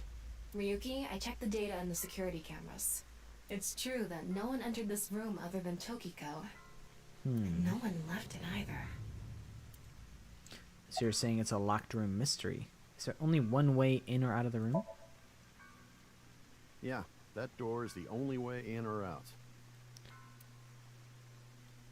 But like, you sure there's... I mean, I'm looking at a waterfall right here. It's commonplace that there's a secret behind the waterfall. Big window where you can't see jack shit. The no nupple. The no nurple. Are there any security cameras in this room? Of course not. Who'd put a security camera in their own room? How the body was found. The president informed me that you'd be here at 2200, so I let you through into this room. Then, her body. She might still be sleeping. Anyway, I need to report to the people at Nyes. Very well. Please don't let anyone out of the building. Got it.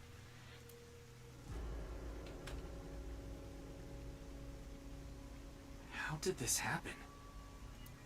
If I wish to do so, I can resurrect myself. I mean, that'd be awesome if she just came back and she said, told you so. Like, she just emerges from, like, one of the statues. Like, the statue crumbles, and it's actually Tokiko, and she said, I fucking told you, Ryuki.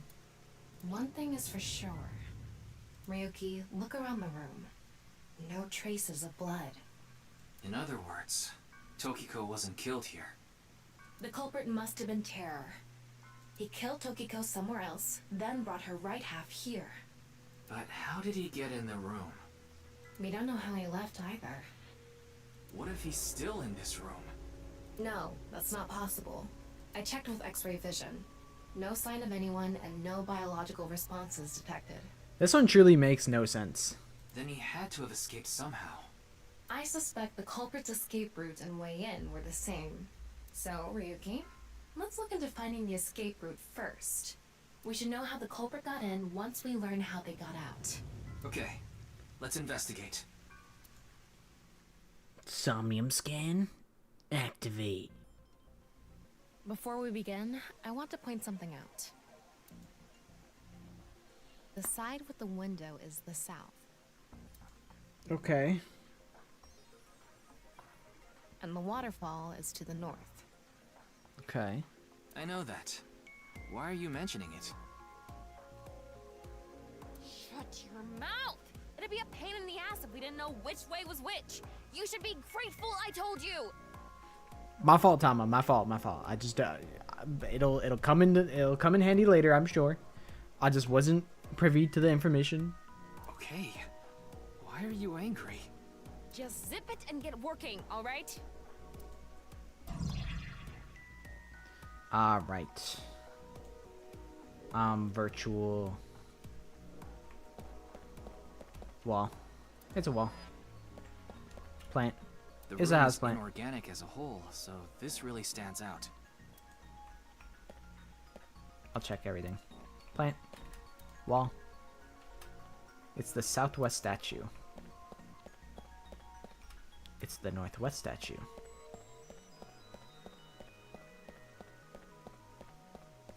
Waterfall. It's a waterfall. Water's flowing down. It's a wall. Looks like the statue is made of iron.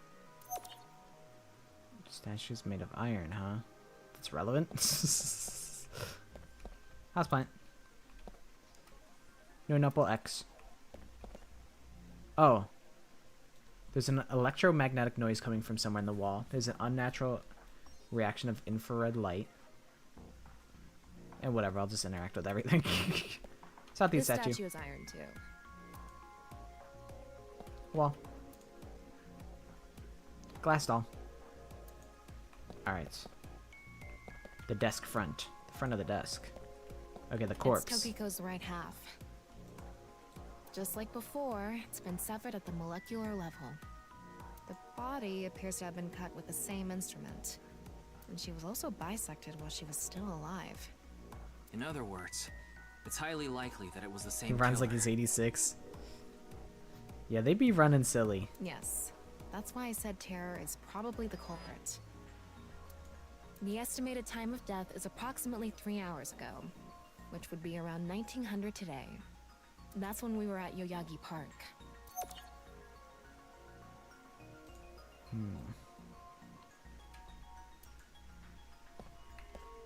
Okay, investigate the light. There are lights hanging from the ceiling. Okay. Chair. Expensive looking office chair. If you spin this around, a secret staircase from the floor. Won't appear. But try it anyway. Okay, damn. Desktop. As I mentioned before, there are no traces of blood in the room. Not on this desk, the walls, or the floor. Terror killed Tokiko somewhere else, then brought the right half of her body to this room. But how? Oh, I do get my x-ray vision, huh? The desk front. Oh, it's a fucking cipher. What the hell? Wait, what's this?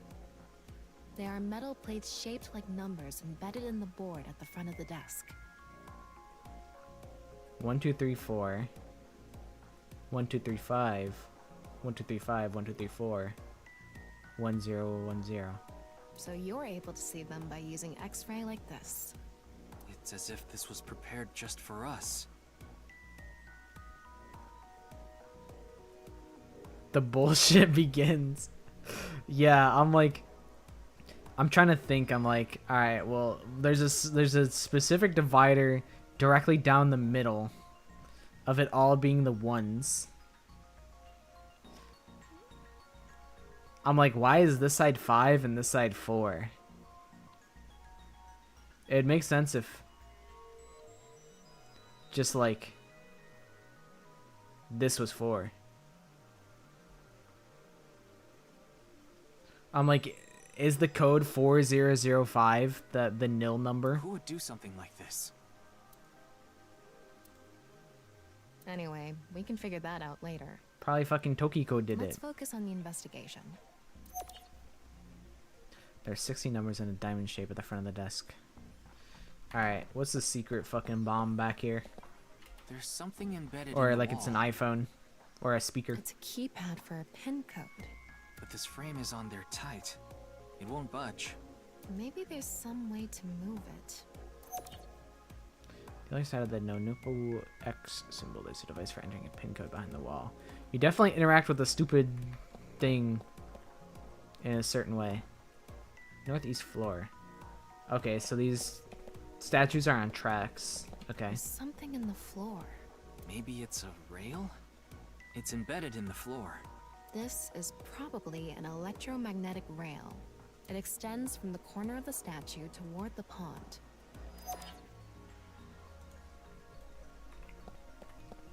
A hidden passageway behind it?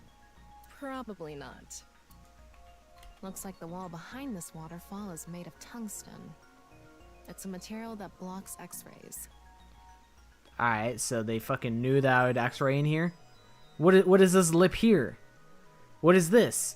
There is a fucking passageway back here, you fucks. I know that has to be the entranceway to the passageway. The fucking thing extends and it comes out this way. I know it. I know it with my soul and my heart and my body and my mind and I'm not soul. able to see anything beyond that wall. Because why else would it come out like that, huh?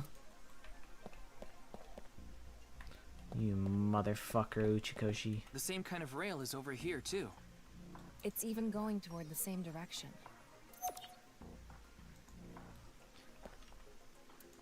Okay. I like that walking and running is like almost the same speed.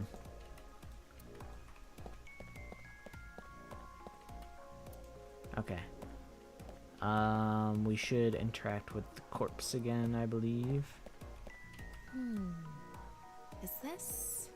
What is it? Inside Tokiko's womb. There are traces of her having given birth. She gave birth to her own self. What? Though it wasn't recently. It has to have been more than 20 years ago. Tokiko has a grown child? Yes, but there are no records of this anywhere in her family register.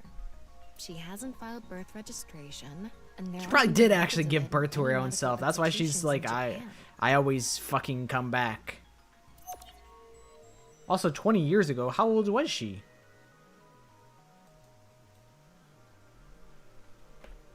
Alright. Oh shit, we got thermal vision. Okay.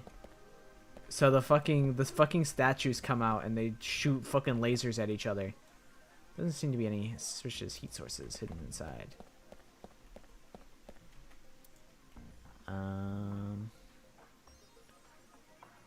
What about over here? I'll just hit all these.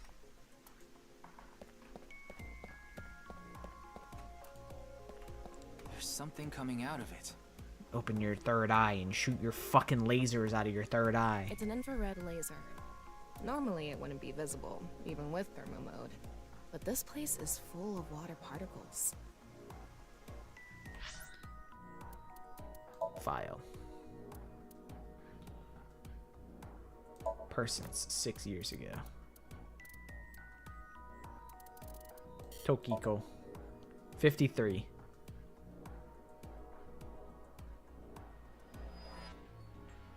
Skills prophecy. What do you mean by that? Using electric drills. Mechanics, decryption, quizzes, one-liners, self-proclaimed, dancing, all reading fairy tales. Dislikes the unemployed. Fuck you. Skills. Extraordinary lockpicking ability. Skills. Exploiting vanity. Receiving lavish gifts. She hates me too. Cooking all and crushing rocks. Tama. You dog, you. You absolutely dog. Age 0. Bro was literally born yesterday. Parkour and gun fu.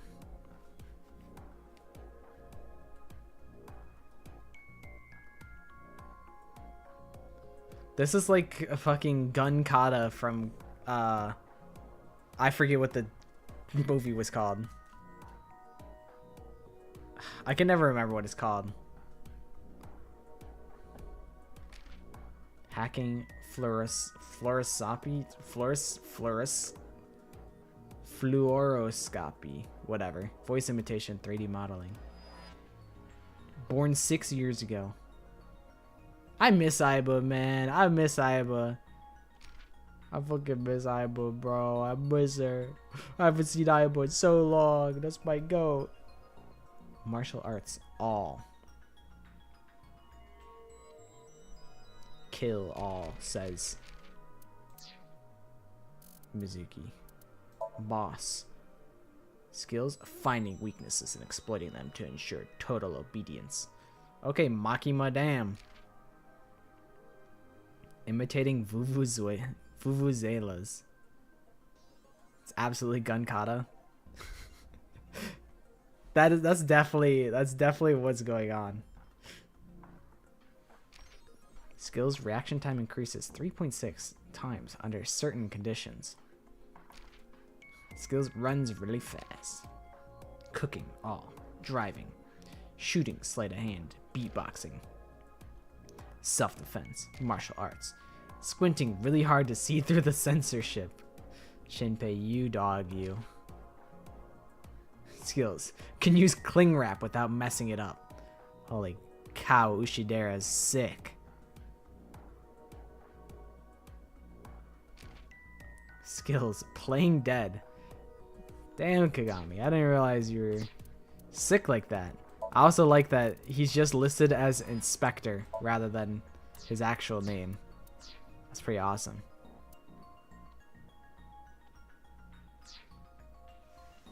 The light hits the water particles and disperses, making it visible to the human eye. The light is shining toward the southeast. It's crossing the pond in a diagonal line.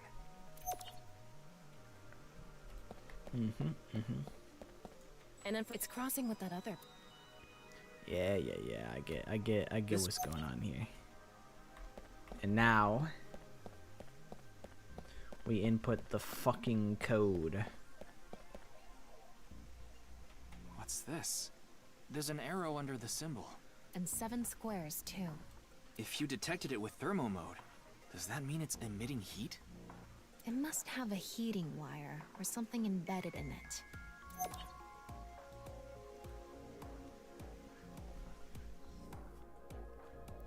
Alright.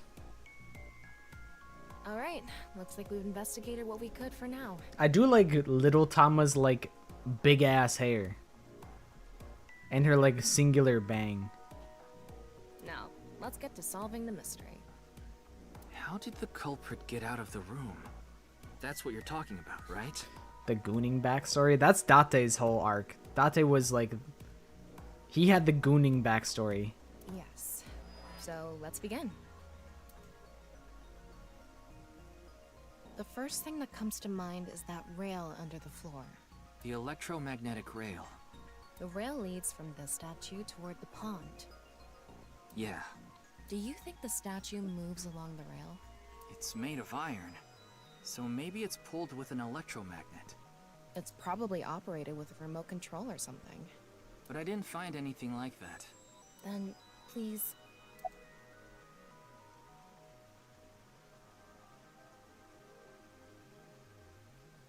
Fucking just push it. Yes, we have no other choice. So, let's get right to it. Wait, Don't actually move it until we're shooting. What do you mean? I mean, when we actually record this with the camera and complete the film. Why are you like this? Quiet! I'm the director, so you follow my instructions or I'll fire you. Bro's crashing out. The what backstory? I'm afraid you missed the goon backstory, the gooning backstory. Not that I played the first Somnium Files on stream, but that's where that backstory takes place.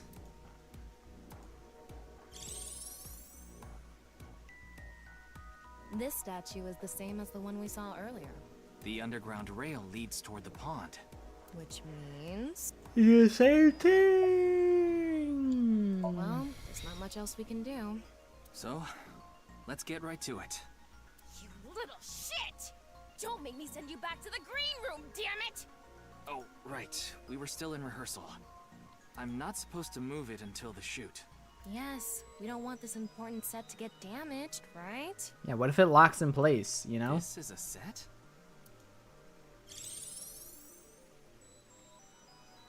With the magazines and the reaction time and the QTEs, like, you know, there's a whole thing.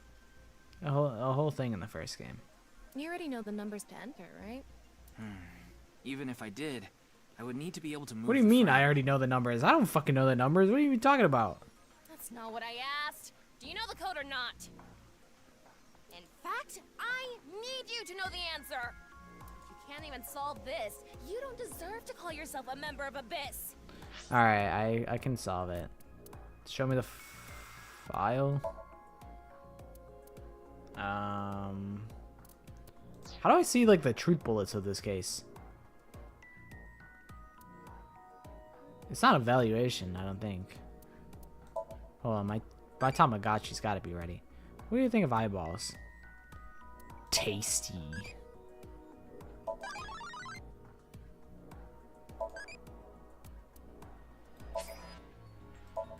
I must have missed the notification the first time. No one's getting spoiled on the first story. I mean, it's probably... I feel like in watching the sequel, you have to be okay with potential spoilers for the first one.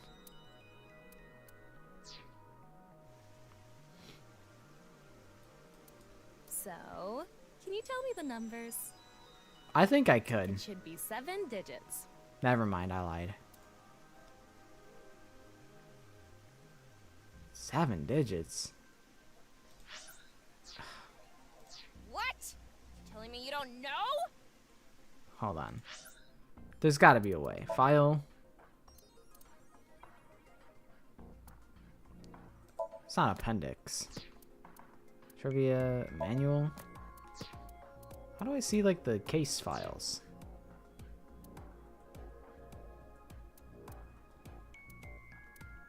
Evaluation, perhaps. Class up. Mermaid outfit. Cat paws and tail. Nice. I think Alexa just went off. She must have heard me say cat ears.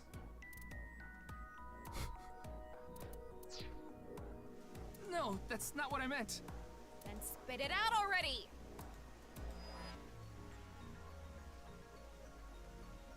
Guys, I don't know. I didn't know what's wrong. If I could see the grid on the front of the desk again, then I could figure it out. Quit screwing around. There's You 7 saw the arrows. non-equal X symbol using thermal mode, didn't you? And there were 16 numbers arranged in a diamond shape. So the solution is you fucking what? Count them all up?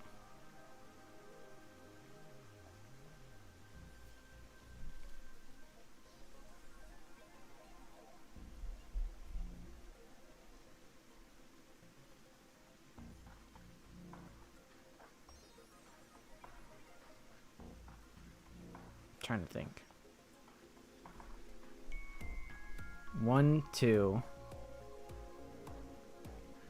3, 4, 5. Hold on. 1, 2, 3, 4, 5, 6, 7, 8. No, that's... I don't know.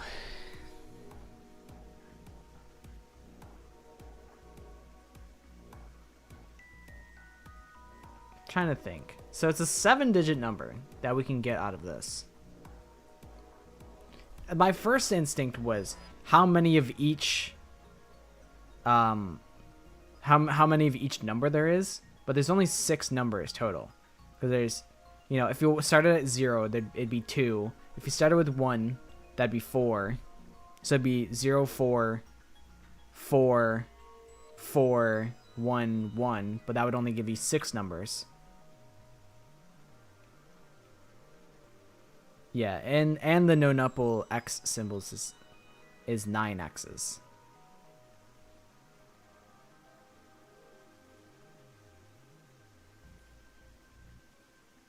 I will screenshot this. I imagine I don't know if I'll need it. You should be able to use those numbers to figure out the answer. Okay. Let me think about this. I respect that they're giving me this challenge. I respect this. I'm up to the challenge. Because I think the payoff is worth it. This is why we play the games. This is what it's all about. I like challenging myself to figure out this puzzle. This is why I like the blueprints. Alright. 16 numbers. Diamond shape.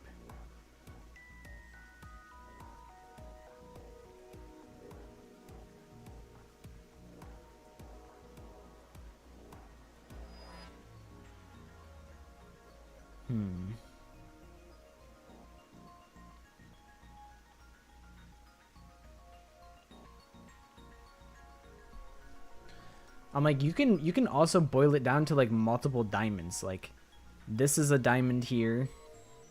You could adjust it so that this is a diamond, but I'm just like, I don't know.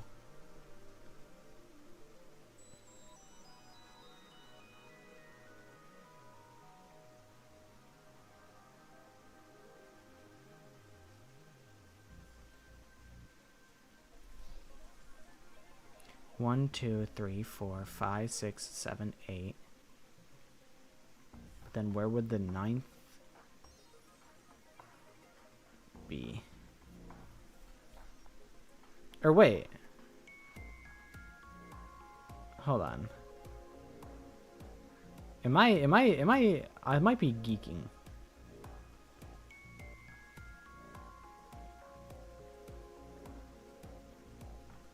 Now, try again. All right, let me look at the. I wish you would let me look at the damn shape of the thing. All right, I'm opening this in Paint on my other monitor.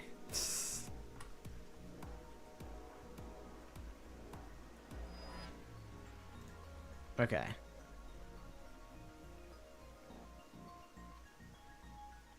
Okay, I think I'm solving this. So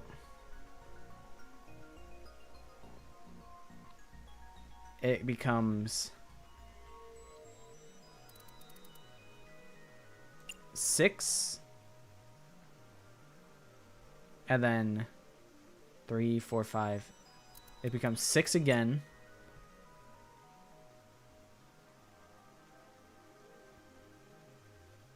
Wait, that's also 6. Uh-oh. Wait, does this make sense? Or am I off the goop? 5, 6, 7, 8, 9, 10. That doesn't make sense because that adds up to 10.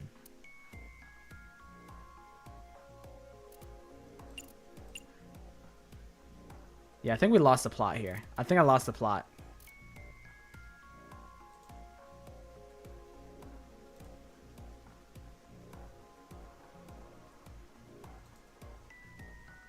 Yeah, maybe I didn't solve the puzzle the way I thought I did.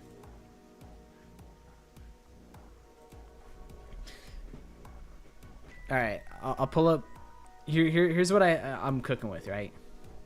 So I have the image of the thing here. Let me see if I can remove all these. That'd be great. So now I move this here. So I'm like, all right. If we like overlay, hold on. Is this something that Paint can do?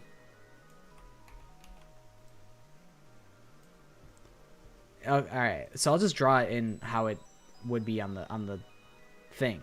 So this is 1, this is 1, this is 2, this is 2, this area is 3, this area is 4, 0, 3, 2, 1, 0, 3, 5, 3, 2, 1. So my initial thought was add these numbers together to get this X, but that's inherently flawed because it's a 7-digit code for 9 X's. So it doesn't really work. I don't know how you can boil this down to a 7-digit code, because I was like, okay, so like if we were to do it the way that I was thinking, and you just go from like, you work from the top and then you go left to right. That was my initial idea.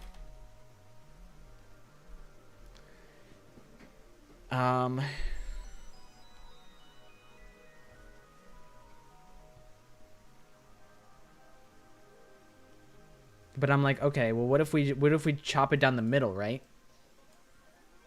And because it's only the left half, what if we do this?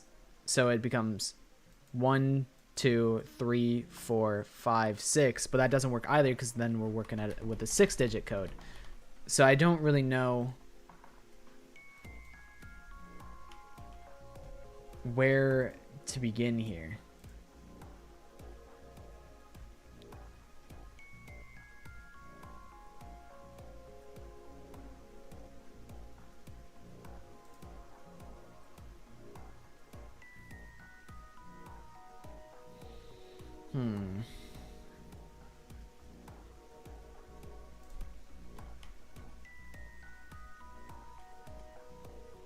I think for the sake of watching the thingy, is there like there's got to be like a pan move thing. I guess not. Middle clicking doesn't move. Whatevs. I tried to zoom in so it could be bigger. You have an array of numbers. From that, you need a sequence of 7 numbers. I keep arriving at either 6 digits or 9 digits. I don't know how you get 7. Because my first thought was count up the number of each thing. So like, well, I guess we'd start with 0. So there's 2 zeros. There's 2 zeros, and then you go to 1. There's 4 ones, and then you go to 2s, and you have 4 2s, and then you go to 3s, and you have 4 3s, and then you have 1 5, and then you have 1 4 and 1 5. So then you would get a 6-digit number, which doesn't work.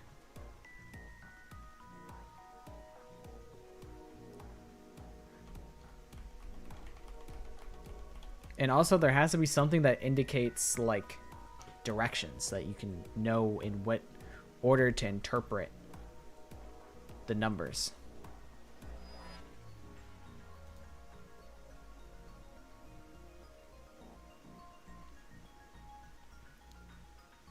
Separating by 9 X's won't work. If you shift your perspective, you can separate it into groups of 7 numbers. My first thought was my first thought was because it's her half. It's half of what's it called? It's half of Tokiko's body. 1, 2, 3, 4, 5, 6. 2, 3, 4, 5. Yeah, so I'm still. If you split down the middle here, you still are left with 6. If you split down the middle, I don't know, somewhere like here, then you get 2, 4, 6, 8 numbers. So I'm really not sure how you go about cutting this into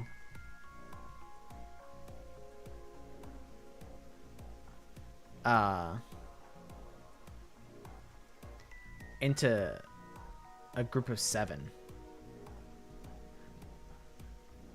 I'm trying to think. I'm like, what if you like, so you cut it down the middle like this, because this is how the statues cut the room in diagonals. They chop it up diagonally. But then what? Then what do you do with this? That doesn't really help me.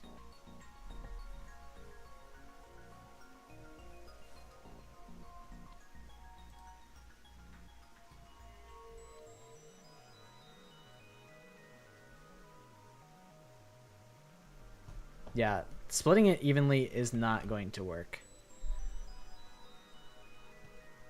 I'm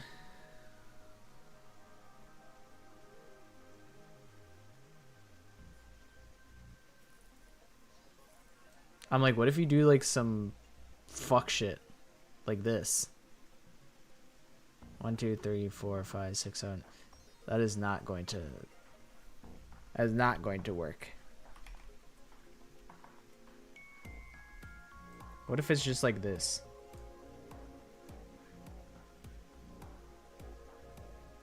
But then that still leaves me with, wait, 1, 2, 3, 4, 5, 6, 7.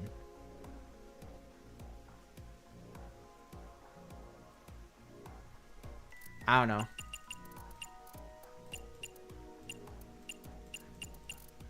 That'd low-key be dumb.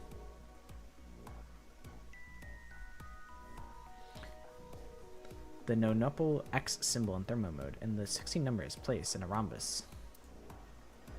And 16 number is placed in a diamond shape. Combining those.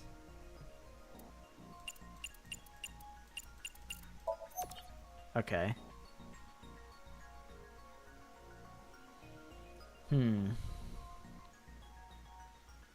Is it X's that you can like combine to make like the number 9? Is that possible? I don't think so. 3 plus 2 plus 1 plus 0 is 6.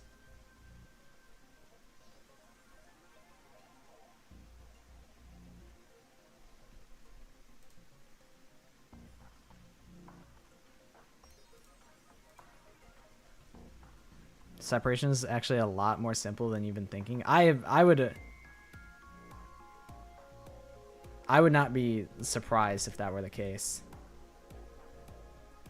You won't be separating into groups of 7, but instead separating into 7 groups.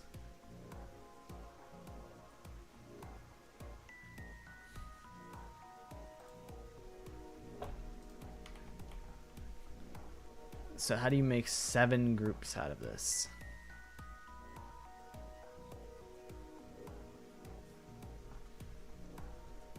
Oh, is it actually just like... Hold on. This graphic helps way more. This is a way better graphic. It's literally just you fucking bring it down. Isn't it? It's just like this, huh?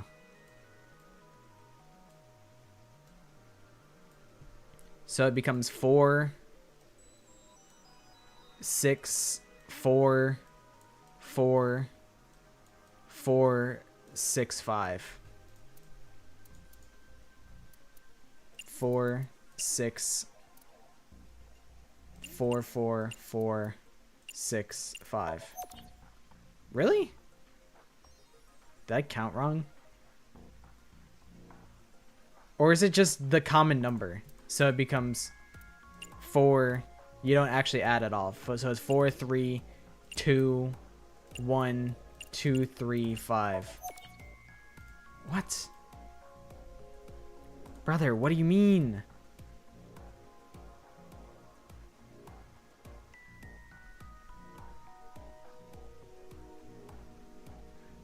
Okay, then what if it's...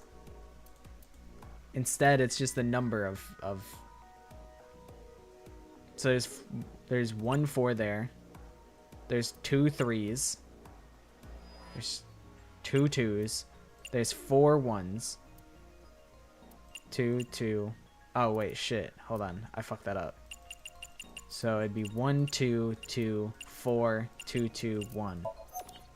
What the fuck?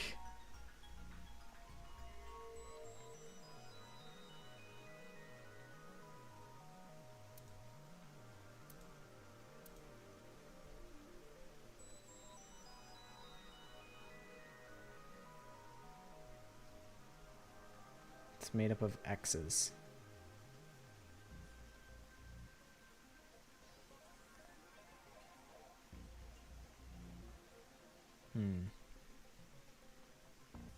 Okay, hold on, I'm thinking.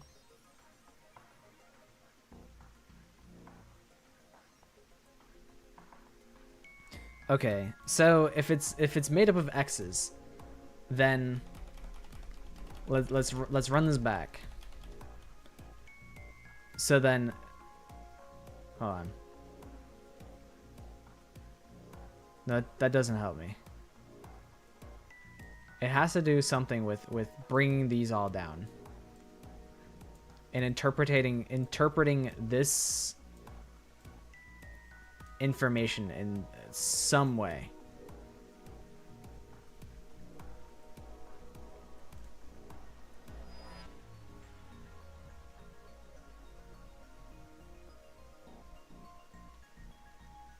Oh, is it fucking multiplication? So it becomes 3 times 3? This is such a Chungus puzzle. This Chungus puzzle. Alright.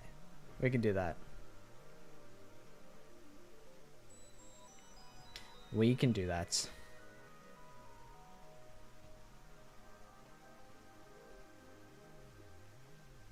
So you don't multiply. I imagine this would just be 4. 3 times 3 is 9. 9 times 0.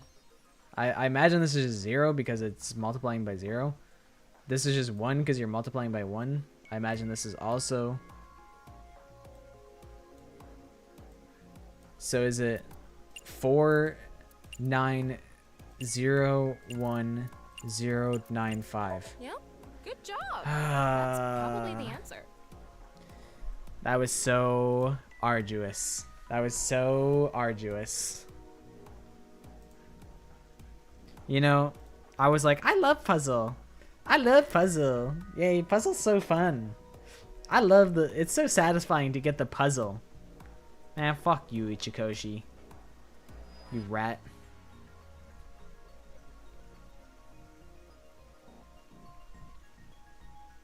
They did not,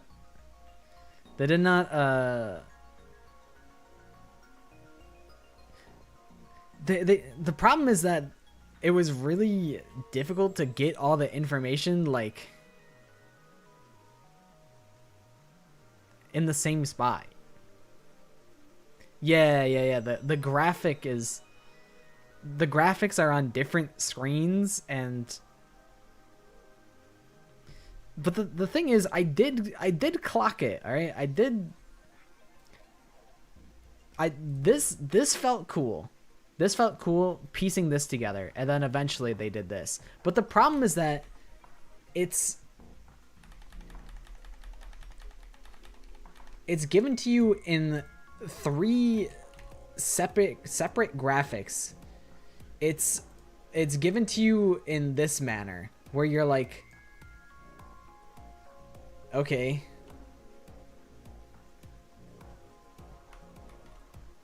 You're like I except without even these numbers aren't even here. You don't even get that.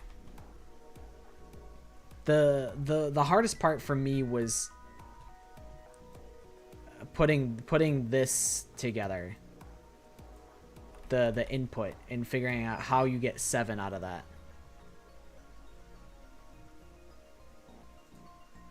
But that was kind of cool.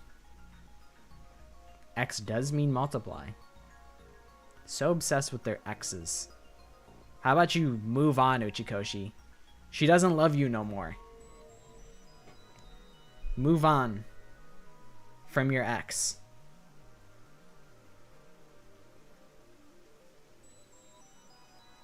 Probably.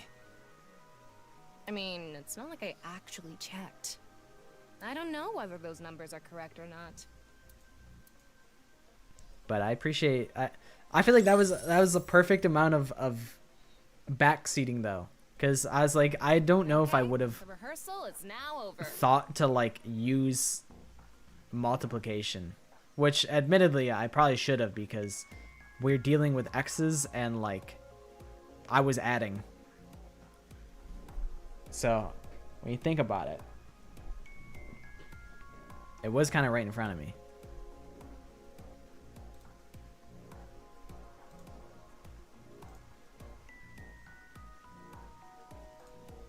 It's time to start. Are you ready? All right, it's time to act. Yeah. Okay, then I'm going to start filming. Where are you getting this camera from, Tomo? Ryuki, you're going to play the fleeing culprit this time. The one who placed the right half of Tokiko's severed body here. You just finished a big job. You need to get out of here, fast. But if you leave the conventional way, you'll be spotted by the surveillance camera. Same thing for when you entered, too. The culprit used some special method to get in and out of the room. Now, I want you to consider the situation, and whatever you might be feeling, use it for your performance. Hey, is it really necessary to act? It's important for me to get incriminating evidence of you committing the crime, Ryuki, so that you can be the fall guy when everything goes to shit. Shut up!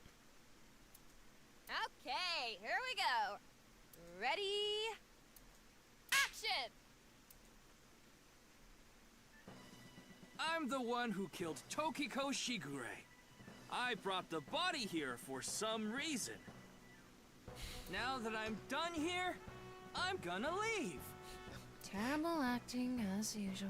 This is my favorite B movie director and lead actor. Give me a break. Okay, what did the culprit do first to escape? Well, there's that electromagnetic rail in the floor leading to the pond. It pulls the iron statue with magnetic force. The culprit probably used a remote control, but I can't find it, so... I'll try... Heave ho.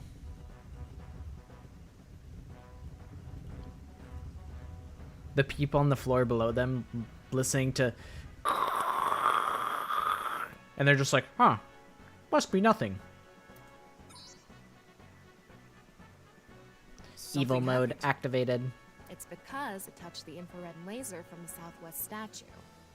Okay, so the statue was moved so it would hit the laser. Ryuki would be played by Timothy Chalamet. What did the culprit do next? Tobey Maguire. He must have also moved this statue with a remote. Okay, go. I think Timothy Chalamet would work. I could see it. The statue begins moving via the electromagnets. The culprit grins maniacally, his plan in motion. Can you not read the stage directions out loud? You're supposed to play the part of the culprit. Bucket of wet slop. Grins. What's the point of... Don't talk back to the director! Don't make me throw a fucking ashtray at you! Oh no! I need to hurry, or someone's gonna see me! Hurry! Hurry! Move! He's tweaking. Good, Ryuki. That's it. That's the performance I wanted to see. Yeah, it's a director's job to get a good performance out of their actors. Like I said, Whether it requires... probably had a remote. If it requires throwing an ashtray at his head, so be it. Fine. This scene is where we show the screaming of the culprit's tortured heart in monologue. How delightfully devilish. Alright. This statue reacted to the laser too. Open my secret fucking keypad. I already forgot what the fucking code was. Please don't make me input it again. So I just need to enter the number from earlier, right? 4901095. There. I'm not gonna remember that when it comes time to... When she asked me about the nil number, I'm gonna forget this number, even though this might be the nil number. Of course, it's the fucking waterfall.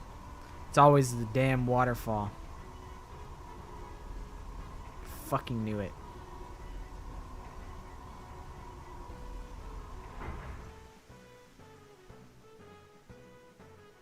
Look, a hidden door.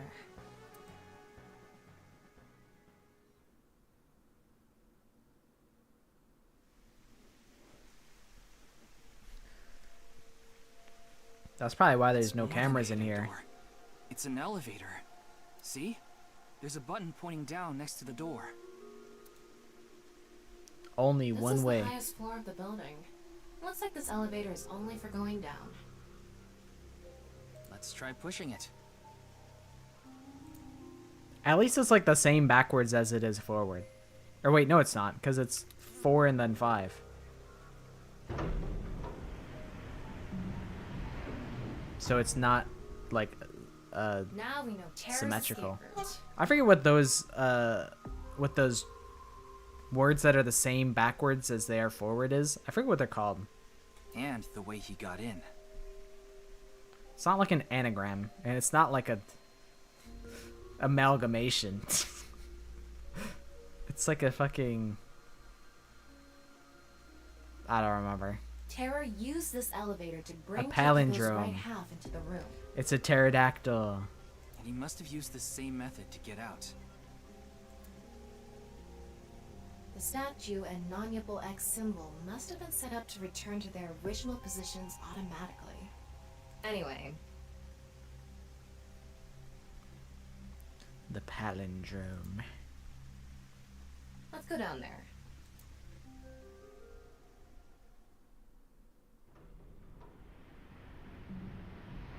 Ruki always looks so troubled. He looks tortured and tormented all the time. Ah, this is my fucking crypt where I hold my fucking gold doubloons. Not a cult, by the way. Oh, this was in Ryuki's Looks like we tunneled to the other Somnium. side of the world. You mean we're underground? Yeah, more than 160 feet deep.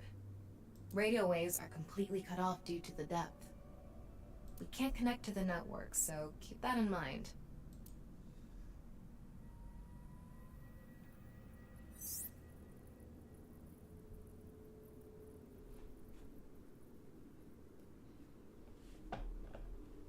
The cube from Loot Lake in Fortnite. Anyway, let's start looking around. Maybe we'll find some sort of clue. Is it really necessary to light this John with torches? At least no mobs. They didn't even do a really good job about keeping the mobs from spawning up here. Look at all... It's so dark in here. Sand is coming down from above. Looks like the ceiling has degraded. I hope it doesn't come down on us. A word that spells a different word when backwards is called an amordnalap, which is just palindrome backwards. Like dog being God. Thick pillars holding up the roof. Sand. Elevator. Alright. The cube. X-ray the cube.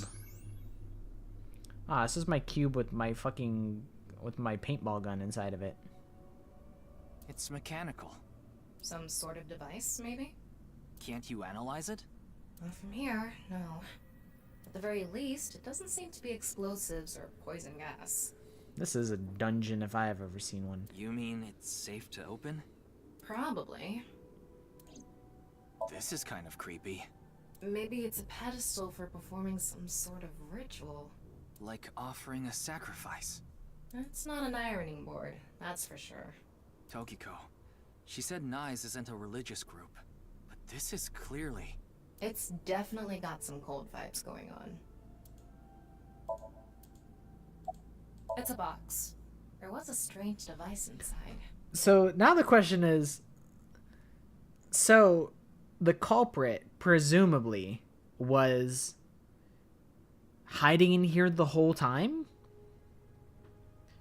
Or the culprit enters here, kills Tokiko down here, moves her body upstairs, but then where does the culprit go? If Malfeasance or whatever the fuck his name is, I don't remember. If he didn't see anyone enter or leave, then the culprit is still down here unless there's another way out, but from what I see, it's just one elevator. So is bro still down here?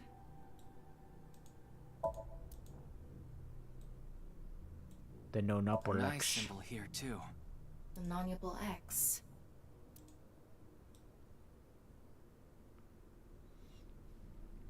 You opened the box. Don't tell me you're going to open it. Yeah. Maybe you shouldn't. Why not? Well, just a hunch. It should be fine. You said it's safe to open. I did add probably. Still, we can't just not check it. You can't get the treasure unless you lay the dragon, huh? There's so much wrong with this statement. But yes, that's the idea.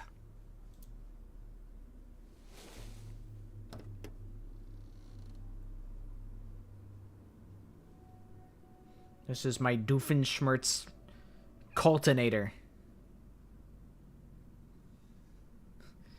Yeah, where's her where's the other half of her body? Where's the bloodstain? Where is the culprit? Where's the Lemniscate receptionist? Is that where Date is? Is Date on a date with the Lemniscate receptionist? What was that sound?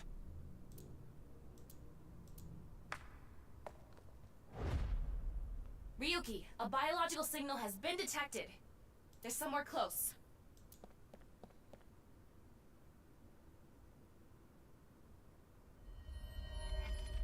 What the? Why is the Blue Man Group here? What? Why do you look like that? What do you mean? Anyway,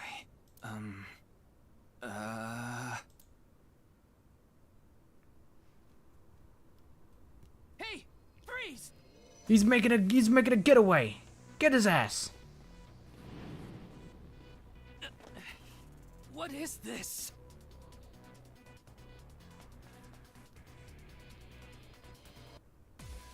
I'll climb my funny ladder.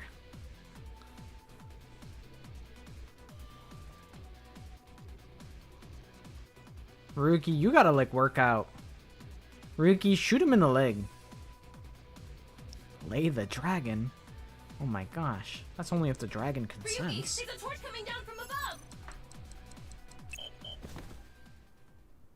Ryuki! Bro got folded. I just like to see what happens. I'm just curious. I gotta get out of here. Oh my god, I gotta catch him. Ryuki, there's a torch coming down from above! Use my sick dodge moves. There's another one! Oh my god, where does he keep getting these fucking torches from?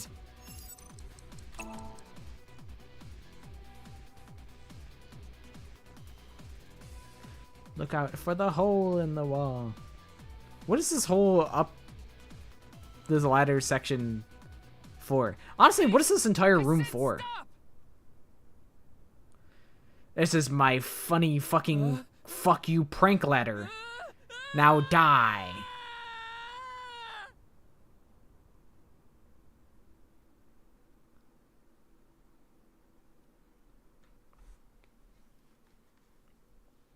This is my fucking Looney Tunes bridge.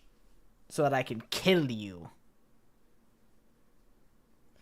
And then Ryuki died. Farewell, Ryuki.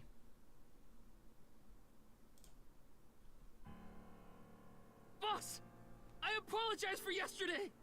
Ryuki, we wouldn't need police if an apology solved everything. I know you're doing your best on this investigation. Nevertheless, your screw-up yesterday really cost us. The investigation hasn't been proceeding like we hoped. I'll make up for it! Please, give me another chance. This reminds me of something. My daughter's been begging me not to decrease her allowance when she gets bad grades. Am I gonna lose my allowance? Your daughter? I'm still not used to hearing that. Oh? Well, I guess it's true that I don't give off a maternal image. No, you do to me. You do. I'll refrain from saying it. But I haven't done anything motherly at all, really. My daughter just turned 18 last year, but she pretty much grew up all on her own. 18? She's older than I thought. You wouldn't think it looking at this figure, huh? She's a grown woman now. She's capable of handling her business. I mean, boss. Unlike a certain someone who gets overeager and screws up big time. Wow, that's so cool. You're not gonna improve my mood like that. Damn it. Want to take a bath together? That sounds like a trap, so no thank you. Please post her. I feel like every time I try to push you in the right direction, you fold like those curtains. Come on, boss. Christmas tree. Mask. Wanna try putting that mask on? No, thank you.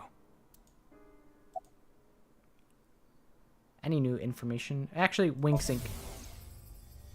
I thought you were a bit more capable than this, Ryuki. I mean, I got chewed out by my higher-ups, too.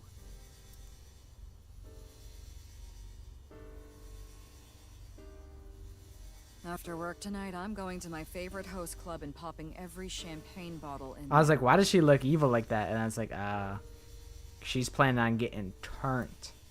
She's planning on getting fucked up. Any new information about the actually show motivation? It's all right now, because I am No, here. Ryuki. Half might. Excuse me?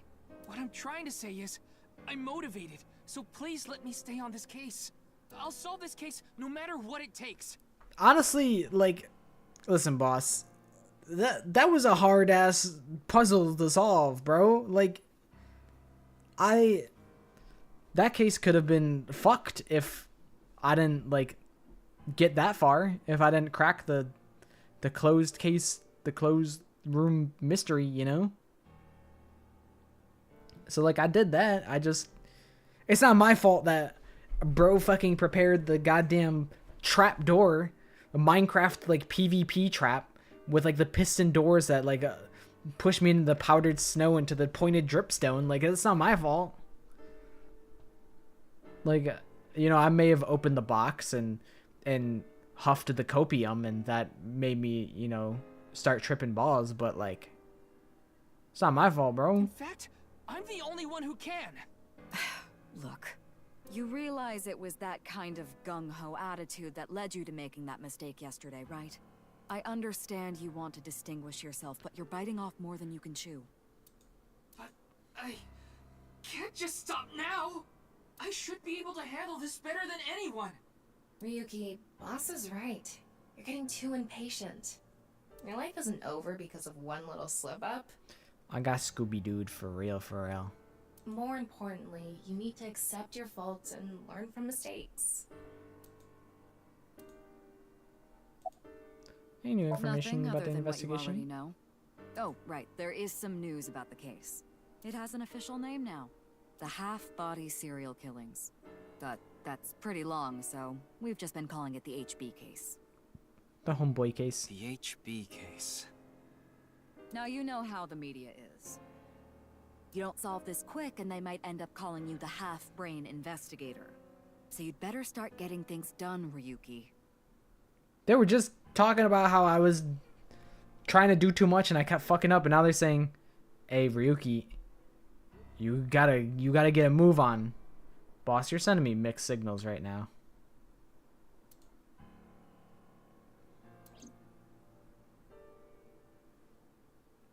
I understand your enthusiasm, Ryuki. So I'm giving you a chance to redeem yourself. Yippee! I want you to continue investigating this case. Yippee! Thank you!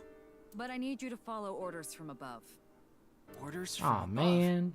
What do you mean? It's official. Kuruto Ryuki, you're being demoted to a police officer.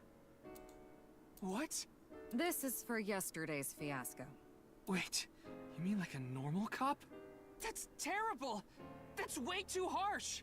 However, I'll give you 3 days.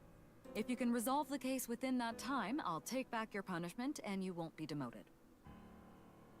I don't think he solves the case within 3 days. He doesn't even solve the case within 3 years. 3 days? Ryuki, we should look at this in a positive light. We can continue the investigation, and if we can solve it in 3 days, you can avoid demotion. It's impossible. We barely made any progress. How can I solve the case in 3 days? Ricky, all I'm saying is if you just shot that guy off of the ladder, it probably would have, like, been solved. Like, that was almost definitely terror. Like, you kind of fucked that one up, Ryuki. Me, personally, I would have just shot the guy. You know, he was climbing the fucking Metal Gear Solid ladder. The longest ladder in history. Just, like, shoot him in the leg or something. Maybe he falls. Maybe he dies. You know, so what?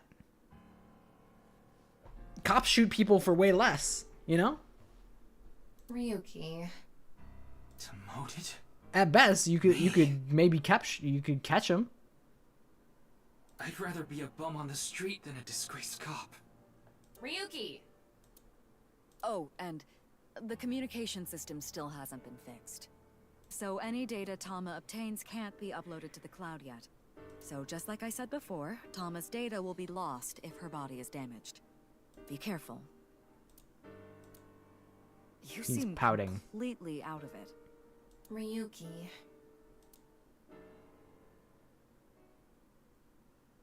I mean, yeah, he's got his back pushed against the wall, and everyone's saying, "Hey, Ryuki, you're like a fucking mess," but you still have 3 days. Still have 3 days though. We're gonna keep pushing you, even though we can tell that you're like at Ryuki? your limit. But we're gonna keep pushing you. Yeah. I think the scenery helped me calm down a bit. But to think... demoted. Me. You still have 3 days. If you can solve the case by then... It's impossible. I can't believe I was told this today, of all days.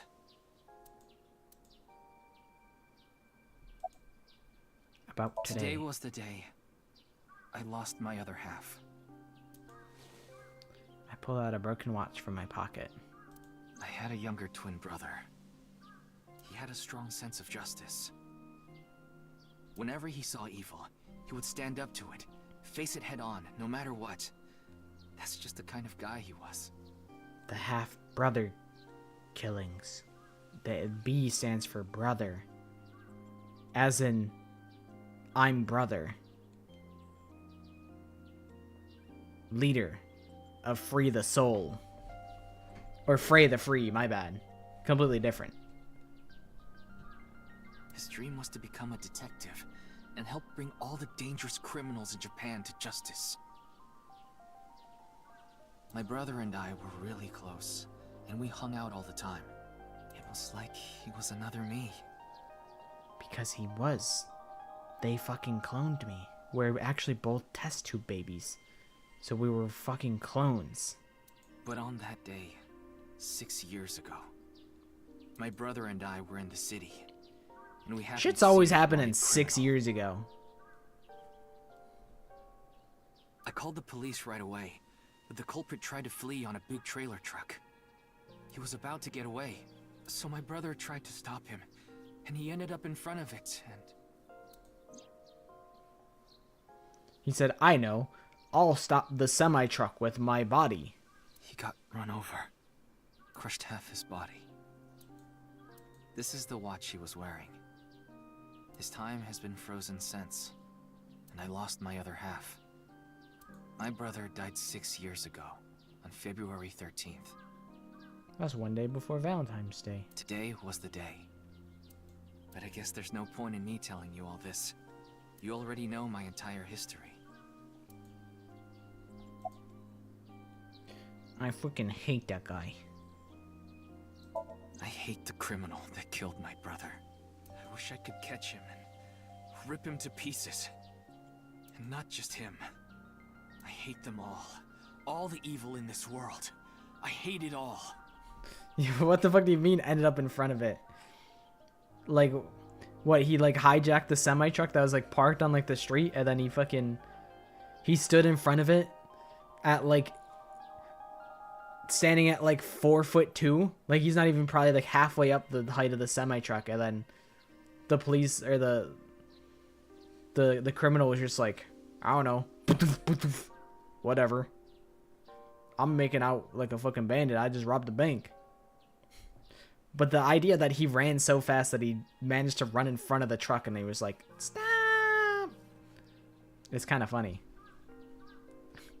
It's actually, I guess when you think about it, it isn't too impossible in the Somnium Files logic. You can curve a bullet by throwing a pipe. Like, you can just do that. And Mizuki can just like beat the shit out of everybody. And Ryuki can dodge bullets. Then, are you really going to give up now? I guess it's not impossible. If you give up, the evil wins. Miyuki, isn't there something you should be doing for your brother? Think about it. Yeah, you're right, Tama. Thanks for reminding me of my promise to him. I'll become a hero of justice. That's why I decided to carry on his dream and be a police officer. If I fall into the bottom, I just need to crawl my way back up. I can't let it get to me now. Why I became a sinker. The reason I became a sinker at Abyss was so I could encounter the more vicious criminals. The foul, immoral kind that evade the law. Sinkers dig deep into their hearts and make them pay. That's my idea of a hero. I lost something of mine in order to become a sinker. One of my eyes. I had to extract my eye to become a sinker. So you could transplant an AI ball. Me. The surgery was last summer, right after I was assigned to Abyss. Yes, so you and I have known each other for about half a year now. I've lost many things along the way, but thanks to you going into my left eye, I feel like a lot of that emptiness has been filled. Would you guys have eyeball in your eyeball? I don't know if I would willingly give up my eye. I think if I happen to lose my eye via like circumstances, I'd be like, hell yeah. But I don't know if they're like, yeah, we're gonna like strip you of something that you've had your entire life and you get eyeball. I mean, like, as far as things go, it looks like it's pretty normal for him. Plus he gets like, he gets HUD, he gets IRL heads up display, and that's pretty cool. But like, what if Ilama says, we're implementing eyeball ads that are mandatory?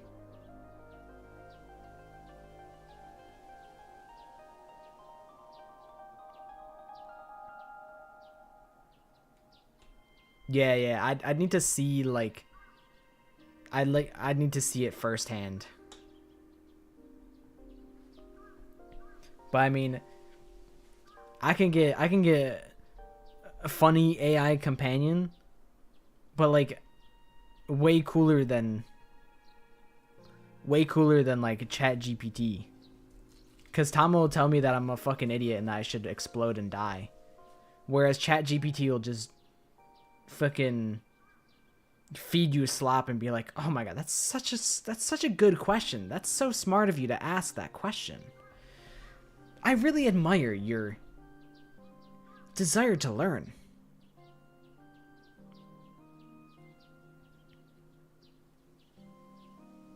Yeah, I want Aiba. Although I guess I'm like, would I rather have Aiba or Tama?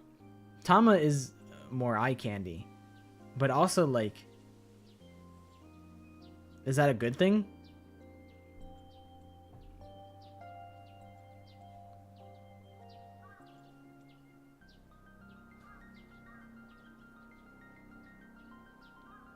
Like Tama saying all this stuff about wieners and boners, I'd be like, I am the boner. I'm boner now. This is your fault. And what am I gonna do about this? Like, that's kind of awkward.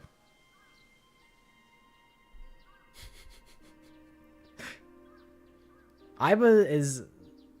I ride for Aiba. I like Aiba the most thus far. But I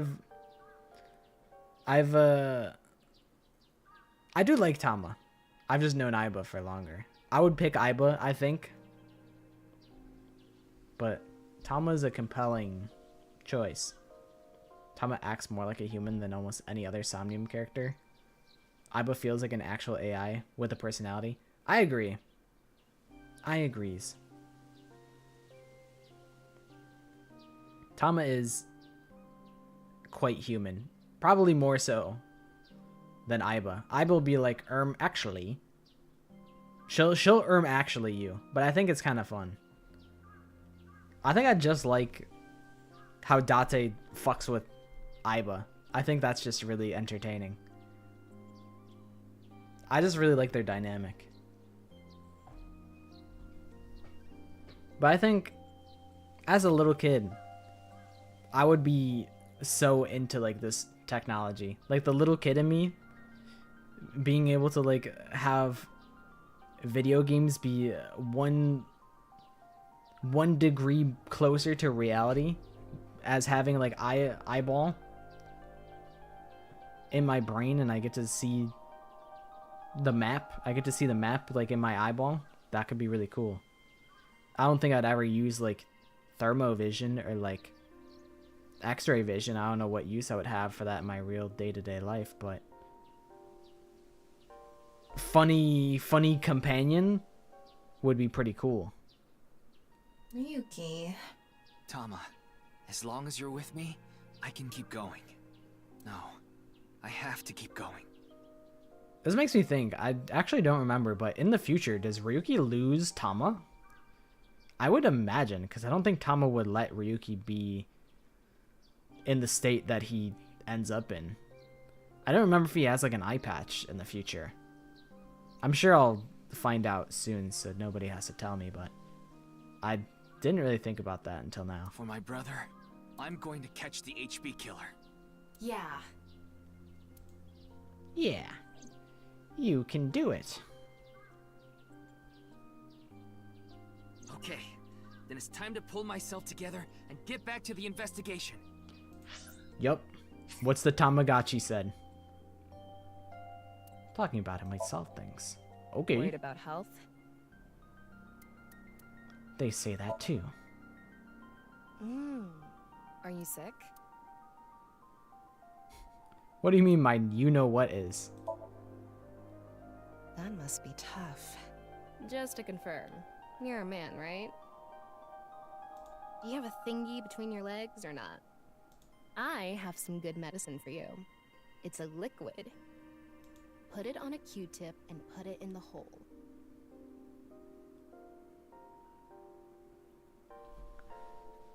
No, no, no, no. Tama, no, no, no, no, no, no, no. We're not. Nah, nah, nah, nah, nah, nah, nah, nah, nah, nah, nah, I nah. think that'll make it better. I appreciate the suggestion. You know, it's maybe someone else, but not me. I'll. Oh, I was talking about your nose. Oh yeah. Okay. You know what? Yeah. You know, it's good to clean out your nose and your ears and your. We know damn well you weren't talking about your nose. You led with do you have a dingling? Fucking bullshit. Stop the cap. It's fine. Dress me as you please. I want the normal fit. How do I get the normal fit? Okay, there we go. Yeah, looks good. I like the normal hat. The normal fit is the wave. Alright. But what I really came for was the Tamagotchi. I want to befriend a jellyfish. Even if you befriend it, you'll pickle it and eat it. Tamagotchi. So, got any new intel? What? I'm sorry. Do you have any new information for me, please, ma'am? Yes, I do. I looked into Chikara Horidori some more and came across something fishy. Tamagotchi. Also, I found something interesting about Shoma. I'll probably save the rest of this for the next stream. We've been here for a hot minute. We wasted a lot of time before stream, but then we ended up going pretty late, so it worked out. I'm gonna be honest. I'm like scared for the Danganronpa OC stream. I'm like not really prepared for that, and I fear the people that show up and they're like give me suggestions. I'm afraid of what they're gonna expect of me. Like, I'm not an artist. I've seen people get really demanding with like some streamers will do like requests, like, oh, it's Sunday, it's request a sketch. And then people will be really pushy about stuff, and I don't want that to happen. I don't want to have to yell at anybody. So I hope that everybody is just chill and they're just happy to talk about ideas and whatnot, because that's really the whole idea is I just want to goof around and create silly characters.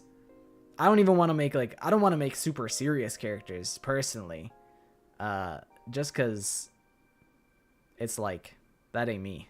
I'm not a super serious person. But yeah, I don't know. I hope it'll be fine. I haven't practiced pixel art literally ever in my life. But I do have a template. So I think somewhere between now and the OC stream, I'm gonna have to like practice a little bit just so I have something. Just so I am not starting from square one.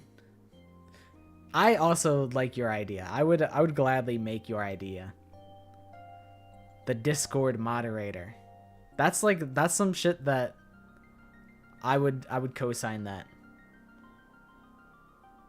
I do actually have a whole website for the Fangan that I worked on when I was like in high school. Or I guess I was in college. Almost like 10 years ago. So if there's a lack of like ideas, I can always just pull from the ideas that I had and we can just talk about them and use that as a jumping off point. So I think we'll actually be okay. But I do want to think about something like a stats system to like allocate allocate stats to like a character just to like determine how strong and how intelligent they would be. I think that could be fun.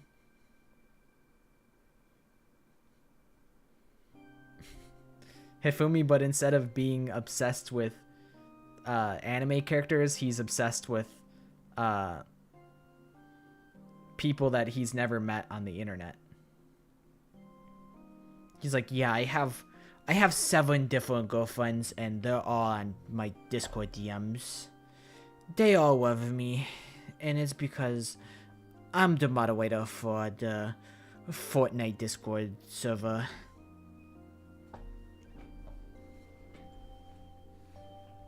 Whereas Hifumi rejects 3D women.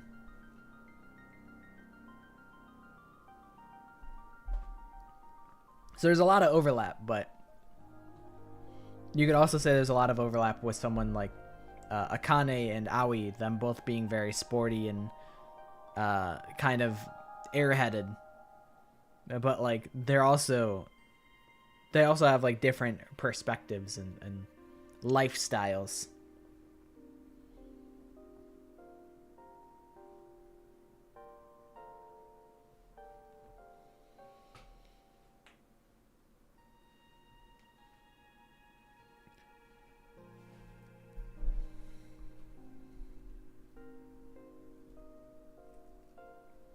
But I am a little bit worried about that stream, but I'll do my best. I do need to just set up more for it and have kind of like templates ready for that. Just so that it's not a shit show. But it might be a shit show. I don't know. It might be a shit show. My idea was we make a bunch of bullshit characters and then we make a bullshit story for them, and that would be our ultimate Danganronpa fan game stream that we just like we crowdsource like a stupid fan game. But I think there's a real possibility that people would be upset that I take their serious characters that they're like, oh, I really like the idea of like the ultimate like archaeologist, and he studied abroad in like Egypt to like, you know, study the pyramids, and he became the youngest person to uncover fucking real fucking dinosaur bones. And people are like, oh, this character's so cool, I love them. And then in my shitty like throwaway fan game story that I write on stream, it's like he fucking fell into a spike trap and he died. And like that's it. That's the whole thing that happens. The motive is that everyone was given laxatives, and there's only one bathroom on the floor. So everyone wants to use the bathroom, but there's not enough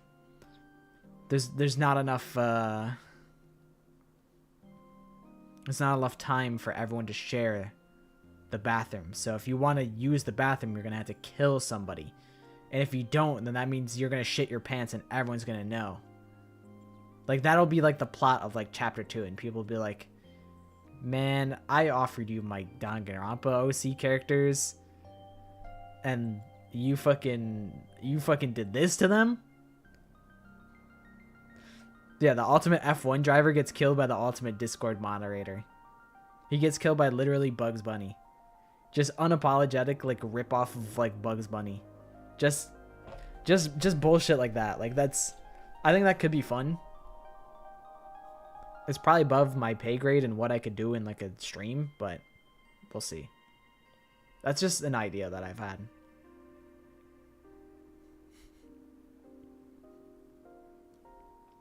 Fug's funny. I do have some actual ideas though. I won't spoil them, but with having made a bunch of ideas for talents, I also had a couple ideas for murder schemes. I think I've talked about a couple of them though, so it probably wouldn't be much of a surprise, but I'll keep it under wraps for now. But yeah, I do have some neat ideas, I think. And then it'll be like, oh, that's like a neat idea, and then it resolves in like the dumbest way that I can possibly think to resolve it.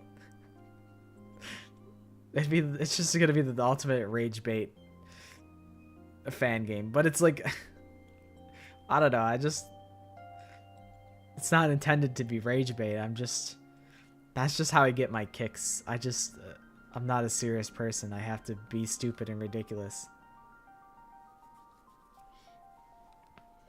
But yeah, that'll be it for Somnium Files for today.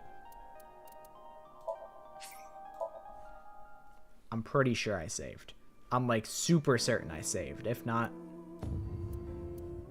L me. Okay, we did save. Seesaw murder again, but the person is launched from Seesaw A to Seesaw B before. Yeah, it's like they set up spikes on the roof and they seesaw them so hard that they launch up onto the seesaw and they get spiked on the top of their head.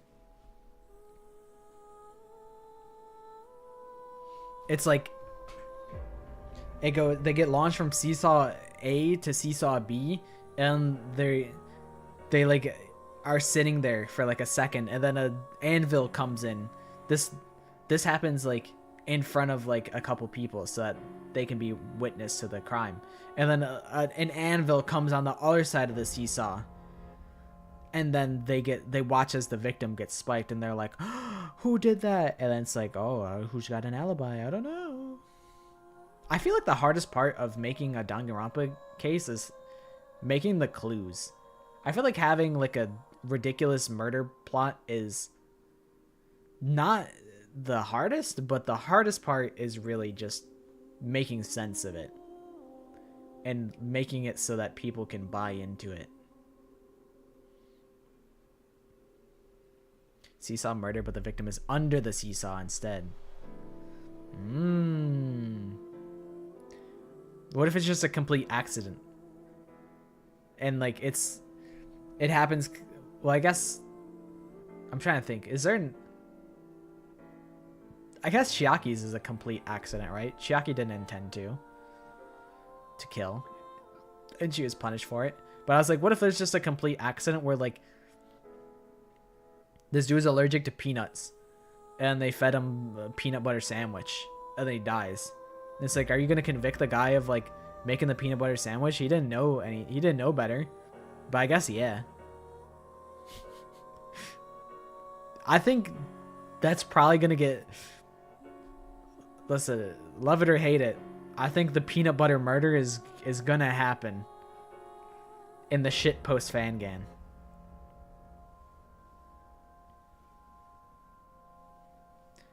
Danganronpa chapter where there are no clues and it's just an alibi / motive trial. I feel like those are easier than like, oh, here's a piece of cloth that's in the pool in V3, and it's like, oh, this leads to this character. It's like, I don't know. I feel like you kind of gotta like scatter random bullshit to breadcrumb people into solving the case, and that feels like the hardest part.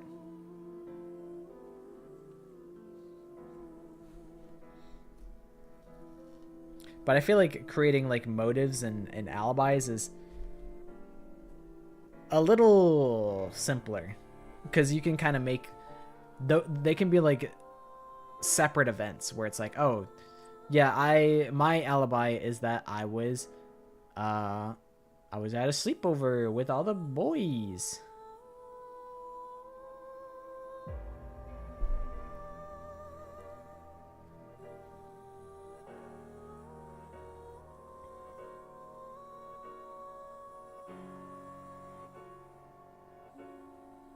I feel like making the clues is really the hardest part.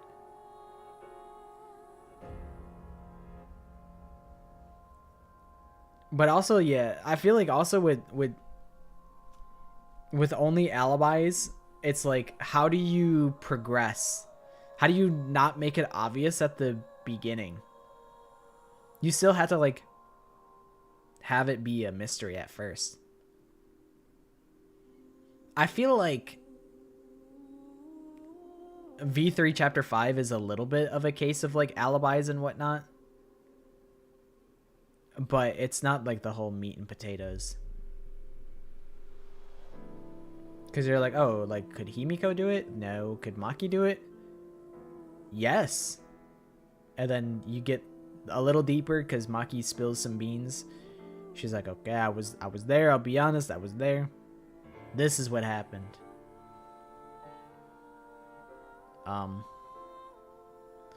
But yeah, I feel like the hardest part of writing a trial is the clues. But I don't know. We'll just have to find out, because I don't know what the motives would be. I think I am a big fan of the fact that all the motives prey on like people's insecurities and their desires and their fears, rather than forcing them into situations that are just completely unwinnable. It's like twisting their nature against them in order to make them do bad things. That's one thing that I really like about the first game and the third game for the most part.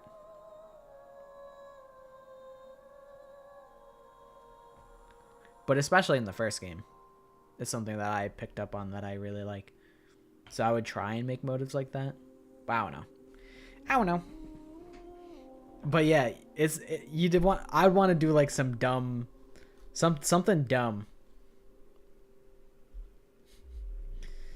If you murder someone, you get lifetime supply of Welch's fruit snacks. And then it's like, oh man, I got such a sweet tooth. I haven't had Welch's fruit snacks in so long.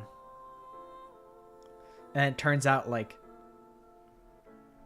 the person that actually murders for the fruit snacks, he's like, oh well, I'm actually diabetic, so like I need the sugar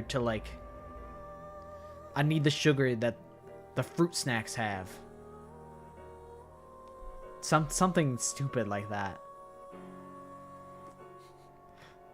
The Discord mod kills the track star because he took a screenshot of his NFT. That's really good. That's basically the plot of Dangan 1 Chapter 3. Where like, fuck you, you're taking my waifu away from me. I'll fucking kill you. It's kind of the same level of petty. But I like it. I think we could really craft some terrible garbage as a collective. But I do feel like there's going to be a lot of people that are going to want to take it way more serious than I would. Because people love that shit. People love their fan games. And not to say that they shouldn't. I love that for them. But I'm just not a serious person. I feel like my whole shtick is that I'm a little goopy goblin creature. We probably won't stay here for very long, because I've already been here for a while. But yeah, Somnium Files, pretty cool.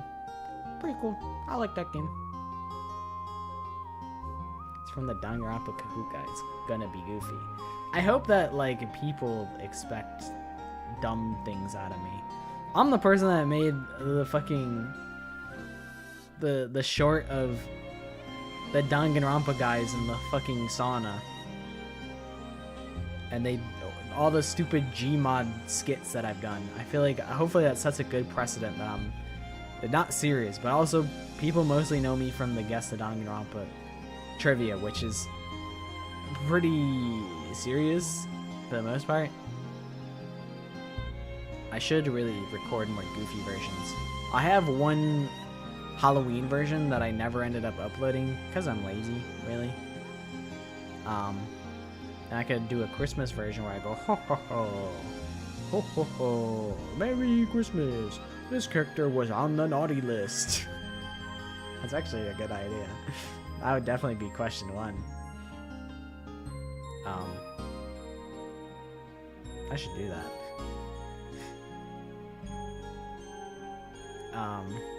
What was I gonna say? Yeah, I think a lot of the trivia crowd who may not be familiar with me on a large scale they don't know me well enough to know that that's my vibe, but they're gonna learn. I'll be damned if they don't learn. They're gonna learn. They're gonna learn who I am, and they're gonna be forced to like it.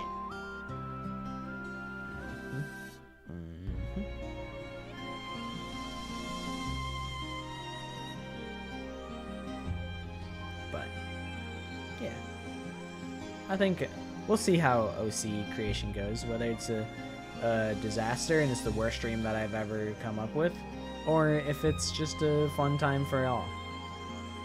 Let's hope it's the first, or the second. Let's hope it's the second rather than the first.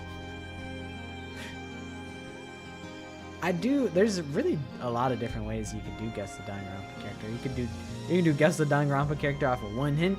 You can do Guess the Danganronpa bonus, a 2-for-1, where you give hints that apply to 2 characters and 2 characters only, and you try and guess which 2 characters that is. A lot of fun ways I could play with the format, and I've chosen to do none, because I have a format that works for now, and I'm like, I'll just let it ride for as long as I can. I'll just milk it as long as I can, and that's what I've done. But I really should upload them more often. I don't have any reason to go a full month with only uploading 1. It's not that much work. I just have a lot of videos on my plate. I have 2 full videos that are totally edited, and I just need to make the thumbnails and upload them. That's where I'm at. And then I also have, I want to make Danganronpa in 2025 full talk about everything in the sphere, about what's happened. I want to do a recap sort of video, because I've done that for the past since 2019. So I think it would be appropriate for me to do it by the time the year ends. So that's kind of a priority for me. And I also want to do a main channel video by the end of the year. So I really need to stop fucking around and start locking in. YouTube is harder than your 9-to-5. Guy who doesn't do anything, literally me. You can just be the biggest bozo, lazy bones piece of shit and do okay on YouTube. I think the hardest part of YouTube is not giving up.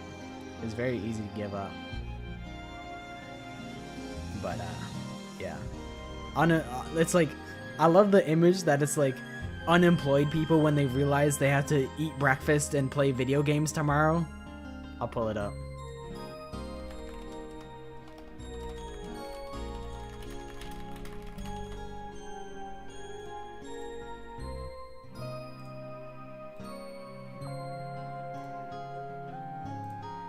This is streamers.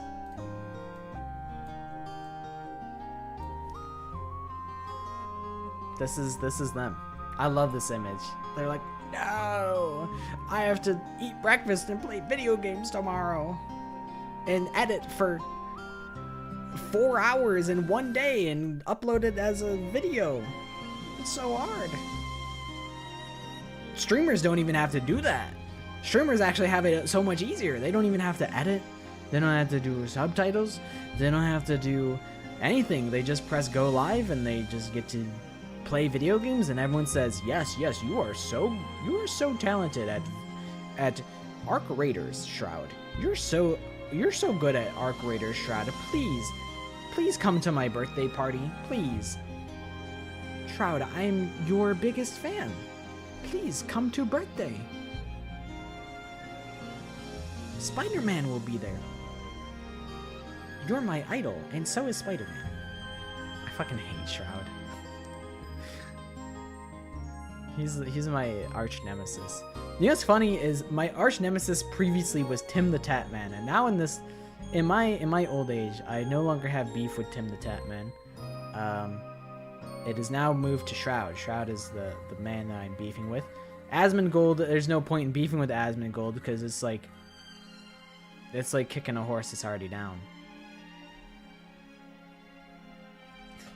Playing video games must be so difficult. Much more difficult than flipping burgers and putting fries in the bag. You know what's funny is I've flipped burgers and put the fries in the bag. I've literally done that. I don't think that job really helped a lot for like my ego. Like I had such low self-esteem, and then I started working there and I'm like, wow, really everyone here is worthless. Everyone here is so incompetent and worthless, and it makes me feel way better about myself. I thought I was the biggest bum piece of shit like of all time, but somehow my coworkers are worse.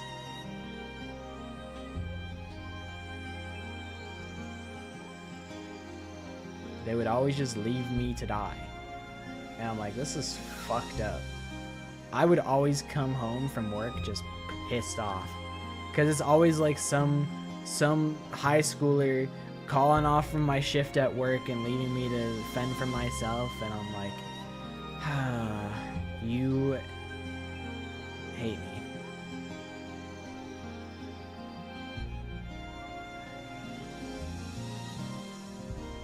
Absolutely no help in that place.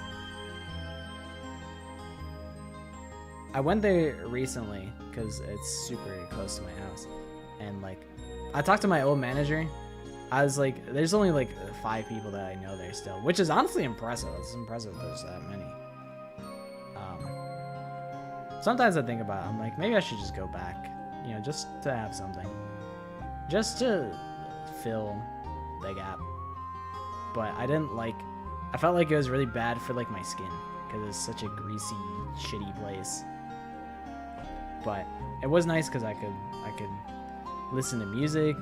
You just autopilot the whole time. But it's like, I don't know. You're just stressed like most of the shift, and it's really you're just stressed because the people that you work with are fucking worthless. But I had to, dude. Sundays were goated. I loved Sundays. I had the whole Bud Squad. There'd be like 4 of us in like the middle of the day, and it was all my fucking boys. And I'm like, yes, dude, Sundays are great. And then on Tuesdays, it's like, yo, Trevor called off. I'm like, explode. Explode right now, please. Someone would call off, and then they would show up like 4 hours later in the drive-thru and order like food. And I'm like, you're such a piece of shit. And I used to work with this really mean, I don't know, calling her mean, she was just very stern. She wasn't mean to me. I think she was really mean to a lot of people, but that's because there was just a lot of bozos. She was nice to me. But there's this very stern old lady that used to do everything really by the books. And she liked me because, you know, I was a good little noodle. I think about her a lot. I hope she's doing well. Sometimes I think about just like calling the store and being like, hey, can you just tell Diane that like I hope she's doing good? Because yeah, she was always very nice to me. Can I get a triple cheese? It was always a McChicken. They always came for the McChicken. Cause yeah, I worked at fucking McDonald's. as someone who worked at McDonald's, people don't listen to me when I say don't order the McRib. I don't know why y'all don't listen to me. I'm the most qualified person to say please don't order the McRib, and I'm saying this for you, not for me. I'm giving you this intel because I'm the one who makes the McRib, alright? Them motherfuckers are soaking in barbecue sauce for like hours. And like, I don't know, it's just kind of gross. You're supposed to throw them out after like 1 hour, but them motherfuckers will sit in there for like 4. That's like 4 times past what their expiration date should be. So I wouldn't order one. I implore others not to order them. But I can't stop you, and that's my only regret, is that I can't stop you from ordering the McRib. That's my one regret in life. And I also I'm trying to think, is there anything else I think is just terrible?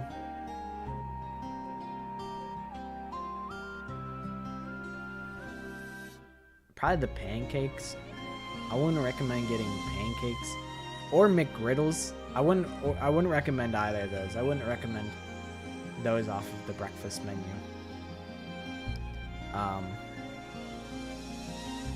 Honestly, like, if you're ordering from McDonald's and you're not afraid to,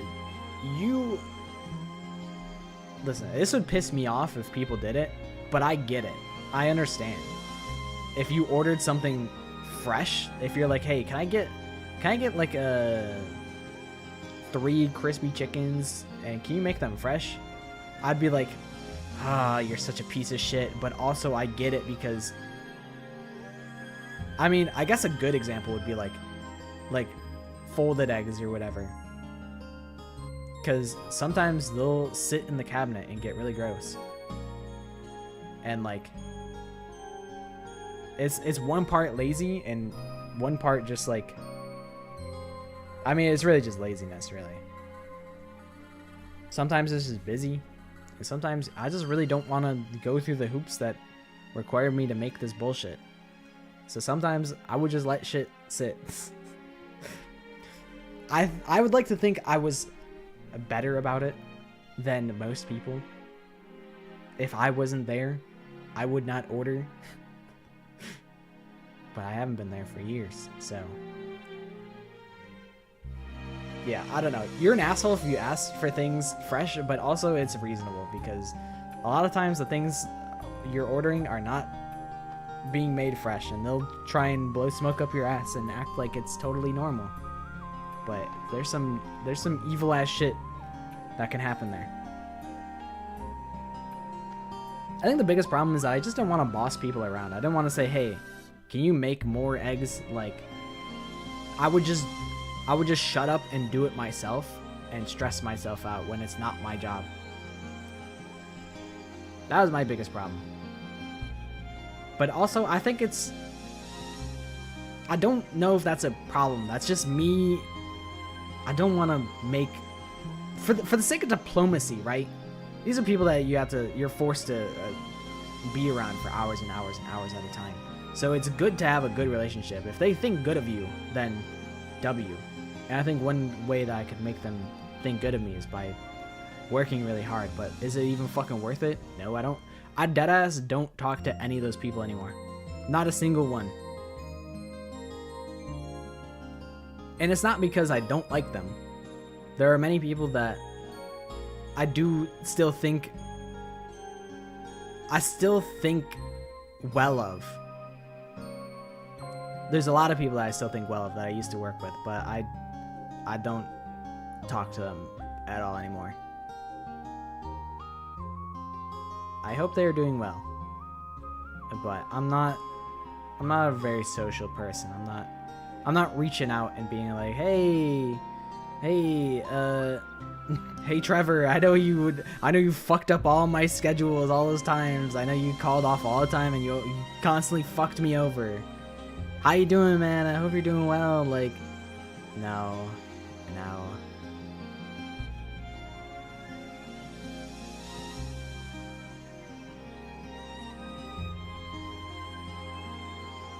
Yeah, pretty much. It's like, I don't know. I was gonna say it's kind of like school, where you're kind of just forced to be, like, amicable with people that you're forced to be around for, like, half of your life. And then once you get out of school, you just don't see those people again. But all of my good friends are people that I met in school, so there's some truth to it. I think some friendships will,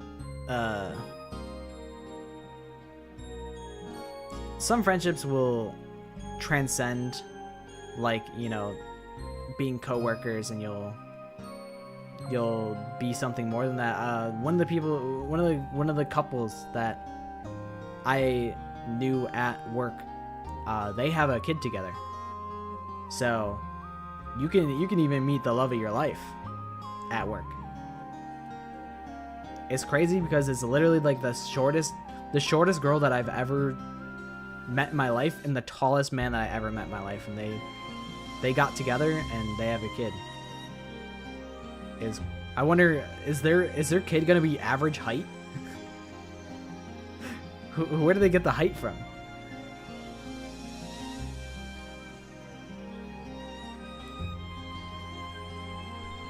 Friendship over 6 years is a friendship that'll last forever. I agree. Actually, maybe. I have friends that I was, like, really good friends with in, like, grade school and up until high school, but I don't talk to them anymore. I don't talk to them anymore. And it's not because I don't like them. I just feel like we've grown so far apart that I don't know if I have anything to, like, bring to the conversation, you know? But I'm also, like, very antisocial, so it is what it is. But I still like them as people. I just don't know if they ask me, like, hey, would you like to, like, go out and do something? I don't know if I would say yes. But that's also just the person that I am. I'm not the one to go out and do things, really. But I have been thinking about making a point to do that, like, with my current friends, and being like, hey, let's, like, do a fucking puzzle. Like, let's just link up and do I don't know, we'll go to the movies, or we'll go to the, I've been wanting to take them to do airsoft. I think doing airsoft could be fun, because I'd done airsoft and then I got COVID. I got COVID from playing airsoft, so I'm like, I don't know if I really am eager to go back there, but I don't think they'll give me COVID again, so could be worth trying to make happen. I think it'd be fun, just as like a one-off side quest, you know? Hang out with people is like setting up around, yeah. It really depends on the scale. I was thinking just like get like 3 or 4 of us, rather than trying to get the whole like 9 to 10 of us. But yeah, like, I have a solid amount of friends currently, so I'm not super worried about like the people that I was childhood friends with not being in contact with them anymore. I'm sure they think of me fondly, and I think of them fondly as well, and that's cool with me. I'm content with that, you know?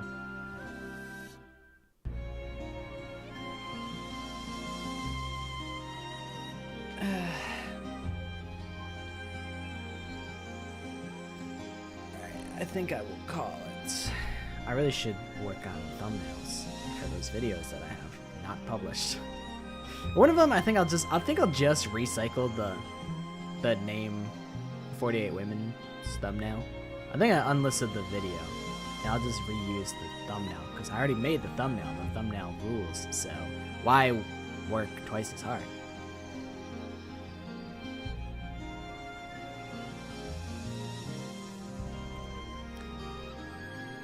Say it's better to have 1,000 friends that like you than one friend who hates you. Yeah, I don't know if that's how the saying goes. I thought it was, it's better to have one friend. That's it. Any more than one friend is too many friends. Cut them out of your life. Immediately. You are only allowed to have one friend. I think that's how the saying goes, actually.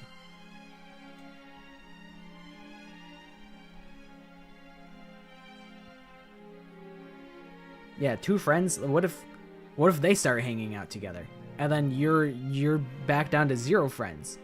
So like, it's just one friend. You need to have one single friend, no more, no less.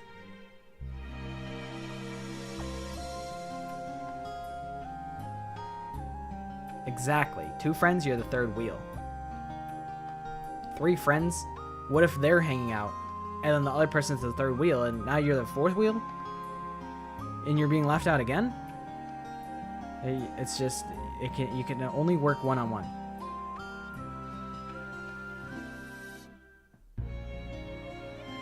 Exactly.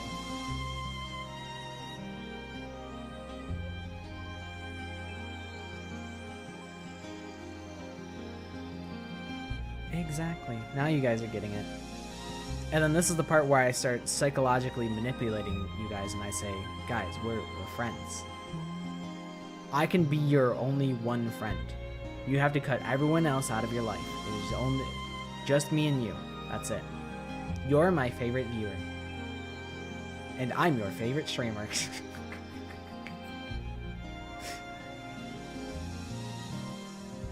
Yeah, if you have 4 friends, then you're in bird formation, you know? It's 2 pairs of 2s, and then you in the back? That's no good.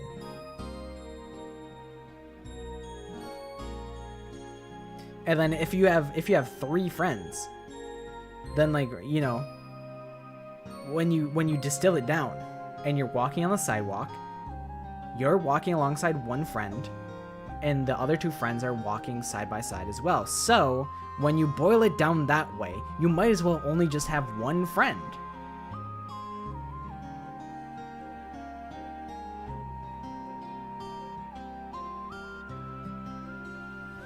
So really, when you just distill it down to its pure roots, one friend is the perfect number. The parasocial premium, apocalypse, and friendless, exactly. That sounds really bad. That sounds so bad. You guys cannot be the friendless. I can't allow that to happen. The idea that you guys would have no friends just to watch me, that kind of upsets me. I don't like that. You guys need to have friends. You guys can't let that happen. You can't let them win.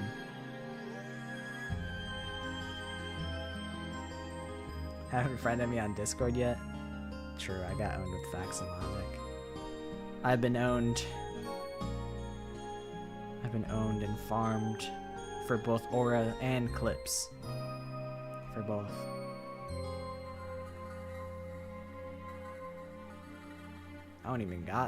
There ain't even anything even in the pockets. There's no worth. They don't have any worth because they're not real. The pockets, they don't exist. I'm not pockets. I don't even know who that guy is. People say, oh, Apocalypse, I love your videos. And I say, I'm not Pockets. I don't know who that is. You keep saying that you love Pockets, but I'm not Pockets. Weird. Curious. Strange, even. But with that, with sufficient gaslighting done. No, I'm a 40-year-old woman, because everybody... It's common knowledge that VTubers are all middle-aged men pretending to be young girls, so because I'm pretending to be a young man, that means I'm a middle-aged woman. That's how that works. That's how that's every VTuber. That's every single one. The people that have no idea what anime even is say that. So if enough people say it, it must be true. That's just how that works. It's simple math. But yeah, that's that. That'll be that at the end of the stream. Holy stutter. That'll be the end of the stream. Had a good time with Somnium Files. The Nyes puzzle will live rent-free in my head for the next 2 weeks. But next week we'll probably continue with Somnium Files, and then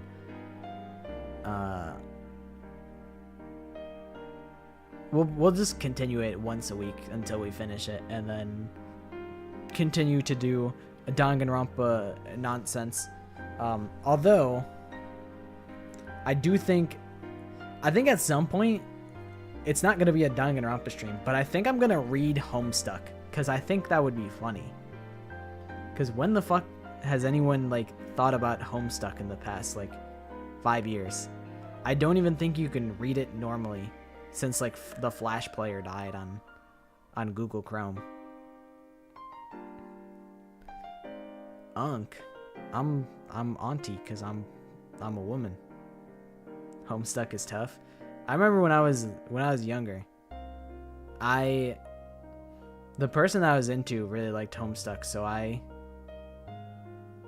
got into it. Oh, there's a reboot? I didn't even know about that. I was gonna read the original Homestuck and potentially alter the trajectory of if I ruined somebody's trajectory of their life by introducing them to Homestuck and getting them into it. That would be kind of funny. And that might be a W. That might be the end goal. Is to get one person into Homestuck and be solely responsible for their life trajectory permanently being altered. I never got super deep into Homestuck, but I gave it a solid try. Good night, Lori. But I didn't know that there was a reboot. The friend list to Homestuck pipeline that's some diabolical shit. You would think that I just hate you would think that I hate the people that watch me. I'm ruining their social life. I'm ruining their social life again by making them Homestuck fans. I'm really just setting up my viewers for failure.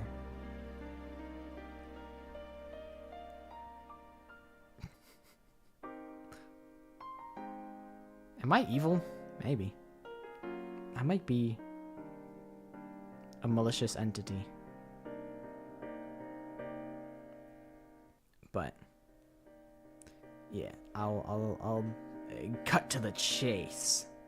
I appreciate you guys hanging out during the Somnium File streams. I know that they're not the most popular streams, but that's okay. That is a-okay. I do not mind. Because I just like to play the game.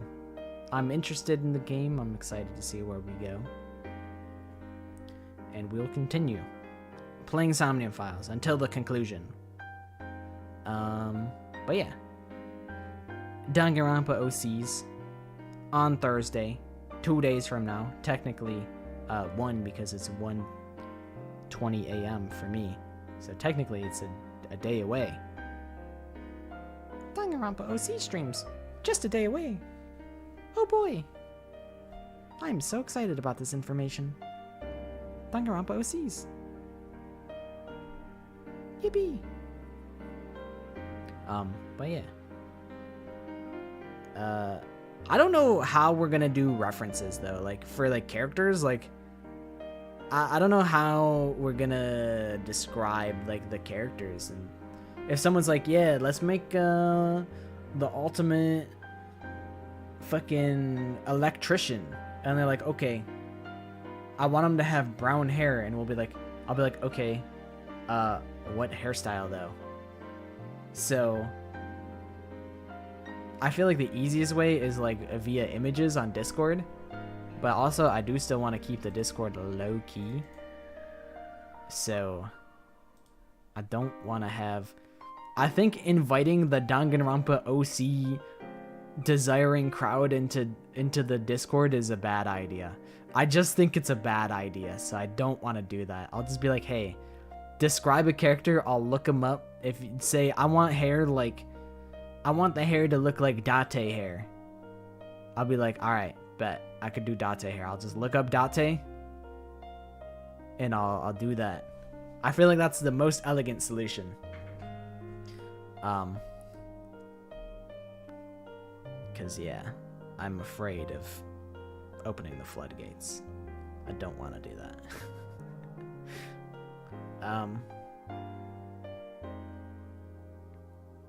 But yeah, we'll see how this goes. And it might not be if it goes well, it might not be the last time we do it. But we'll find out. We certainly will find out on Thursday. Hopefully I'll see you guys there. If not, that's also no big deal. I hope that you guys enjoy the rest of your weeks. I hope that you enjoy the rest of your nights / days, whatever time of day it is. I appreciate you guys hanging out with me for as long as we have, because this has been a pretty long stream. So yeah, I'll be back on Thursday, and I'll see you guys again soon. Bye-bye!